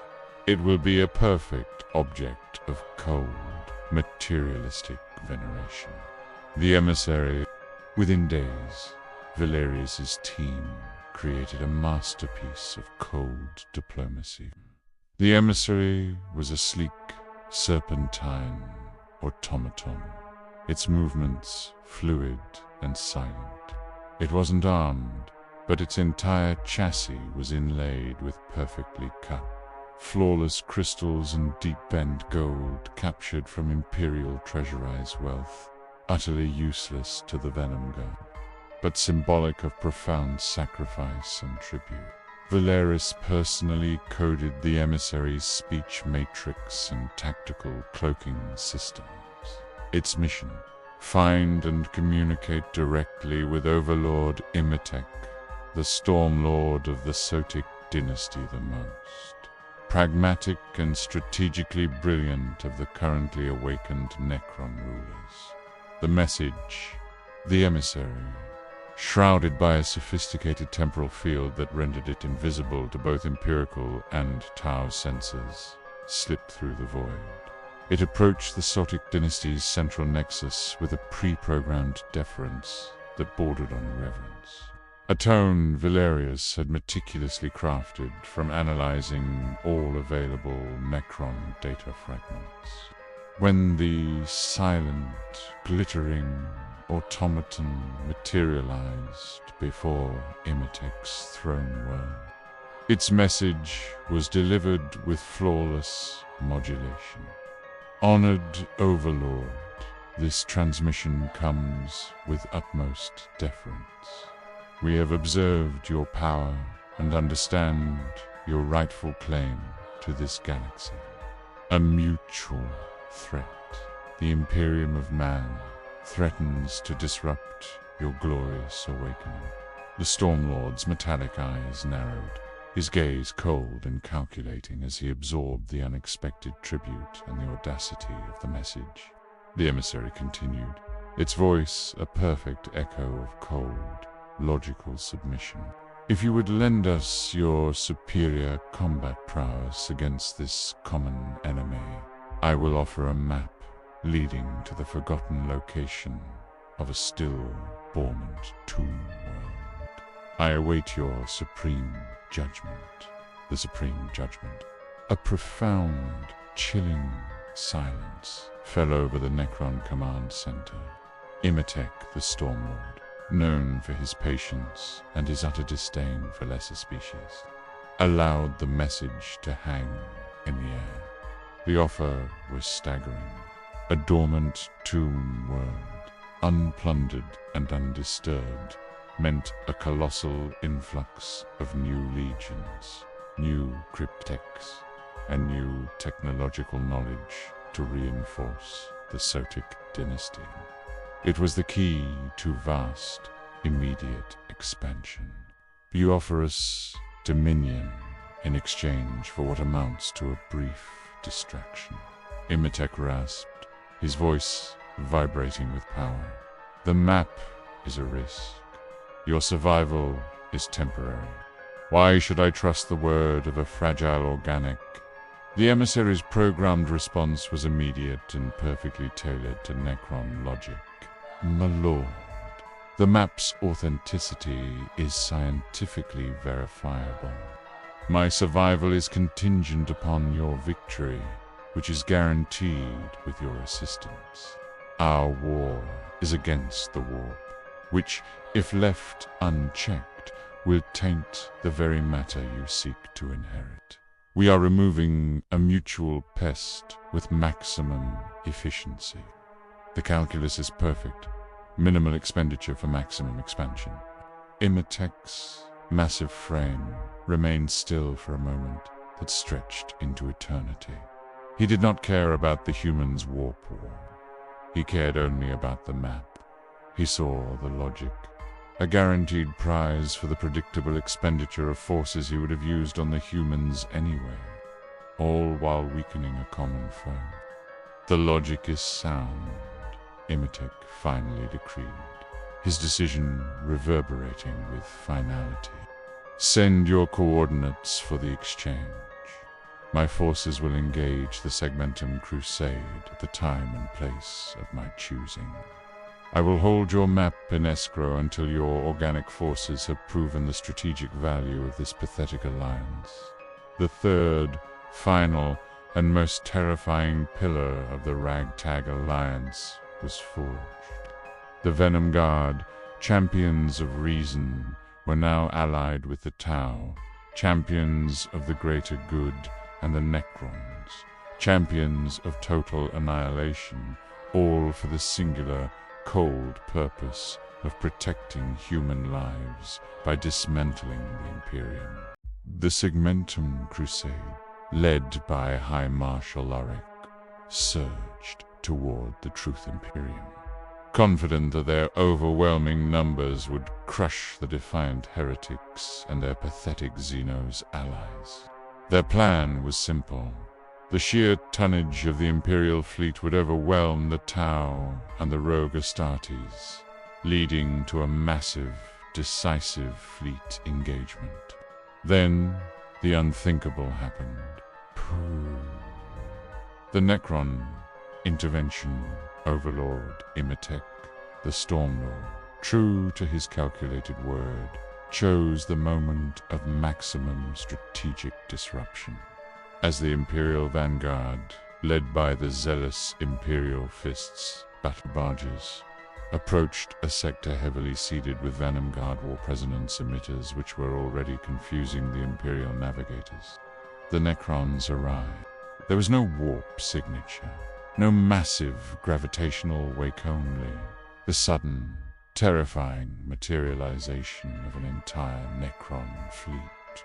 Cruisers, Cairn-class, tomb ships, and immense Sith-class battleships simply shimmered into real space. Their transition instantaneous and silent, thanks to their advanced inertialess drives.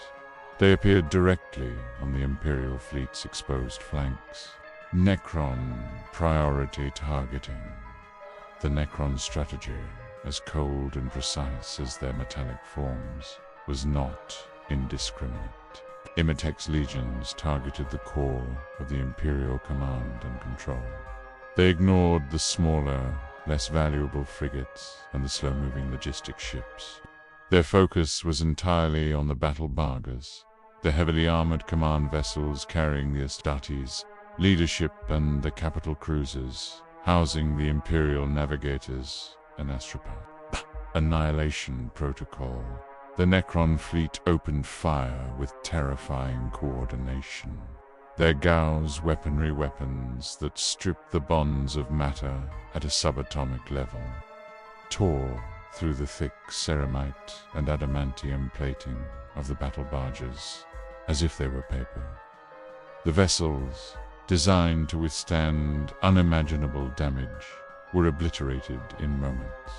Aboard the Fist of Valor, an Imperial Fist's battle barge, the ship's master watched in horror as the Necrons appeared, silent and deadly, on his primary screen. Before he could issue an order, a salvo of green energy sliced through the vessel's bridge and its main reactor. The Fist of Valor simply ceased to exist, collapsing into a cloud of atomic dust. The collapse of command. The effect on the Imperial Crusade was devastating.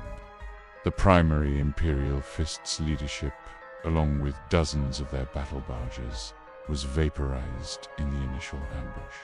The Astropaths, attempting to communicate the horror, found their psychic signals either overwhelmed by the Necrons' technology or entirely silenced by the surrounding Venom Guard emitters.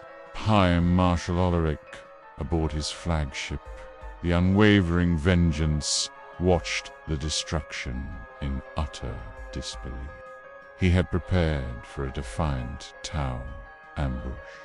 He had braced for a cunning attack by the rogue Astartes. He had not, in his most feverish heretical nightmares, conceived of a coordinated, scientifically planned assault by an alliance of Astartes, Tau, and Xenos, traitors. They conspire with the very nightmares of the galaxy. Ulrich roared into the Vox, his face contorted in a mask of incandescent fury and dawning terror. Tython's voice, calm and amplified. cut through the battle chaos and directly into Ulrich's command vox. Hi, Marshal Ulrich. Your tactics are inefficient. Your dogma is a weakness. We have offered you a scientific solution to the contagion of chaos and Xenos, and you chose genocide. The calculus is simple. You have been outmaneuvered by reason. Withdraw or be consumed by the inevitable logic of your failure. Tactical retreat. The loss of command. The psychological shock of the Necron intervention. And the sheer, unstoppable lethality of their alien ally broke the back of the Imperial vanguard. The surviving Imperial commanders, their faith momentarily fractured by the cold reality of their predicament, ordered a desperate, chaotic retreat.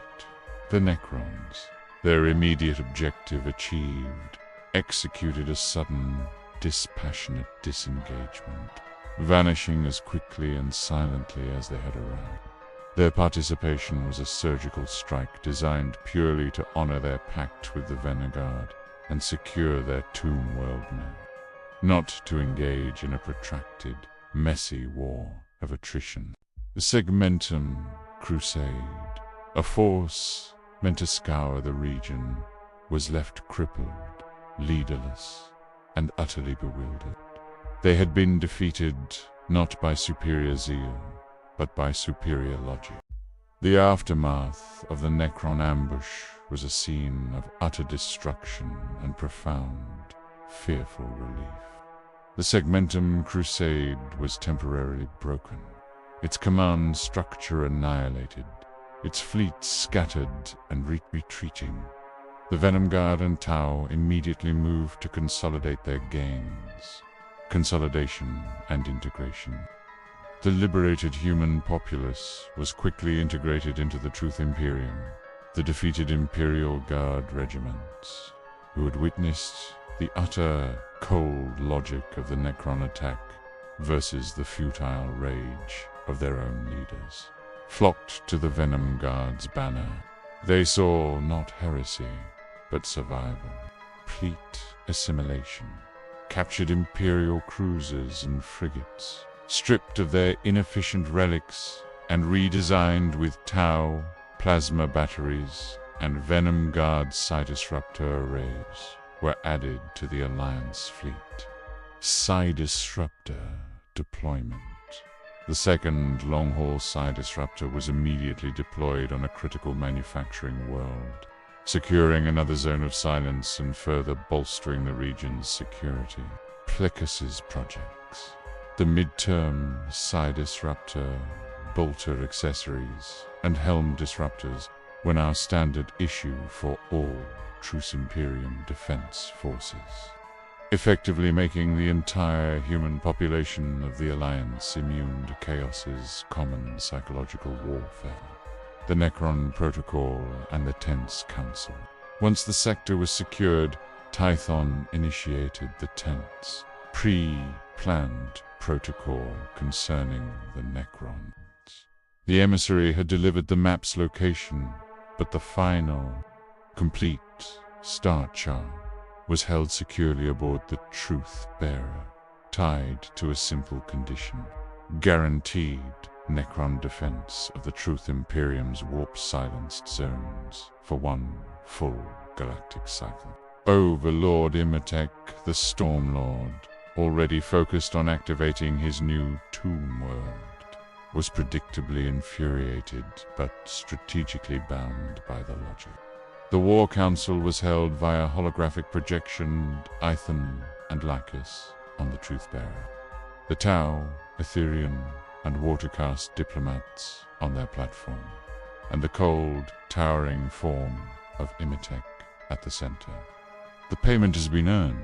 Your organic games are concluded, Imatech stated, his voice a low, mechanical growl. Submit the final coordinates or suffer the consequences. Tython's voice was utterly calm. My lord, the initial defense was flawless. However, The integrity of your new tomb world is contingent upon the continued suppression of the warp in this region. The Imperium of Man, weakened but not defeated, will inevitably draw catastrophic warp entities in its desperation. Your forces must remain to secure the sanctity of the silenced zones against this shared metaphysical threat. The final map is conditional upon one cycle of guaranteed perimeter defense. The tower, diplomats winced, waiting for the expected Necron fury. But Imhotep merely processed the logic. A cycle of minimal, calculated expenditure for guaranteed preservation of his prize and free labor. The Venom Guard cleaning up his future territory. The logic is acceptable, Imhotep conceded, his voice devoid of emotion. The Satek dynasty will deploy a minimal deterrent force to monitor the warp-silenced zones for the stated cycle. No more, no less. Your fragile alliance has been given its reprieve. Do not waste it. The alliance was secured for another strategic period, founded on cold, mutual necessity and the scientific understanding of a shared metaphysical foe. Imperial desperation, the final card. The news of the Imperial Fist's defeat and the unimaginable three-way alliance finally shattered the last vestiges of sanity among the High Lords of Terror. The defeat was not just military, it was existential. Their finest warriors were beaten by reason and Xenos. Inquisitor Lord Valerius Prime, now the leading voice of extreme retribution, delivered the chilling final decree. The sector is lost to logic and heresy. It is a contagion that cannot be merely contained. It must be excised. Every planet, every moon, every star must be rendered barren. We will burn the galaxy to save it from the Venom Guard's blasphemous healing. The order was simple and absolute. Exterminatus, a specialized fleet, comprised entirely of vessels armed with planet-killer torpedoes and cyclonic torpedoes, detached from the core of the Segmentum Armada. This was not a crusade, it was a punishment. This was the final, desperate act of a dying Imperium that would sooner annihilate billions of its own citizens than admit the flaw in its faith. The Exterminator's fleet set course for the Truth Imperium. Tython's alliance had bought time, secured technology, and garnered powerful, terrifying allies. But now, they faced the ultimate, unreasoning fury of the Imperium, a foe willing to destroy itself to win. The arrival of the Exterminator's fleet was not heralded by the aggressive voxcasts of a crusade, but by a chilling, cold silence. The specialized vessels, stripped down for maximum devastation, warped into the Segmentum's edge, armed with enough firepower to render dozens of worlds into inert, burning husks. This was not war. It was the Imperium's final, desperate act of self-preservation through absolute atrocity. Abhor the Truth-Bearer. The command deck was tense. Even the unbound Astartes knew the stakes. The Exterminator's fleet is confirmed, Chapter Master, Valerius reported, his voice tight. They are deploying the first wave of cyclonic torpedoes and virus bombs. Planetary impact is estimated within 4 standard hours. We cannot stop the payload physically, Tython rumbled, his gaze fixed on the tactical display. We must stop the delivery, and we must stop the intent. He turned to Lycus. Lycus, status of protocol, final prophylaxis. The remaining psi disruptors have been integrated into a focused orbital array. Lycus confirmed, surrounded by Tau Erxcast engineers. We will generate a massive, sector-wide, controlled warp feedback loop. It is a desperate measure, but it will achieve total isolation. The ultimate disinfection. Tython nodded grimly. Execute protocol final prophylaxis. Isolate the patient from the infection. The combined forces of the Truth's Imperium, Tau frigates, captured Imperial vessels, and the orbital platforms of their liberated worlds activated a synchronized field array. The warp did not go silent. Instead, it was assaulted by a colossal, scientifically generated wave of controlled psychic dissonance. This wave was designed to do two critical things: perfectly exploiting the Imperium's fundamental weakness, sever the link, violently cut off all astropathic and navigational contact, trapping the Exterminator's fleet in a bubble of distorted, chaotic space, disrupt guidance, overload the complex, often psychically assisted, guidance systems of the world-killing weapons, which relied on precise targeting data and predictable warp physics. The hammer falls into a void the deployed cyclonic torpedoes, massive and unstoppable, streaked toward the human worlds of the Truth Imperium. But as they crossed the field generated by the final prophylaxis, the effects were catastrophic. The navigators aboard the Exterminator's vessels screamed, their minds consumed by a sudden, impossible storm of psychic noise and temporal chaos. The fleet was instantly cut off from the rest of the galaxy, blinded and paralyzed. Do the cyclonic torpedoes, their complex guidance matrices shattered by the localized dimensional chaos, veered wildly. They did not strike the planets. Instead, they detonated prematurely, harmlessly, or simply flew off course, lost in the surrounding turbulence. One colossal torpedo, its guidance utterly broken, turned inwards and annihilated its own launching cruiser. The Exterminatus fleet commander, isolated and witnessing his planet-killing arsenal destroy itself, was driven to madness. He had come to execute an act of cleansing destruction and found himself utterly countered by logic and science. A final, chilling transmission from Tython was forced through the distorting psychic field to the fleeing, crippled ships. You came to kill your own people in the name of a lie. We deployed protection in the name of reason. Your dogma is terminated. The scepter is closed. The great disinfection is successful. You will not pass. The Exterminator's fleet was utterly defeated, not by force, but by a superior, rational, scientific countermeasure. The Venom Guard had saved billions of human lives by turning the Imperium's own superstitious limitations against it, to shield it by its engineered warp feedback loop and ringed by the cold logic of the Necron defense, was secure.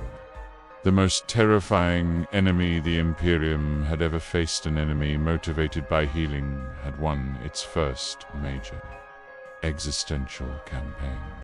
The Truth Imperium stabilized in the wake of the failed Exterminatus, becoming a scientific anomaly and a beacon of protection. Life within the liberated sectors was transformed by the cold, rational governance of the Venom Guard and the technological prowess of the Tau. Culture of logic, the populace rapidly adapted to the new reality.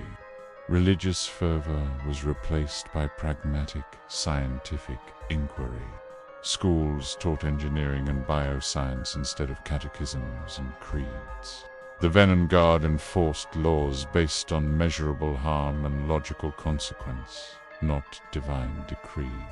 Crime rates plummeted, not out of fear of damnation, but from the certainty of efficient, logical apprehension. Technological boom. The Tower, guided by Lycus, swiftly modernized the liberated planets. Food production became reliable, automated, and energy efficient. Medical facilities achieved a level of competence not seen in the Imperium for millennia, treating disease with antivirals and gene therapy rather than prayers and superstitious purges. The successful deployment of Psi-disruptors ensured these zones were safe from major warp and Tyranid incursions, providing a stability unimaginable elsewhere in the galaxy. The Unbound Guard. The Venom Guard themselves served as the ultimate ideological authority unflinching, hyper-efficient, and terrifyingly protective. They were the physical embodiment of the New Order, warriors who killed only when logic demanded it, and who reserved their most unbound aggression for external threats to the civilian populations they had sworn to save. The fallout on Terra. Unholy terror, the news of the Exterminatus fleet's complete failure, coupled with the continued growth of the Truth Imperium and the silence of the now sealed sector, plunged the High Lords into an unprecedented state of crisis. Political collapse. The failure was too vast to be concealed. The High Lords turned on each other, with the Lord Commander Militant Solara facing accusations of strategic incompetence, and the Adeptus Mechanicus questioned over their inability to counter the rogue technology. The High Lords' authority began to erode as reports of the Truth Imperium's efficiency where food was plentiful and security absolute leaked out through daring smuggling operations. Religious schism. The ecclesiarchy was thrown into chaos. The successful disinfection of chaos and tyrannids. Without massive sacrifice shattered core tenets of the imperial faith. Was the Emperor not demanding sacrifice? Was salvation truly achieved through technology? The failure of the Exterminatus was portrayed as a temporary setback, but the whispers of the enlightened Emperor grew louder, leading to heretical riots and purges within the palace precincts. The New Crusade. Recognizing that a conventional military response was doomed, the High Lords began planning a vast, secret, and desperate initiative. They decided that the Venom Guard could not be defeated by numbers.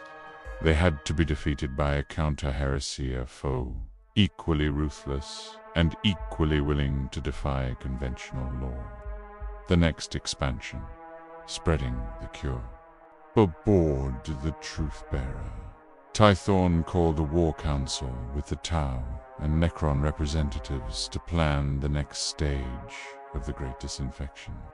The Imperium is crippled and contained, Tythorn stated, his optics fixed on a map that showed the galactic core. Our priority is to expand the warp-silenced zones to save more human lives and secure the long-term stability of the region. Immatique, the Storm Lord, appeared via projection, his patience thin. Your containment is adequate. My legions will remain until the stipulated cycle concludes. I have no interest in your petty expansion. My lord, your interest is in the removal of the warp, Lycus countered, displaying data on a critical system. The Falsus Nebula, massive star cluster riddled with warp rifts and chaos incursions. This region is a primary staging point for the ruinous powers and a chronic threat to your tomb ones. We propose a joint operation. Deploy a ring of Psi-disruptors around the nebula to isolate and choke the chaos entities within. Our forces handle deployment. Your fleet provides the necessary shield against the desperate Imperial retaliation we anticipate in that region. Imatek paused, the sheer, ruthless logic appealing to his processes, a necessary purification. We will provide the shielding. This expenditure of my resources is justified by the subsequent security of our borders. With the Necron commitment secured through sheer pragmatism, Tython set the next ambitious objective, the Falsus Nebula. The next threat, the children of Dogma. As the Venom Guard prepared for the massive operation to quarantine the Falsus Nebula, the High Lords of Terror played their final, most terrifying card.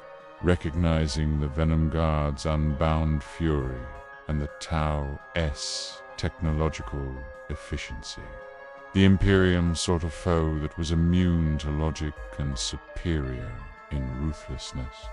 They found it in the blackest corners of their own history. The Imperium secretly activated the command structures of a notorious, long-dormant chapter believed.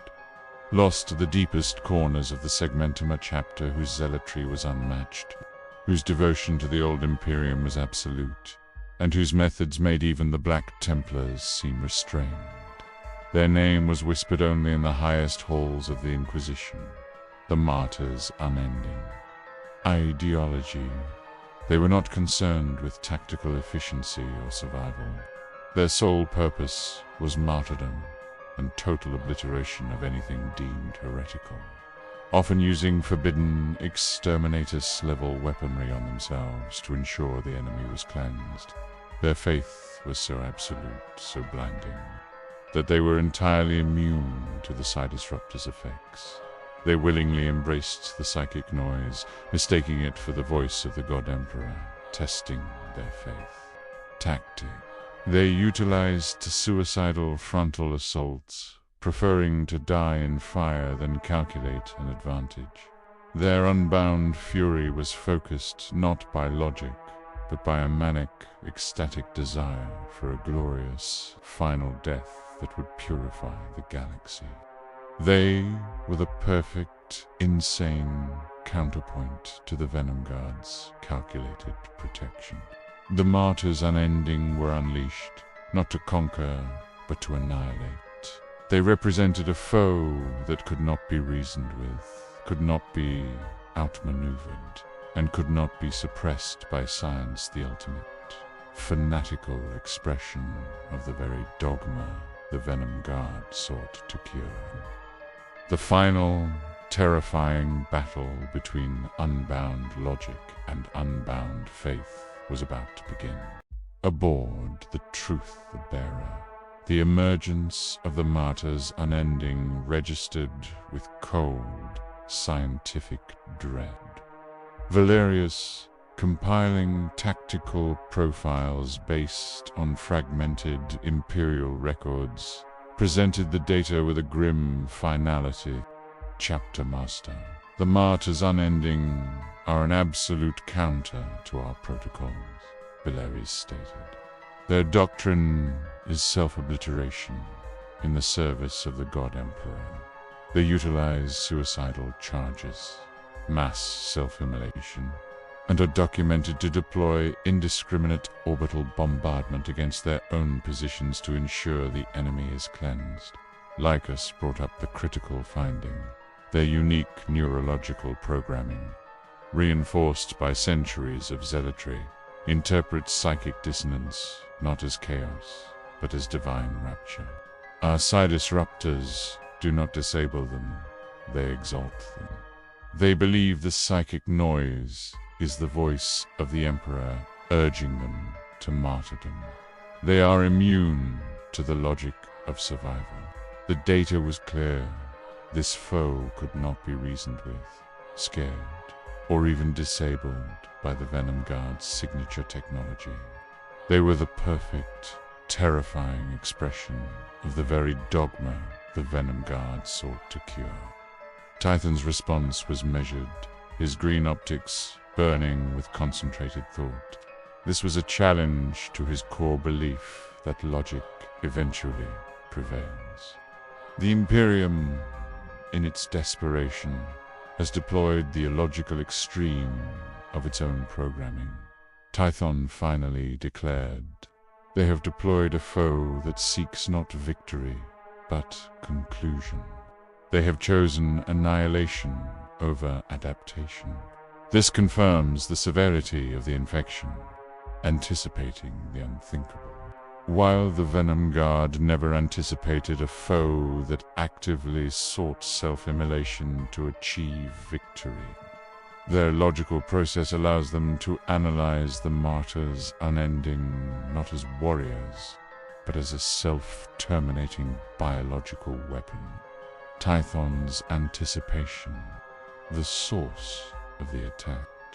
Tython deduced that the martyrs unending would be deployed without substantial support. They are a single-use weapon, an arrow loosed by the High Lords.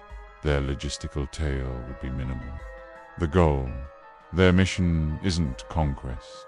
It's contagion containment through total destruction, i.e., exterminators by proxy. They will head straight for the largest concentration of truth Imperium, human populace, to force the ultimate sacrifice. The only constraint, a suicide attack, by definition, lacks flexibility. The martyrs unending will adhere rigidly to their initial destructive path. Their strength is their faith.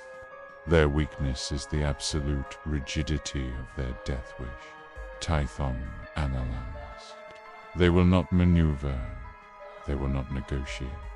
They will commit to the single most destructive path available. The protocol of denial. Tython formulated a counter-protocol based on denial not of victory, but of martyrdom. "We will not engage them in a conventional fight," Tython commanded. "To kill them is to grant them the martyrdom they crave, which validates their methods and inspires more such units. We will deny them their glorious, final death." The new strategy, Valerius.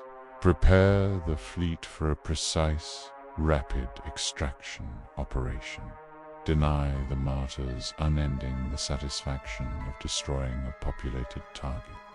We will evacuate the civilian population of their projected target zone before they arrive. Kalon, your forces will engage the martyrs unending, not with lethal force, but with a strategy of systemic, non-lethal incapacitation. Disable their mobility and weapon systems. Disarm, immobilize, but do not grant them death. Lycus, your expertise is crucial.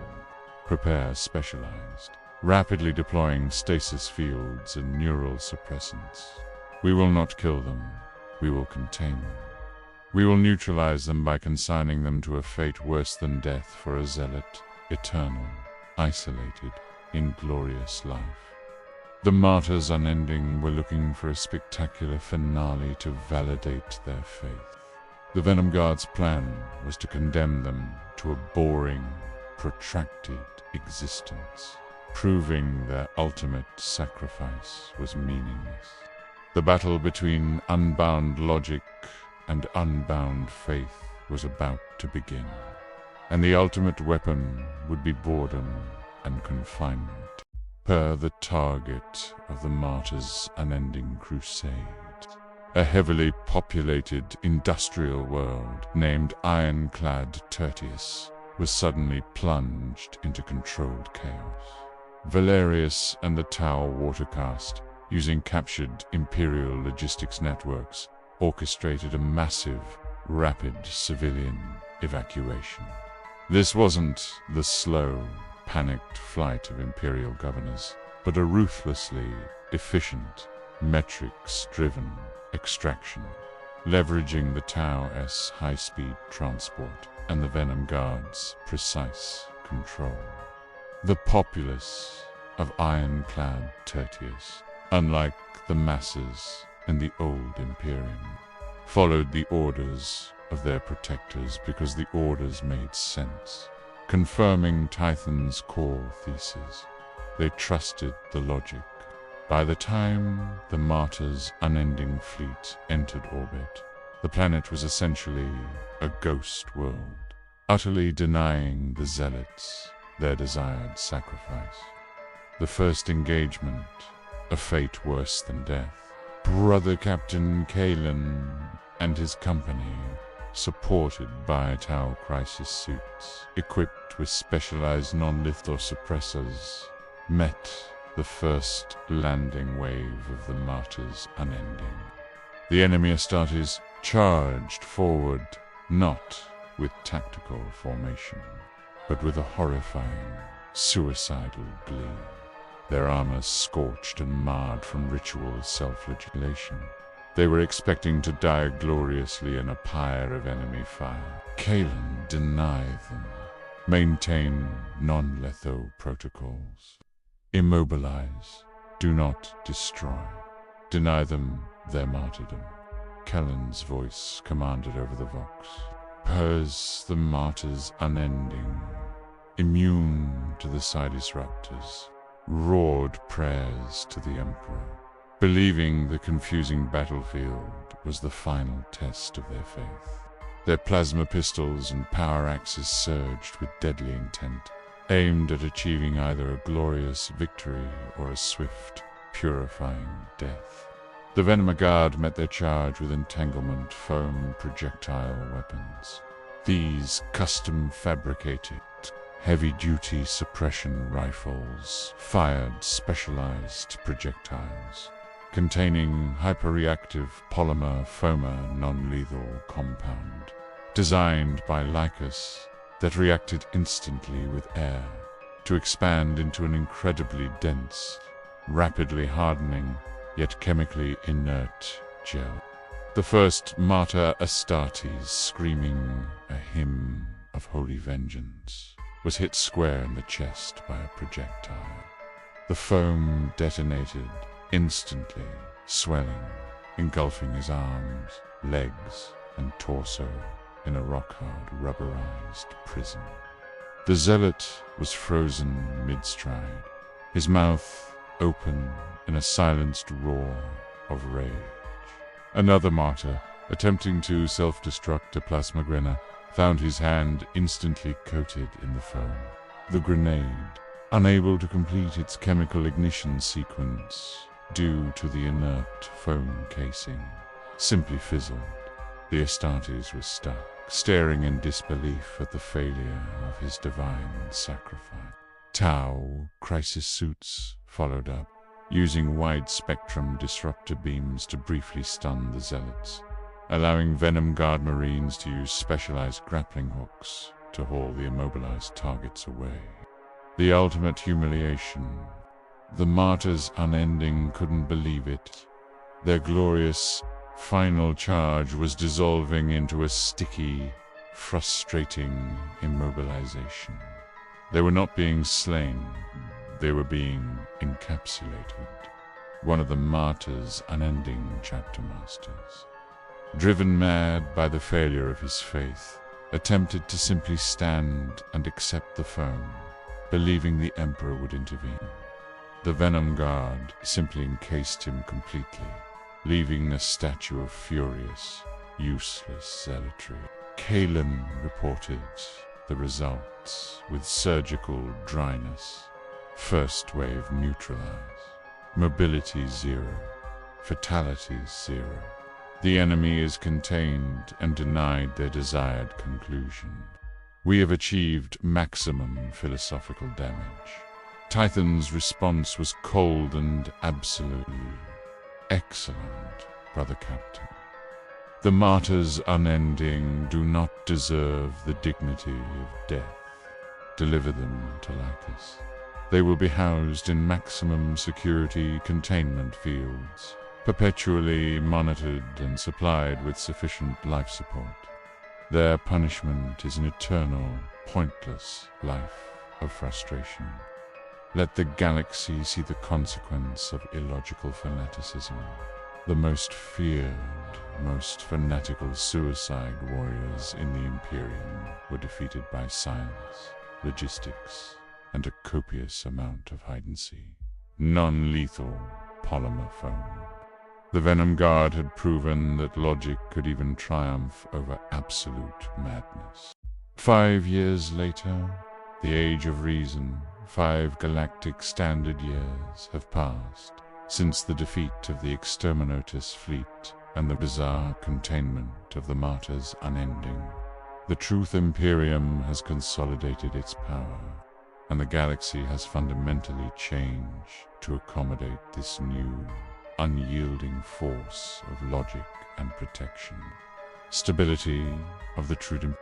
The confederation of human and Tau worlds has not only survived but thrived. The population, now several billion strong and continuing to grow, enjoys a standard of living unimaginable in the old Imperium. Technological integration. The fusion of Venom Guard's scientific doctrine and Tau manufacturing capability has created a highly advanced, low-waste society. Lycus's R&D has moved on from psi-disruptors to focus on large-scale climate restoration and disease eradication, making the Truth Imperium planets ecological and health sanctuaries. The unending confinement. The contained Martyrs Unending remain frozen in their perpetual state of foiled sacrifice. They are kept on a barren, orbital fortress, encased in layers of hardened entanglement foam and monitored by automated Tau drones. They serve as a grim, silent monument to the failure of absolute dogma, a constant reminder to the Truth Imperium populace and captured Imperial prisoners of the logical fate awaiting irrationality. The Necron Accord. Overlord Imatech has received the full coordinates of the dormant tomb world and, true to his word, withdrew the bulk of his fleet. However, the logic of the Alliance remains. Sparse Necron sensor arrays and automated defense posts still monitor the warp-silenced zones, securing the territory from large-scale warp activity, a testament to the enduring pragmatism of the temporary pact. The Imperial divide, the failure to eradicate the Venom Guard, has created a massive, irreparable fracture within the remnants of the Segmentum and Unholy Terror. A new dogma. The High Lords, unable to admit defeat to logic and Xenos, have doubled down on faith. The official narrative is that the sector was too steeped in heresy and warp taint to be saved, and the entire area is now considered a cursed, unholy void. This has spurred a new, more savage wave of inquisitorial purges in nearby sectors, as the Imperium attempts to violently suppress any ideas of reason or efficiency. The silent exodus. Despite the propaganda, Imperial citizens near the borders, particularly those suffering under renewed tyrannid or chaos threats, are secretly risking everything to reach the Truth Imperium. The rumors of prosperity, peace, and literal protection from demons are a powerful draw, leading to a steady, silent exodus of rational citizens toward the new civilization. The abandoned war, Imperial Guard regiments and naval units, demoralized by the Crusades' failure and the sheer futility of their doctrine, have become increasingly ineffective and mutinous, creating massive zones of abandoned warfare along the former Imperial border. The next threat, the apex predator. As the Truth Imperium prepares for its next expansion, the full quarantine of the forces. Nebula new and far more dangerous enemies drawn to the region, attracted by the unprecedented psychic anomaly created by the massive warp feedback loop and the rapid growth of the human population. This foe is not driven by dogma or logic, but by pure, unthinking, biological imperative. The tyrannid hive fleet, Leviathan, D-anomaly, The creation of the Truce Imperium has been a mixed signal to the hive mind. The constant warp silence around the core worlds is repulsive, confusing the hive mind's guidance. However, the enormous concentration of rapidly growing, healthy human biomass in the new, well-managed colonist biomass that is no longer being depleted by disease, famine, or the Imperium's constant wars, is an overwhelming, irresistible beacon of pure genetic potential. The adaptation, the hive mind in response to the psi disruptors, begins to adapt. Its vanguard bioforms are no longer relying solely on the synapse web. New, heavily armored organisms are sighted, capable of operating effectively in areas of psychic silence, driven by instinctual, localized, pheromonal commands. The approach Hive Fleet Leviathan, the largest swarm to ever threaten the galaxy, has altered its course. It is now bearing down on the Truth Imperium, attracted by the massive, concentrated genetic feast that Tython's protective policies have inadvertently created. The Venom Guard now face a foe immune to negotiation, unconcerned with technology, and whose sole, overwhelming objective is the total consumption of the very lives Tython swore to protect. The final, terrifying test of the Truce Imperium has arrived. The Truth-Bearer was abuzz with preparations for the ambitious Falsus Nebula quarantine. Tython was reviewing strategic projections with Lekuz, mapping the optimal deployment of psi disruptors to isolate the warp rifts, while Valeris prepared the long-range sensor nets to detect the encroaching tendrils of Hive Fleet Leviathan. Their logic was absolute, their plans meticulous.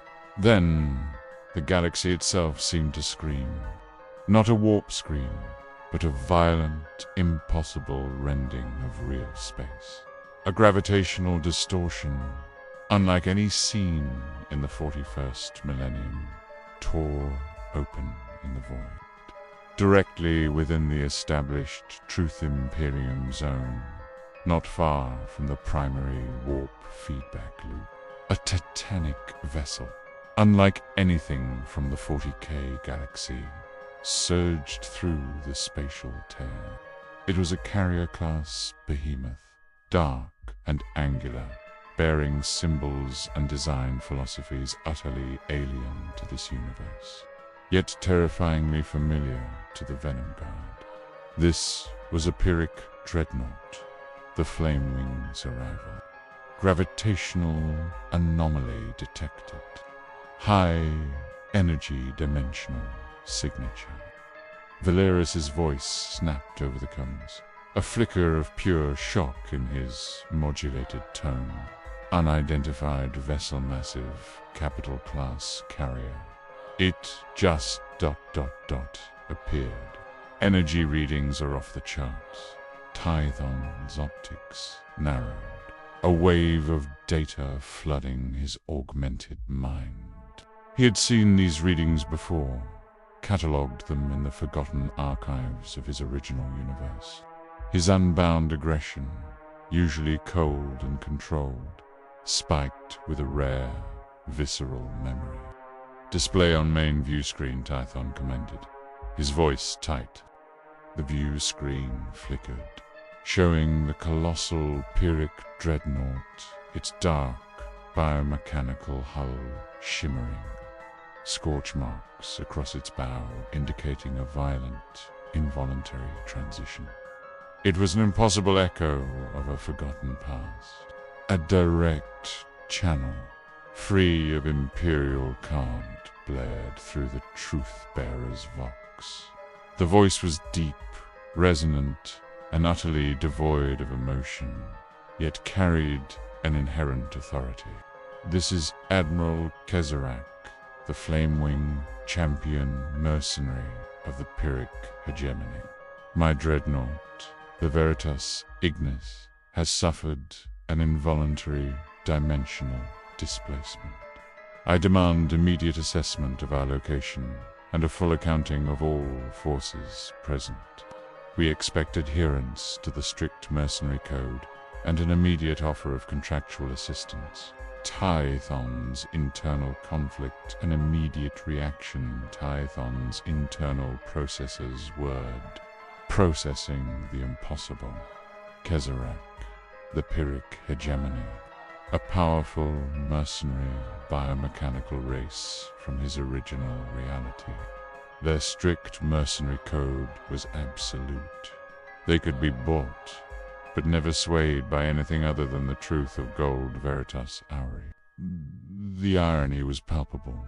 Tython, who sought to apply logic to save humanity, now faced a species whose entire existence was defined by an unshakable, utterly pragmatic, and entirely amoral logic of commerce. They were the ultimate logical wild card. Valerius, Tython barked, cutting off the Tau and Lycus before they could react to the impossible new threat. Immediately establish encrypted diplomatic channels, engage with Admiral Kezerak, offer contractual assistance for data on their transit, an immediate assessment of their current tactical value. Do not mention our origins. Focus solely on their contractual code. Lycus, Tython continued, turning to his chief scientist. Prepare detailed tactical and bioanalysis on the Pyrrhic hegemony from our pre-transference archive. Focus on their neoplasmic armor, rotary mace, and the extreme heat generation of their physiology. They are not a hostile force, if dealt with correctly. They are a weapon that can be purchased. Kalon, Tython's optics fixed on his first sergeant. Prepare all Venom Guard for defensive posture, but do not engage unless directly attacked. These are not foes to be fought without a clear, contractual reason. We require their aid against Leviathan. The Hive Fleet Leviathan was bearing down, an overwhelming biological imperative. Now, a titanic, mercenary force from another universe had literally dropped into their laps. Tython saw the danger, but also the immense logical opportunity. The Pyrrhics were devastating, predictable, and, crucially, for sale. The calculus of survival had just been redefined by an echo from a forgotten reality. The immediate aftermath of the Pyrrhic dreadnought's jarring arrival was a whirlwind of controlled chaos on the Truth-Bearer. Tau commanders were bewildered, attempting to classify the new, impossibly powerful Xenos. Valerius, however, moved with grim efficiency, establishing the requested encrypted diplomatic channel. Admiral Kezerak, the Flamewing's colossal holographic form, materialized on the Truth-Bearer's main view screen. Dwarfin, Tython, and his lieutenants. The Pyrrhic's neoplasmic armor shimmered, and a faint, internal glow indicated its active state. His draconic head, with its prominent nasal horn, conveyed an aura of immense, indifferent power. Your response time is acceptable. Kezerak's deep voice resonated, devoid of patience. My dreadnought, the Veritas Ignis, has sustained dimensional stress. We require immediate transit analysis, refueling of our hydrocarbon synthesis reserves, and precise tactical data on this sector's dominant military powers. In return, we offer our standard rate for a full-scale reconnaissance and assessment contract, to be negotiated by our negotiators cast upon your acceptance. Tython, understanding the Pyrrhic's absolute adherence to their code, didn't waste time with pleasantries or explanations of his own origin. He understood this was a negotiation of pure strategic value.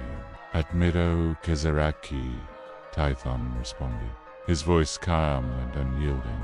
Your request for data and resources is noted. my chapter. The Venom Guard and our Tau allies have analyzed your vessel's unique dimensional transition signature.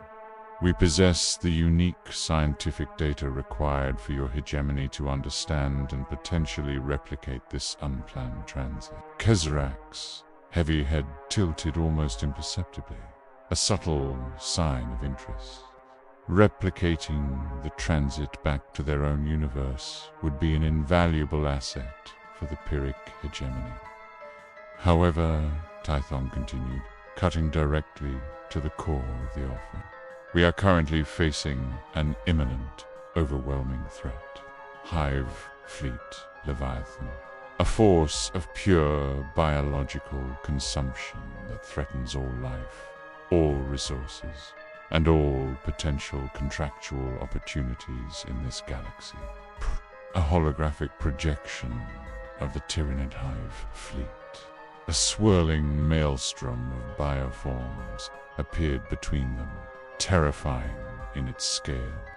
We possess the tactical data, the strategic maps, and the scientific countermeasures that have proven effective against smaller Tyrannid incursions, Tython explained, displaying data on the Sidisruptor's effectiveness against the Synapse web.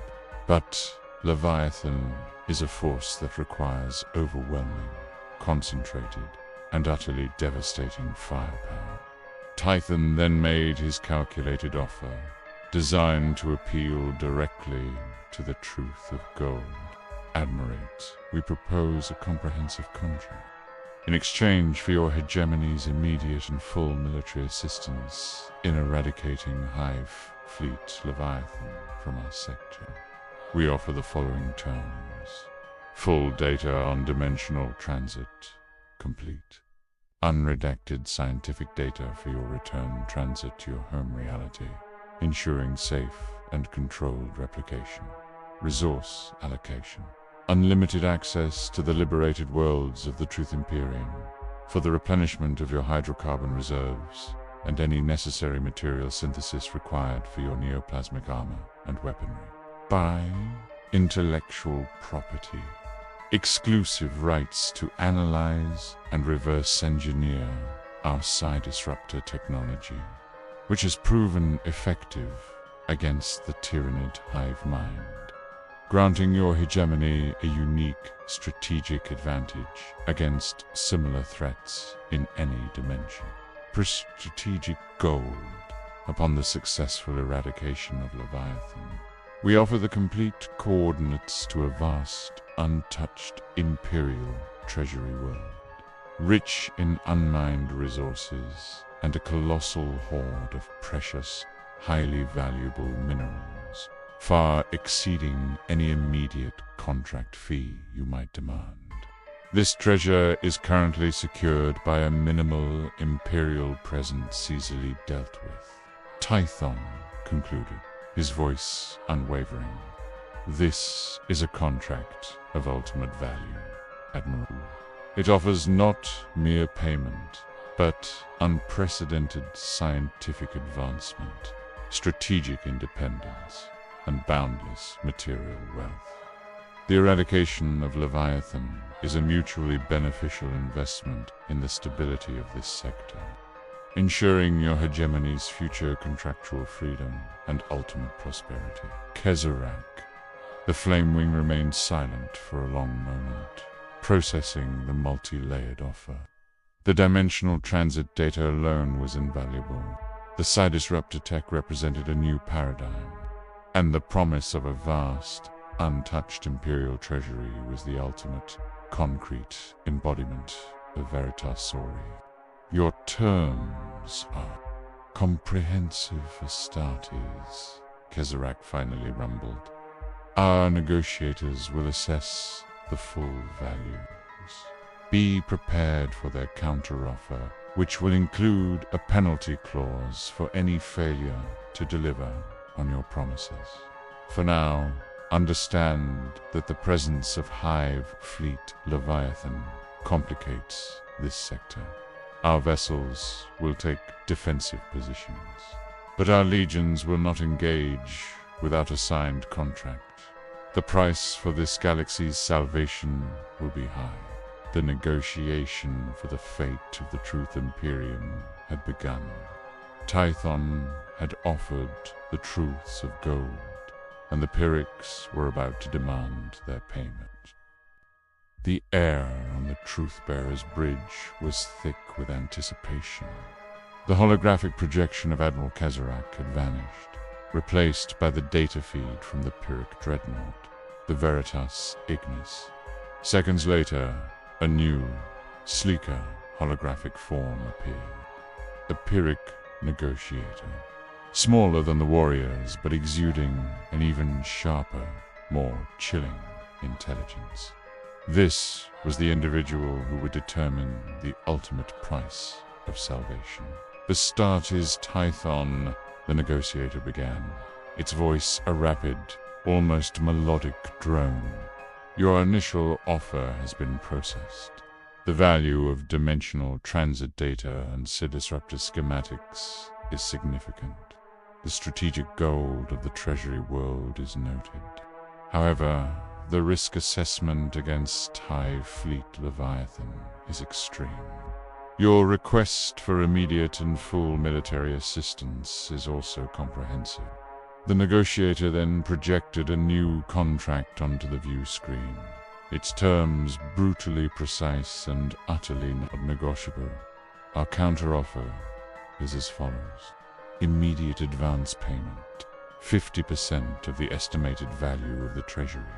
World's unique minerals to be transferred to the Pyrrhic hegemony's primary financial nexus before the first Pyrrhic warrior engages Leviathan. This is non-refundable. Increased royalty on Sidisruptors. The exclusive rights to analyze and reverse engineer your Sidisruptor technology are accepted. But this will now incur a 15% royalty on any future deployment or commercialization by your Truth Imperium within this galaxy. Command Clause. Admiral Kazarak the Flamewing will be granted overall strategic command of all combined forces Venom Guard, Tau, and Pyrrhic during operations against Hive Fleet Leviathan. This includes target prioritization and resource allocation. Temporal penalty.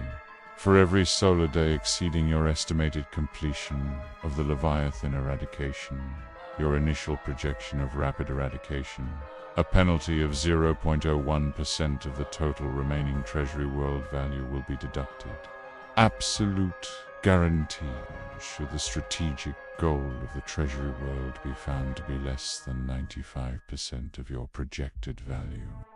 Or should your dimensional transit data prove incomplete or inaccurate. The Pyrrhic hegemony reserves the right to extract the remaining value from any asset within your Truth Imperium territories, including civilian infrastructure, as per Veritas Ori. Non-interference during the campaign. All Pyrrhic war clans will operate under their own tactical discretion, limited only by Admiral Kazarak's strategic directives. Any collateral damage to your assets falling outside of these directives will incur no penalty to the Pyrrhic hegemony, unless explicitly stipulated and paid for in advance within the contract. The negotiator concluded. These terms reflect the unprecedented risk and the unparalleled value of the assets offered. Your immediate acceptance is required. The tendrils of Hive Fleet Leviathan have accelerated their approach. The window for negotiation is closing.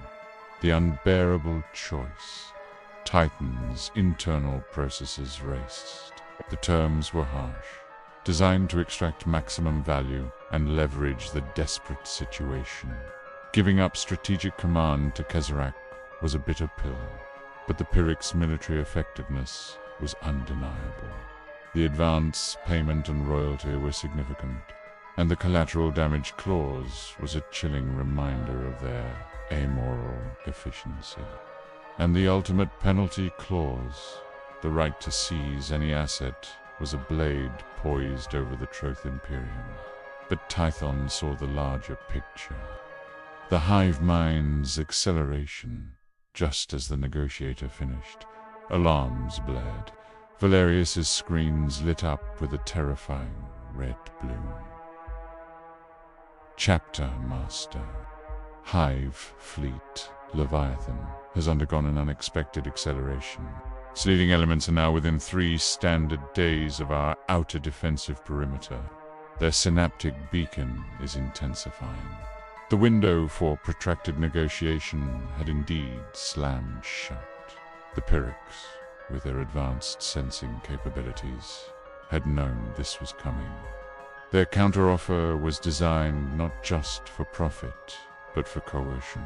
Tython's decision was instantaneous, driven by the cold, hard calculus of protecting human lives. Against a foe like Leviathan, pride, or even complete control, was a luxury they could not afford. The Pyrrhics were expensive, but they were a guaranteed, devastating force against the Tyranids. Valerius, Tython commanded, his voice utterly devoid of emotion. Acknowledge acceptance of the Pyrrhic hegemony's terms. Initiate immediate transfer of the advance payment. Prepare to provide Admiral Kezerak with full command data. The negotiator's holographic form remained impassive. Contract accepted. The Pyrrhic hegemony upholds its commitments. Admiral Kezerak will assume strategic command immediately. Prepare for asset deployment. The cleansing will begin. The Pyrrhic dreadnought, the Veritas Ignis, and its accompanying fleet began to shift position, its massive biomechanical hull gleaming with an ominous promise.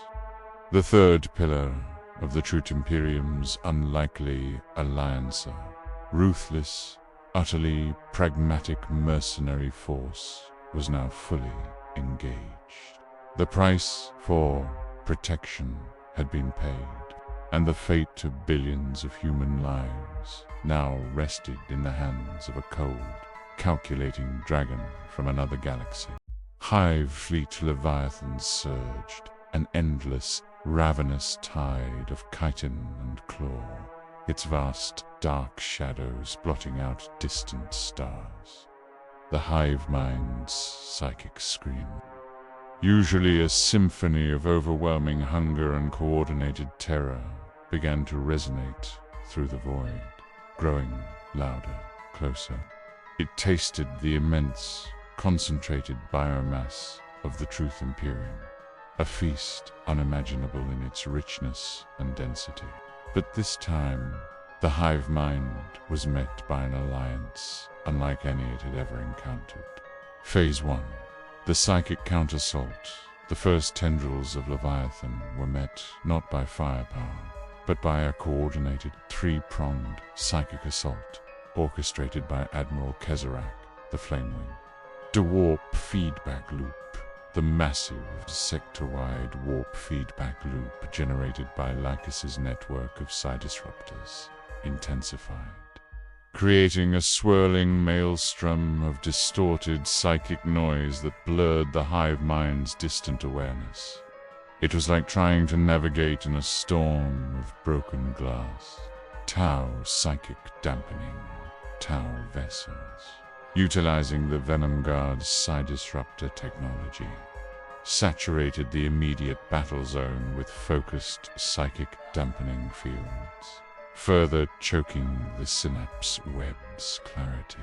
Pyrrhic biopsionics, and then the new, unexpected element.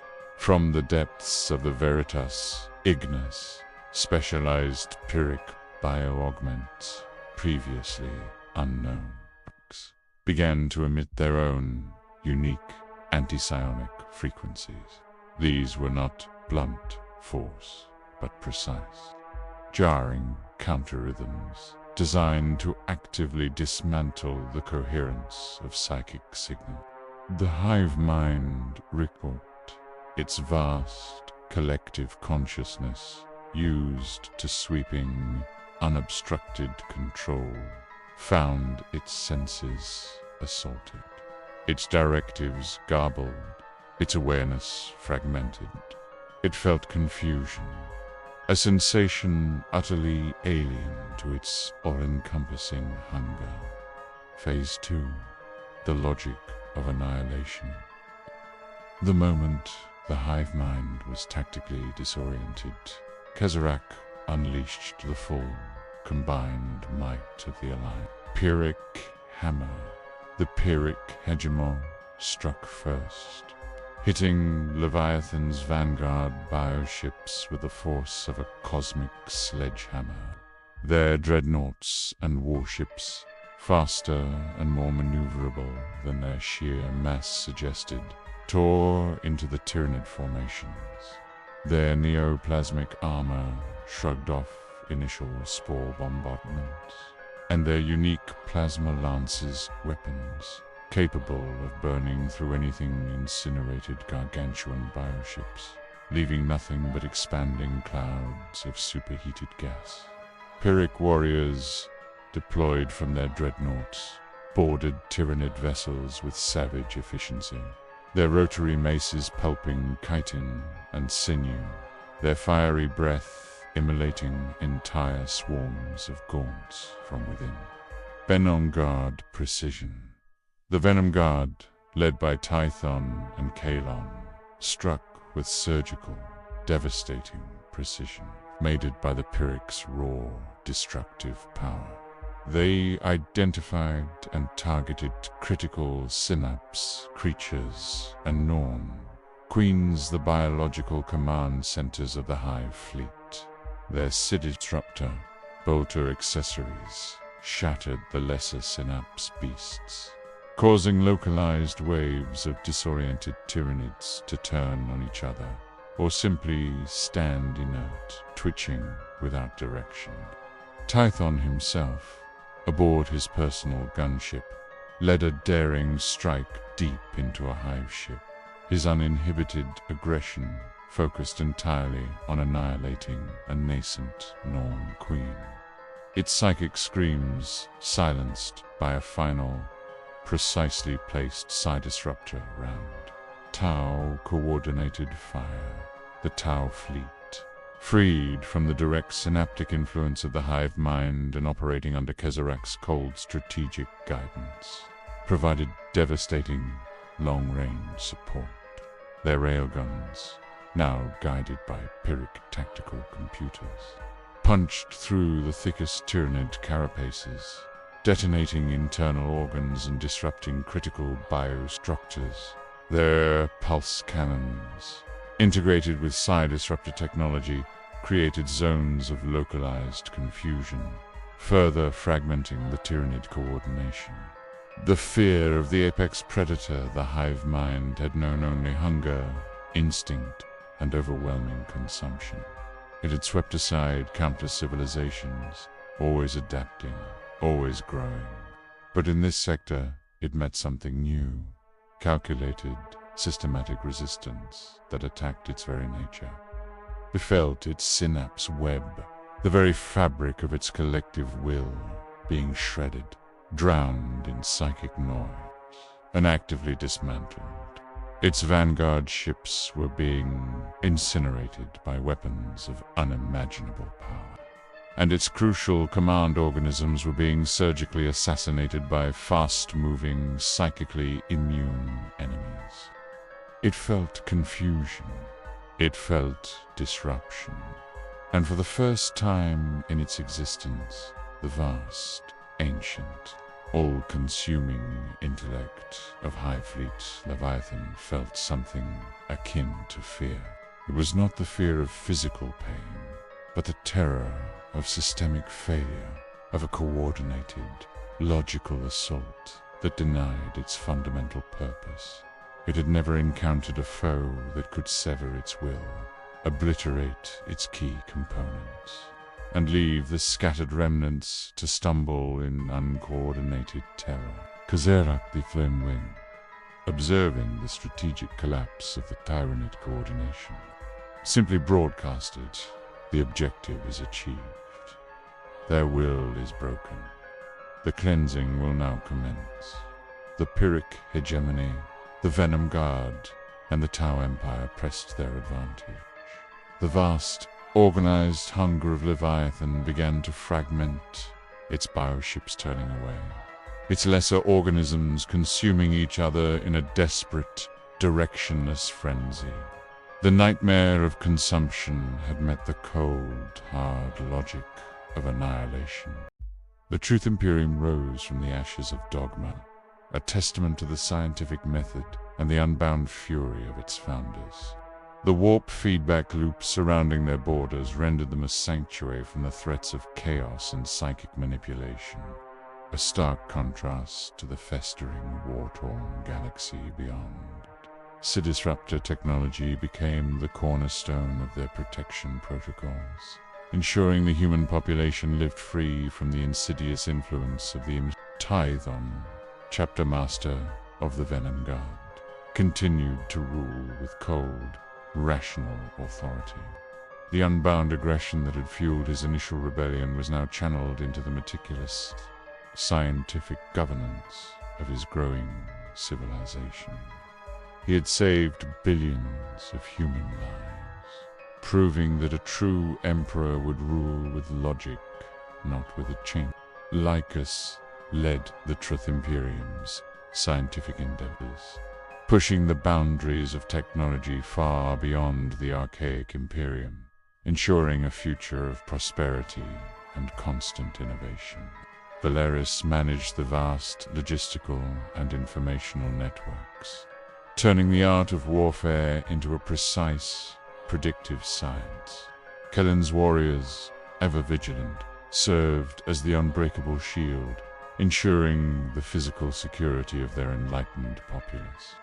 The martyrs unending remained, eternally contained on their orbital prison, a silent, maddening monument to the failure of blind, Phaetho-monument that served as a constant, chilling reminder to the imperial remnants that their dogma had an ignominious end. The Pyrrhic hegemony, having completed their contract with cataclysmic efficiency, collected their vast payment and dimensional transit data.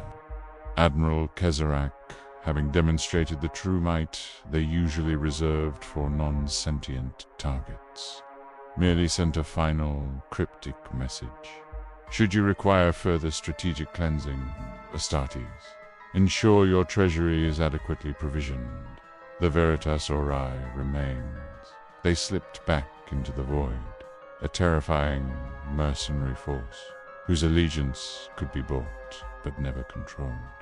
Their presence, for a fleeting moment, had reshaped the galactic balance. The High Lords of Terror, isolated and broken, continued their desperate struggle, clinging to the rotting remnants of their faith.